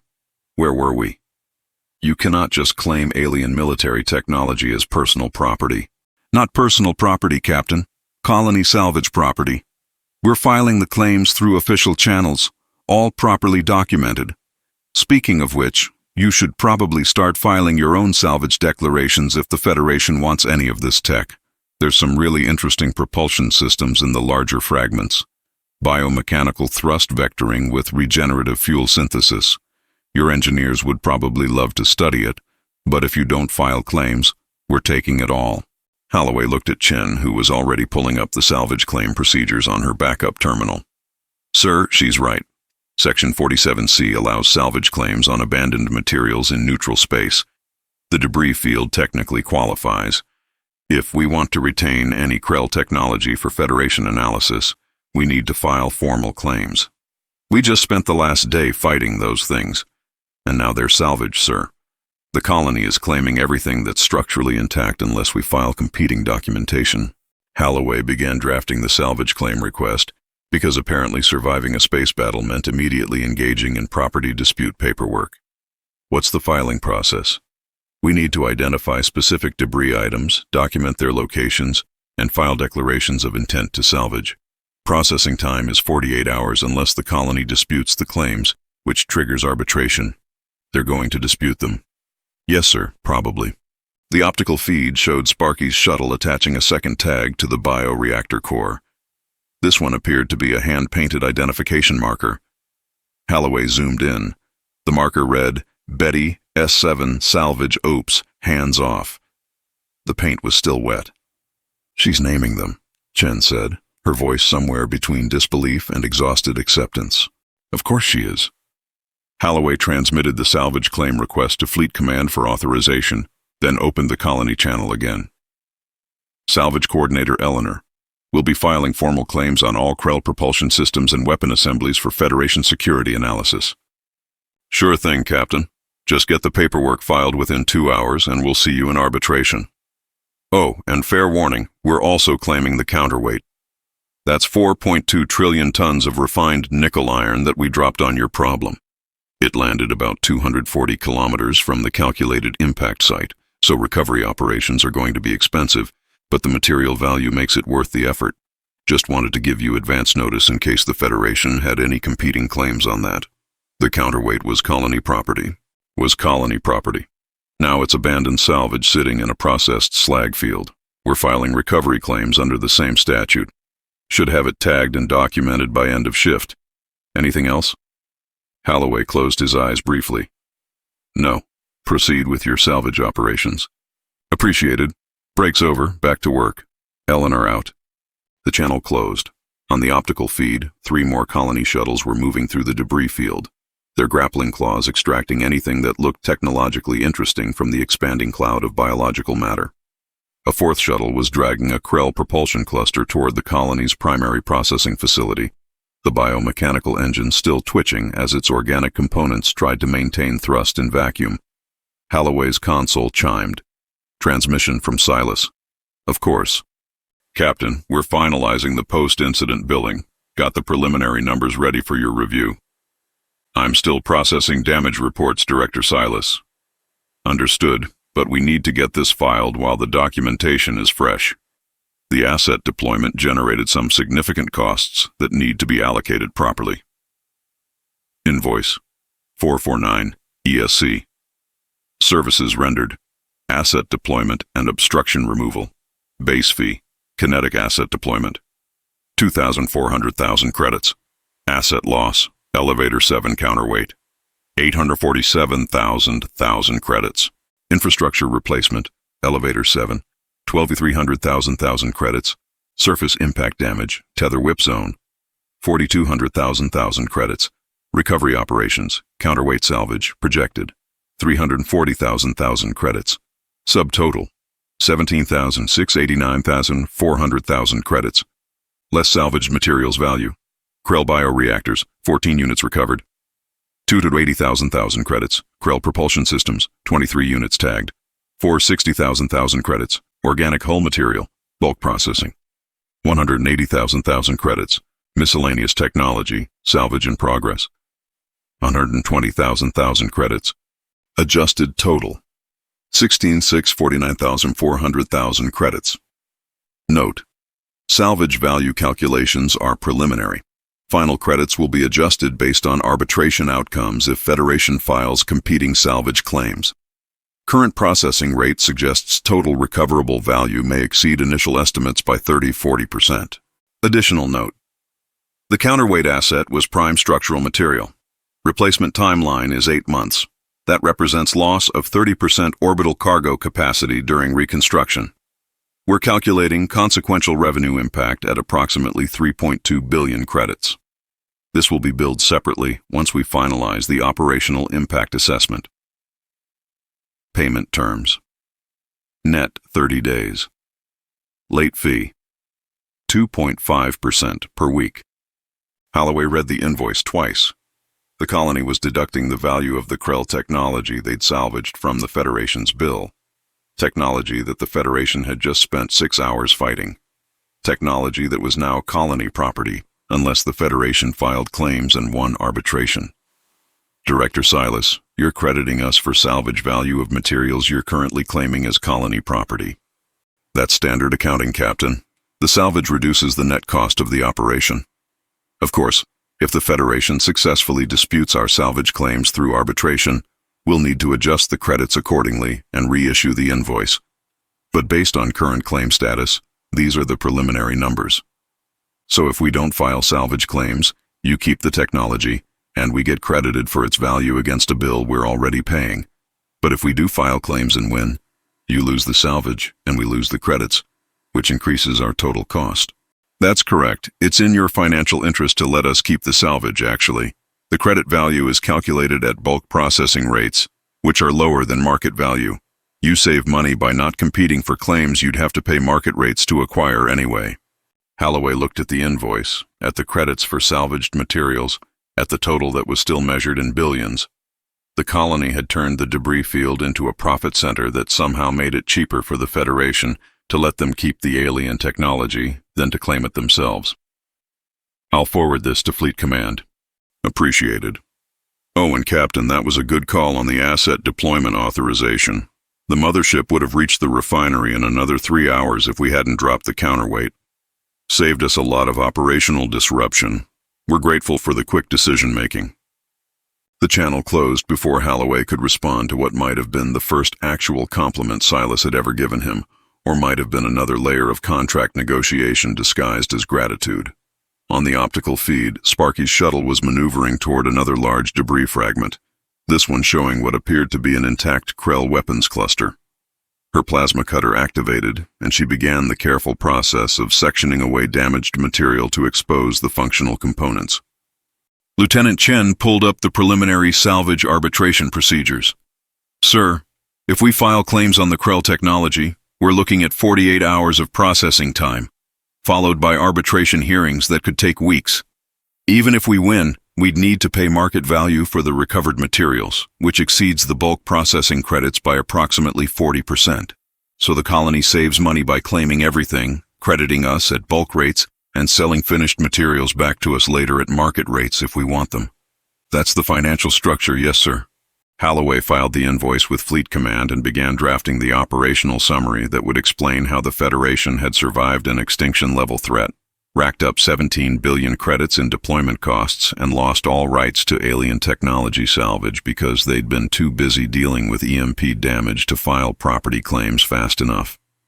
Outside the viewport, colony salvage shuttles continued their methodical work, processing the debris field like it was Thursday's scheduled pickup, claiming everything worth claiming, and presumably adding up the total value for the next round of billing adjustments. The Krell were annihilated. The refinery was back to normal operations. And somewhere in the expanding debris field, Sparky was probably painting identification tags on biomechanical engines while explaining to them that they belonged to the colony now and should really try to be good. Chapter 16, The Bill of Sale. Captain Marcus Holloway arrived at Administrative Complex 7 expecting a commendation briefing. 6 days after the Krell engagement, Fleet Command had transmitted formal notice requesting his presence for post-incident operational review proceedings, the kind of language that usually preceded recognition ceremonies for successful crisis management. He'd worn his dress uniform. He'd prepared remarks thanking the colony for their assistance. He'd even rehearsed the part where he acknowledged that the partnership between Federation and colonial forces had proven the value of cooperation in extreme circumstances. The conference room was a repurposed cargo container with a single metal table, 4 chairs, and lighting that flickered every time the ventilation system cycled. Director Silas was already there, sitting in the chair furthest from the door, wearing the same grease-stained coveralls he always wore. No dress uniform, no formal posture. He looked like a union rep who'd been interrupted during his lunch break and wasn't particularly happy about it. On the table in front of him was a physical document. Not a data tablet, actual paper, bound in something that might have been a 3-ring binder if the rings hadn't been replaced with industrial zip ties. The document was approximately 4 inches thick. "Captain," Silas said, his voice carrying the same tired patience it always did. "Have a seat. We need to finalize the billing." Holloway sat. "Director Silas, I was under the impression this meeting was—" "Fleet Command told you it was a review proceeding. That's technically accurate. We're reviewing the outstanding invoices and contract obligations from the Krell incident. Got everything compiled here." He pushed the document across the table. "This is the final accounting." Holloway looked at the binder. The cover page read, Incident 0447 ESC, Comprehensive Services Billing. Below that, in smaller text, total pages 1,247. He opened it. The first section was titled, Asset Deployment and Infrastructure Loss. The numbers started at the top of page 1 and continued for 63 pages. "This is the bill." "This is the bill," Silas confirmed. "We've itemized everything. Asset deployment costs, infrastructure replacement, surface damage, emergency service contracts, salvage operations, towing fees, equipment leasing, technical support, hazard pay differentials, liability insurance adjustments, and consequential revenue losses. All properly documented with supporting evidence and contract references." Holloway flipped through the pages. Each line item included dates, times, personnel assignments, equipment usage calculations, and legal statute citations. "How much?" "Total comes to 47,322,418,600 credits. That's after deducting the salvage value of recovered Krell materials and adjusting for prepaid service deposits. Before adjustments, the gross billing was 53 billion. Holloway stopped reading. 53 billion credits. 53.2 technically. We rounded down for the final invoice. Silas pulled out a data tablet and scrolled through something. For context, that's approximately 1.4 times the total GDP of Earth's primary economic zone. It's also roughly equivalent to the construction cost of a Federation heavy carrier group. You authorized services that cost more than building a fleet. We were facing an extinction-level threat. And we solved it. The costs are what they are, Captain. Every service was contracted under emergency rates that you personally authorized. Every piece of equipment was installed per signed agreements. Every towing operation, every salvage claim, every hazard pay differential, it's all documented. We're not padding the numbers. This is what it costs to remove the obstruction and restore your fleet to operational status. Halloway looked at the bill again. Page 74 was titled Salvage Claims and Equipment Equity. The subsections included things like reactor components, permanent integration, and towing operations, maritime salvage provisions, and technical systems, ownership rights assertion. You're claiming ownership of our ships. Partial ownership, 30% equity on 3 vessels under maritime salvage law. Permanent equipment rights on 11 vessels where we installed critical systems during emergency operations. It's all standard procedure, Captain. You authorized emergency assistance. We provided it. The contracts you signed included salvage provisions. We're asserting those rights per the agreements. Those contracts were signed under duress. The fleet was non-operational. The contracts were signed under crisis conditions. That doesn't invalidate them. Crisis authority provisions exist specifically to allow rapid procurement during emergencies. You use that authority. The contracts are legally binding. Silas leaned back in his chair. Captain, I know this is a lot of money. I know the Federation is facing budget constraints. That's why we're here. We want to discuss settlement options. Halloway closed the binder. What kind of settlement? Full waiver. We drop all claims, the salvage assertions, the equipment ownership, the outstanding invoices, all of it. 47 billion credits forgiven. The fleet keeps the integrated systems with no further leasing fees. You walk away clean. In exchange for what? In exchange for the Federation leaving us alone, permanently. Silas pulled up a document on his tablet and slid it across the table. Formal treaty recognition designating Sector 7G as an autonomous free trade zone. No Federation tariffs, no regulatory oversight, no taxation, no jurisdiction over our operations, governance, or trade practices. You maintain diplomatic relations and mutual defense agreements, but you have no authority over how we run things here. Halloway read the treaty framework. It was independence in everything but name. You want complete autonomy. We've been autonomous for 300 years, Captain. We just want it recognized officially, so we stop having these conversations every time a Federation ship shows up expecting us to follow regulations we never agreed to in the first place. You sign the treaty, we waive the debt. Simple transaction. The Federation Council will never approve complete regulatory exemption for an entire sector. The Federation Council will approve whatever costs less than 50 billion credits and doesn't involve admitting they authorized contracts without reading the fine print. This gives them a face-saving option. They call it a treaty. They frame it as negotiated partnership. They avoid the budget disaster of actually paying the invoice. Everybody wins. Halloway looked at the numbers again. 47 billion credits that the Federation didn't have, waived in exchange for acknowledging a status quo that already existed. The colony operated independently. They'd been operating independently for centuries. The treaty just made it official. I don't have authority to negotiate treaties. No, but you have authority to recommend them. Fleet Command values your assessment.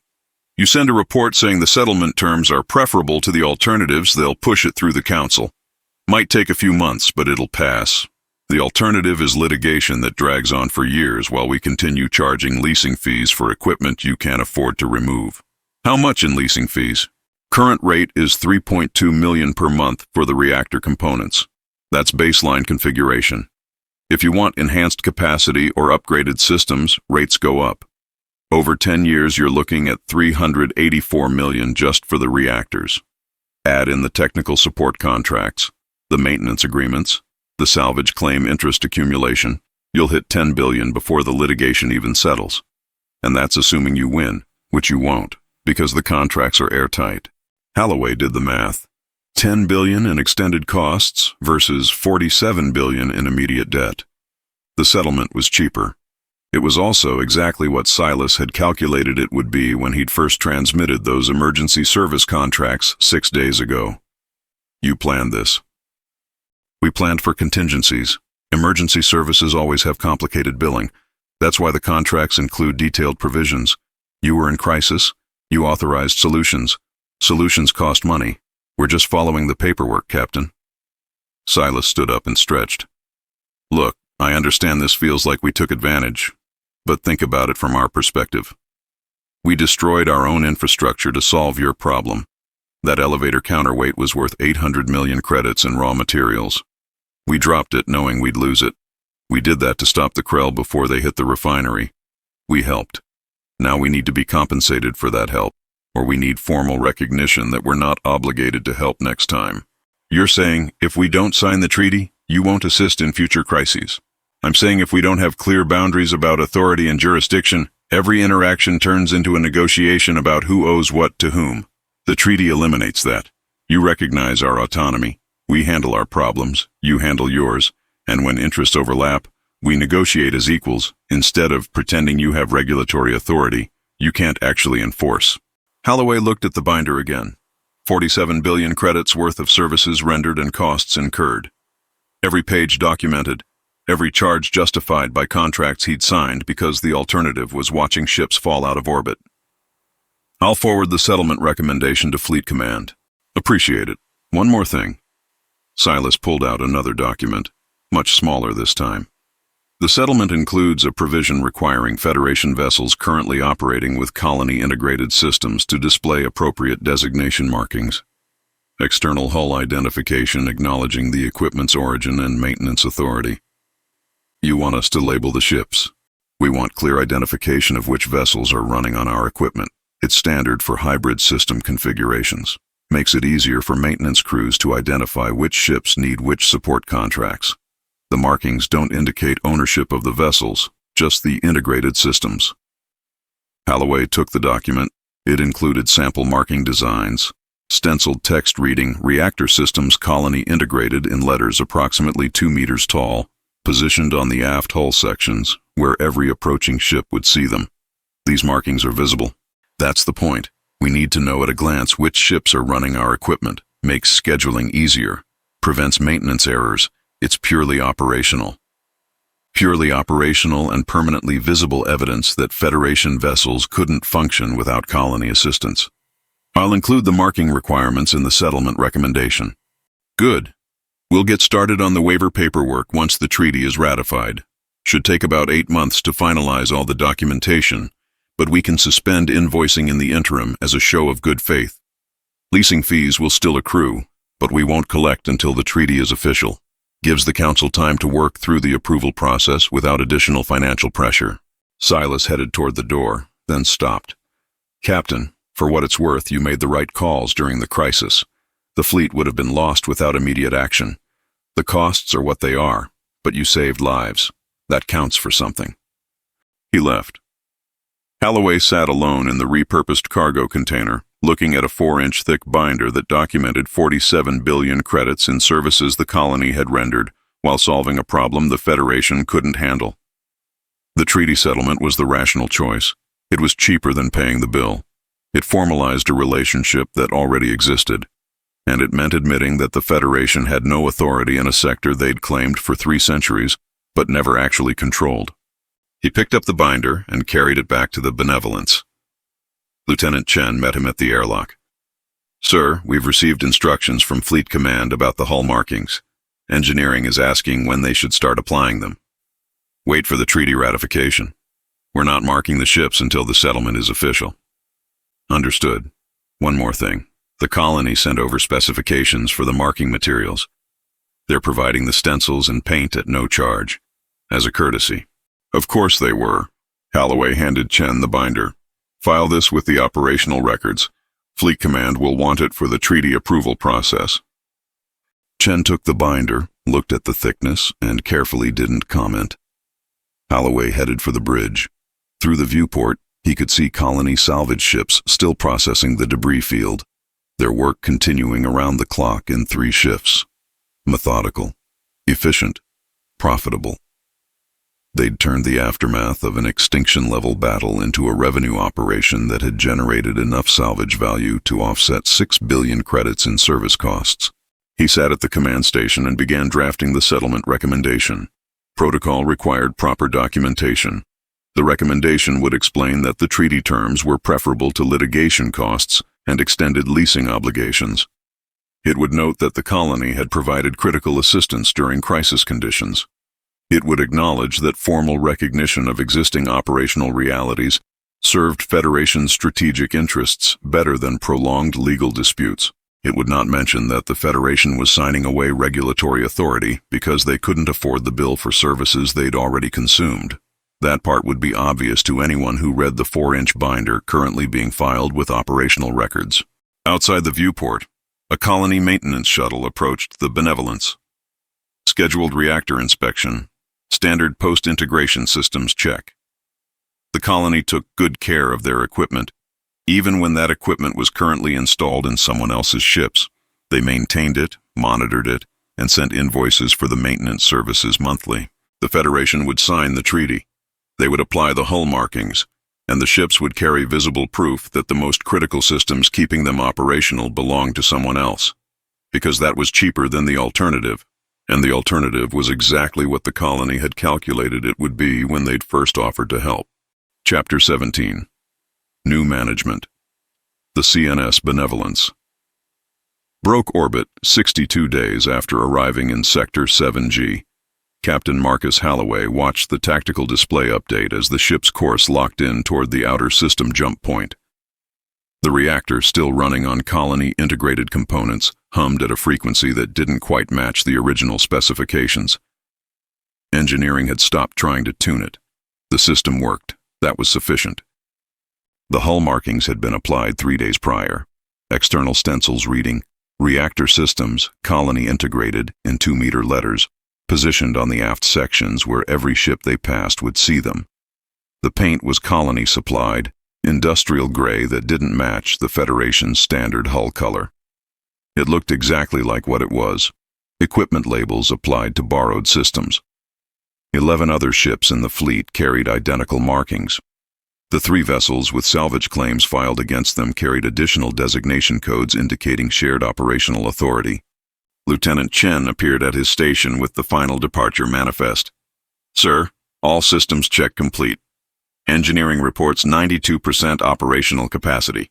The colony maintenance team signed off on the reactor systems 2 hours ago. We're cleared for departure. Crew status? All personnel accounted for. Medical reports 17 personnel still in recovery from impact injuries. Psych evaluations show elevated stress markers across 40% of crew, but nothing requiring immediate intervention. Morale is functional." Halloway accepted the manifest and signed it with his command authorization. The crew looked different than they had 62 days ago. Not just tired, though they were that. Different. The pristine uniforms had been replaced with practical work gear that showed stains and repairs. People moved with the efficiency of personnel who'd learned to maintain equipment that might fail without warning. 3 engineers had started carrying rolls of high-tensile repair tape on their belts, the same gray colony-supplied material that held together half the ship's secondary systems. Nobody called it duct tape anymore. They called it emergency structural reinforcement, because that's what the colony called it, and the colony's terminology had proven more accurate than Federation specifications. "Transmit departure notice to colony traffic control," Halloway ordered. "Standard protocols." The communication went out. The response came back within 30 seconds, text only from an automated system. "Departure acknowledged. Maintain assigned corridor. Transit fee, 4,000 credits. Invoice transmitted. Safe travels. Even leaving cost money." Halloway authorized the payment and began the departure sequence.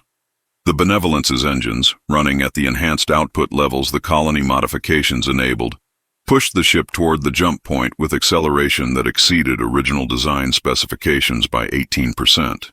It was faster, it was louder, it worked. The fleet followed in loose formation. 16 ships, all of them scarred by debris impacts and EMP damage, all of them running on improvised repairs and integrated colony systems. They looked like a salvage convoy more than a military fleet. The CNS Defiant, once the pride of the forward screening group, now carried visible hull patches made from different alloys that reflected light at wrong angles.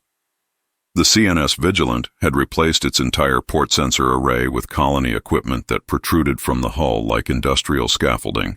Every ship showed the evidence of survival through adaptation. Holloway's console chimed. Incoming transmission from the colony. Not automated this time. Director Silas, audio only. Captain, you're cleared for departure. Got a minute before you hit the jump point? Go ahead, Director Silas. Just wanted to confirm the maintenance schedule for the reactor systems. You've got integrated components rated for 18 months of continuous operation before requiring major service. We've set up a maintenance protocol that your engineering team can handle for routine checks, but you'll need to contract specialist support for the comprehensive service cycle. We can do it remote if you transmit diagnostic data, or you can route back through the sector when the service window comes up. We'll evaluate options closer to the service date. Fair enough. The diagnostic transmission protocols are in the maintenance documentation. Should be straightforward. Also, the treaty ratification is moving through your council faster than expected. We're projecting formal approval in 4 to 5 months instead of 8. Once it's official, we'll finalize the debt waiver and close out the salvage claims. Until then, the leasing fees are suspended per the interim agreement. Understood. One more thing. Your crew performed well under pressure, the engineers especially. They adapted fast to equipment they'd never seen before. That takes flexibility. Most military personnel can't manage that kind of adjustment. Your people did. Tell them they're welcome back if they ever need work. We've got contract positions for anyone with cross-system integration experience. Holloway wasn't certain if that was a compliment or a recruitment pitch. With Silas, it was probably both. I'll pass that along. Appreciated. Safe travels, Captain. Try not to authorize any more emergency contracts without reading the fine print. The channel closed. Holloway filed the final departure logs and settled into the command chair. The Benevolence reached the jump point coordinates and began spooling up the FTL drive. The colony maintained reactor-fed power into the system with the steady reliability of equipment that had been designed for industrial applications and was thoroughly overqualified for military service. The jump sequence initialized without errors. Through the viewport, Sector 7G began to recede. The debris field from the Krell engagement was barely visible now, reduced to scattered navigation hazards that colony salvage teams would spend the next 6 months processing. The orbital elevator's reconstruction had already begun. Massive cargo haulers were delivering structural components to the surface, where work crews operated around the clock in 3 shifts. The colony didn't pause operations. They didn't mourn losses. They documented costs, filed insurance claims, and got back to work. Holloway had spent 62 days learning how the colony functioned, not through briefings or cultural orientation sessions, but through invoices and contract negotiations and watching their personnel treat catastrophic infrastructure loss as a scheduling problem. They'd lost an orbital elevator worth billions of credits and responded by adjusting the cargo routing spreadsheets and authorizing overtime for the reconstruction crews. The work continued, the rates were published, the system kept functioning. The Federation fleet had arrived expecting to rescue primitive survivors. They'd discovered an industrial civilization that treated interstellar warfare as a customer service issue and billed accordingly. The colony hadn't needed rescue. They'd needed the Federation to stop blocking their sunlight. And when the Federation had needed assistance, the colony had provided it, documented it, and sent an invoice that exceeded Earth's GDP. The jump drive reached full charge. All ships report ready for transition, Chen announced. Execute jump sequence, Holloway ordered. The Benevolence translated into faster-than-light travel with the characteristic lurch that always felt wrong no matter how many times he experienced it. The viewport went dark as normal space collapsed behind them. They were heading back to Federation territory, where Holloway would file reports explaining how they'd survived an extinction-level threat, spent 62 days negotiating financial settlements, and returned with a fleet that was technically functional but permanently dependent on systems they didn't own. Fleet Command would read the reports. The Council would ratify the treaty. And in 4 to 5 months, the Federation would officially recognize what had been true for 300 years. Sector 7G belonged to the people who'd actually built it, maintained it, and defended it. The Federation had just been claiming ownership of a system they'd never controlled. Holloway began drafting the after-action summary that protocol required. The document would include casualty figures, operational assessments, budget implications, and treaty recommendations. It would note that the colony had provided critical assistance during crisis conditions and had demonstrated industrial capacity that exceeded Federation projections by significant margins. It would acknowledge that formal recognition of colonial autonomy served strategic interests better than attempting to enforce regulatory authority the Federation couldn't practically exercise. It would not include his personal assessment that the Federation had lost Sector 7G the moment they'd signed the first emergency service contract, because that would be stating the obvious. Anyone who read the 4-inch binder of itemized charges would reach the same conclusion. The transit to Federation space would take 11 days. Holloway filed the preliminary reports and authorized the crew rotation schedule. People needed rest. The ship needed monitoring. And somewhere in the engineering sections, personnel were probably still learning the colony's maintenance procedures, because the alternative was equipment failure nobody wanted to experience. 62 days had changed the fleet. Not just the ships, but the personnel. They'd learned to solve problems with improvised materials. They'd learned to negotiate with people who treated everything as a billable service. They'd learned that the galaxy was full of civilizations that didn't follow Federation assumptions about how things should work, and some of those civilizations were better at surviving than the Federation was. The Benevolence settled into FTL transit velocity. Outside the hull, space wasn't actually visible during faster-than-light travel, but the sensors showed the mathematical abstraction of their position as a moving point on the navigation plot. They were heading home. Whatever that meant after 62 days of being reminded that home was a relative concept and sovereignty was determined by who could actually enforce their authority rather than who claimed it on maps. Back in Sector 7G, Director Silas watched the Federation fleet's departure signatures fade from the tracking display. The operations center was quiet except for the usual background noise of shift rotations and equipment status updates. The Krell debris field processing was running ahead of schedule. The orbital elevator reconstruction was on track for completion in 7 months, assuming no contract disputes with the belt miners.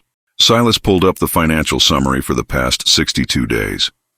Revenue from emergency services, salvage operations, equipment leasing, and maintenance contracts totaled 53.2 billion credits gross.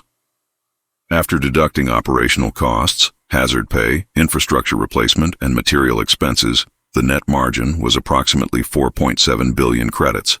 Not bad for 2 months of work that had included dropping a moon on something and rebuilding major infrastructure. The treaty ratification would formalize relationships that already existed. The Federation would stop pretending they had authority in the sector. The colony would stop having to explain why Federation regulations didn't apply. And both sides would maintain the diplomatic fiction that it was a negotiated partnership rather than an acknowledgement that the Federation couldn't afford to enforce rules the colony had never agreed to follow. Foreman Kendra appeared at his station with a data tablet. Treaty documentation is filed with their council. Legal estimates 4 to 5 months for ratification based on their procedural timelines. We've suspended invoicing per the interim agreement. Salvage operations are continuing on schedule. Engineering wants to know if we're green-lighting the elevator expansion project or waiting for the reconstruction to complete first. Wait for reconstruction. We don't have the cargo capacity to support both projects simultaneously. Tell engineering to focus on the current build timeline, and we'll evaluate expansion options once the primary structure is operational. Understood. Also, the maintenance teams are asking about the Federation ships. We've got diagnostic monitoring access per the service contracts. Do we flag performance issues or wait for them to request support? Wait for requests.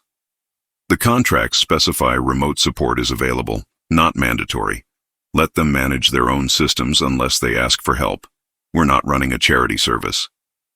Kendra filed the notes and headed back to her station. Silas pulled up the long-range sensor data showing the sector's current status. Normal operations. 3 cargo convoys inbound with scheduled deliveries. Mining operations running at 94% of capacity. Refinery Complex 4 back to full production after a brief interruption for debris clearance. The system functioned. The work continued. A younger technician approached, carrying a data pad. Director, we've got the final count on the Krell salvage. Bioreactor components suitable for industrial power applications. 14 units. Propulsion systems with intact organic fuel synthesis. 23 assemblies. Weapons clusters with recoverable targeting mechanisms. 8 systems. Total estimated market value after processing. 940 million credits. Add it to the salvage inventory. Flag the bioreactors as priority processing. If we can reverse engineer the organic power generation, that's worth more than the salvage value. Assign a research team. Already flagged for analysis. Engineering is excited about the zero moving parts design. They think they can adapt it for backup power systems in the deep mining operations. Silas approved the allocation and filed the documentation. The Krell had been an extinction-level threat to the Federation. To the colony, they were salvage that happened to include interesting technology worth studying. The difference in perspective was the difference between treating problems as emergencies versus treating them as scheduled obstacles that required overtime and hazard pay. The operations center continued its normal rhythm. Shift rotations, equipment status updates, cargo scheduling. Someone was arguing about the cafeteria menu for next week. Someone else was filing a maintenance request for a malfunctioning air recycler in Section 12. Normal operations. The kind of routine that continued regardless of whether the previous month had included dropping orbital elevators on alien motherships or negotiating treaties with interstellar governments. Silas stood and stretched. His shift was technically over, but there was always more paperwork. He pulled up the quarterly projection reports and began reviewing the infrastructure budget allocations. The elevator replacement would consume significant resources over the next 7 months. The salvage revenue would offset some of that. The treaty settlement, once finalized, would eliminate the complication of having to bill the Federation for services they couldn't afford while maintaining the legal fiction that those bills were collectible. The door to the operations center opened. Sparky walked in, still covered in the residue of whatever she'd been working on, carrying a data tablet and eating something that was technically classified as a meal bar, but looked like compressed industrial nutrients. Silas, got the diagnostic data from Betty. She's stable. Output is holding at 90,000 kilowatts with less than 2% variance. I think I can get her integrated into the test grid by next week. We're talking organic power generation with zero maintenance overhead. This is beautiful engineering. Betty, the Krell bioreactor, the one I tagged during salvage ops. She's mine now. I've been running integration tests. The Federation should have kept some of this tech, but they were too busy freaking out about the bill to file proper salvage claims. Their loss. Document the integration process. If it works, we'll want to replicate it. How many of the other bioreactors are suitable for similar applications? At least 8. The rest need more extensive repairs, but they're salvageable. Give me 3 months and I can have a whole fleet of these running backup power for the mining platforms. Organic systems are self-regulating. They adapt to load changes automatically. It's like having a power plant that thinks. Silas approved the project allocation. Keep me updated on the integration timeline. And Sparky, try not to name all of them. We're running a salvage operation, not adopting pets. Too late.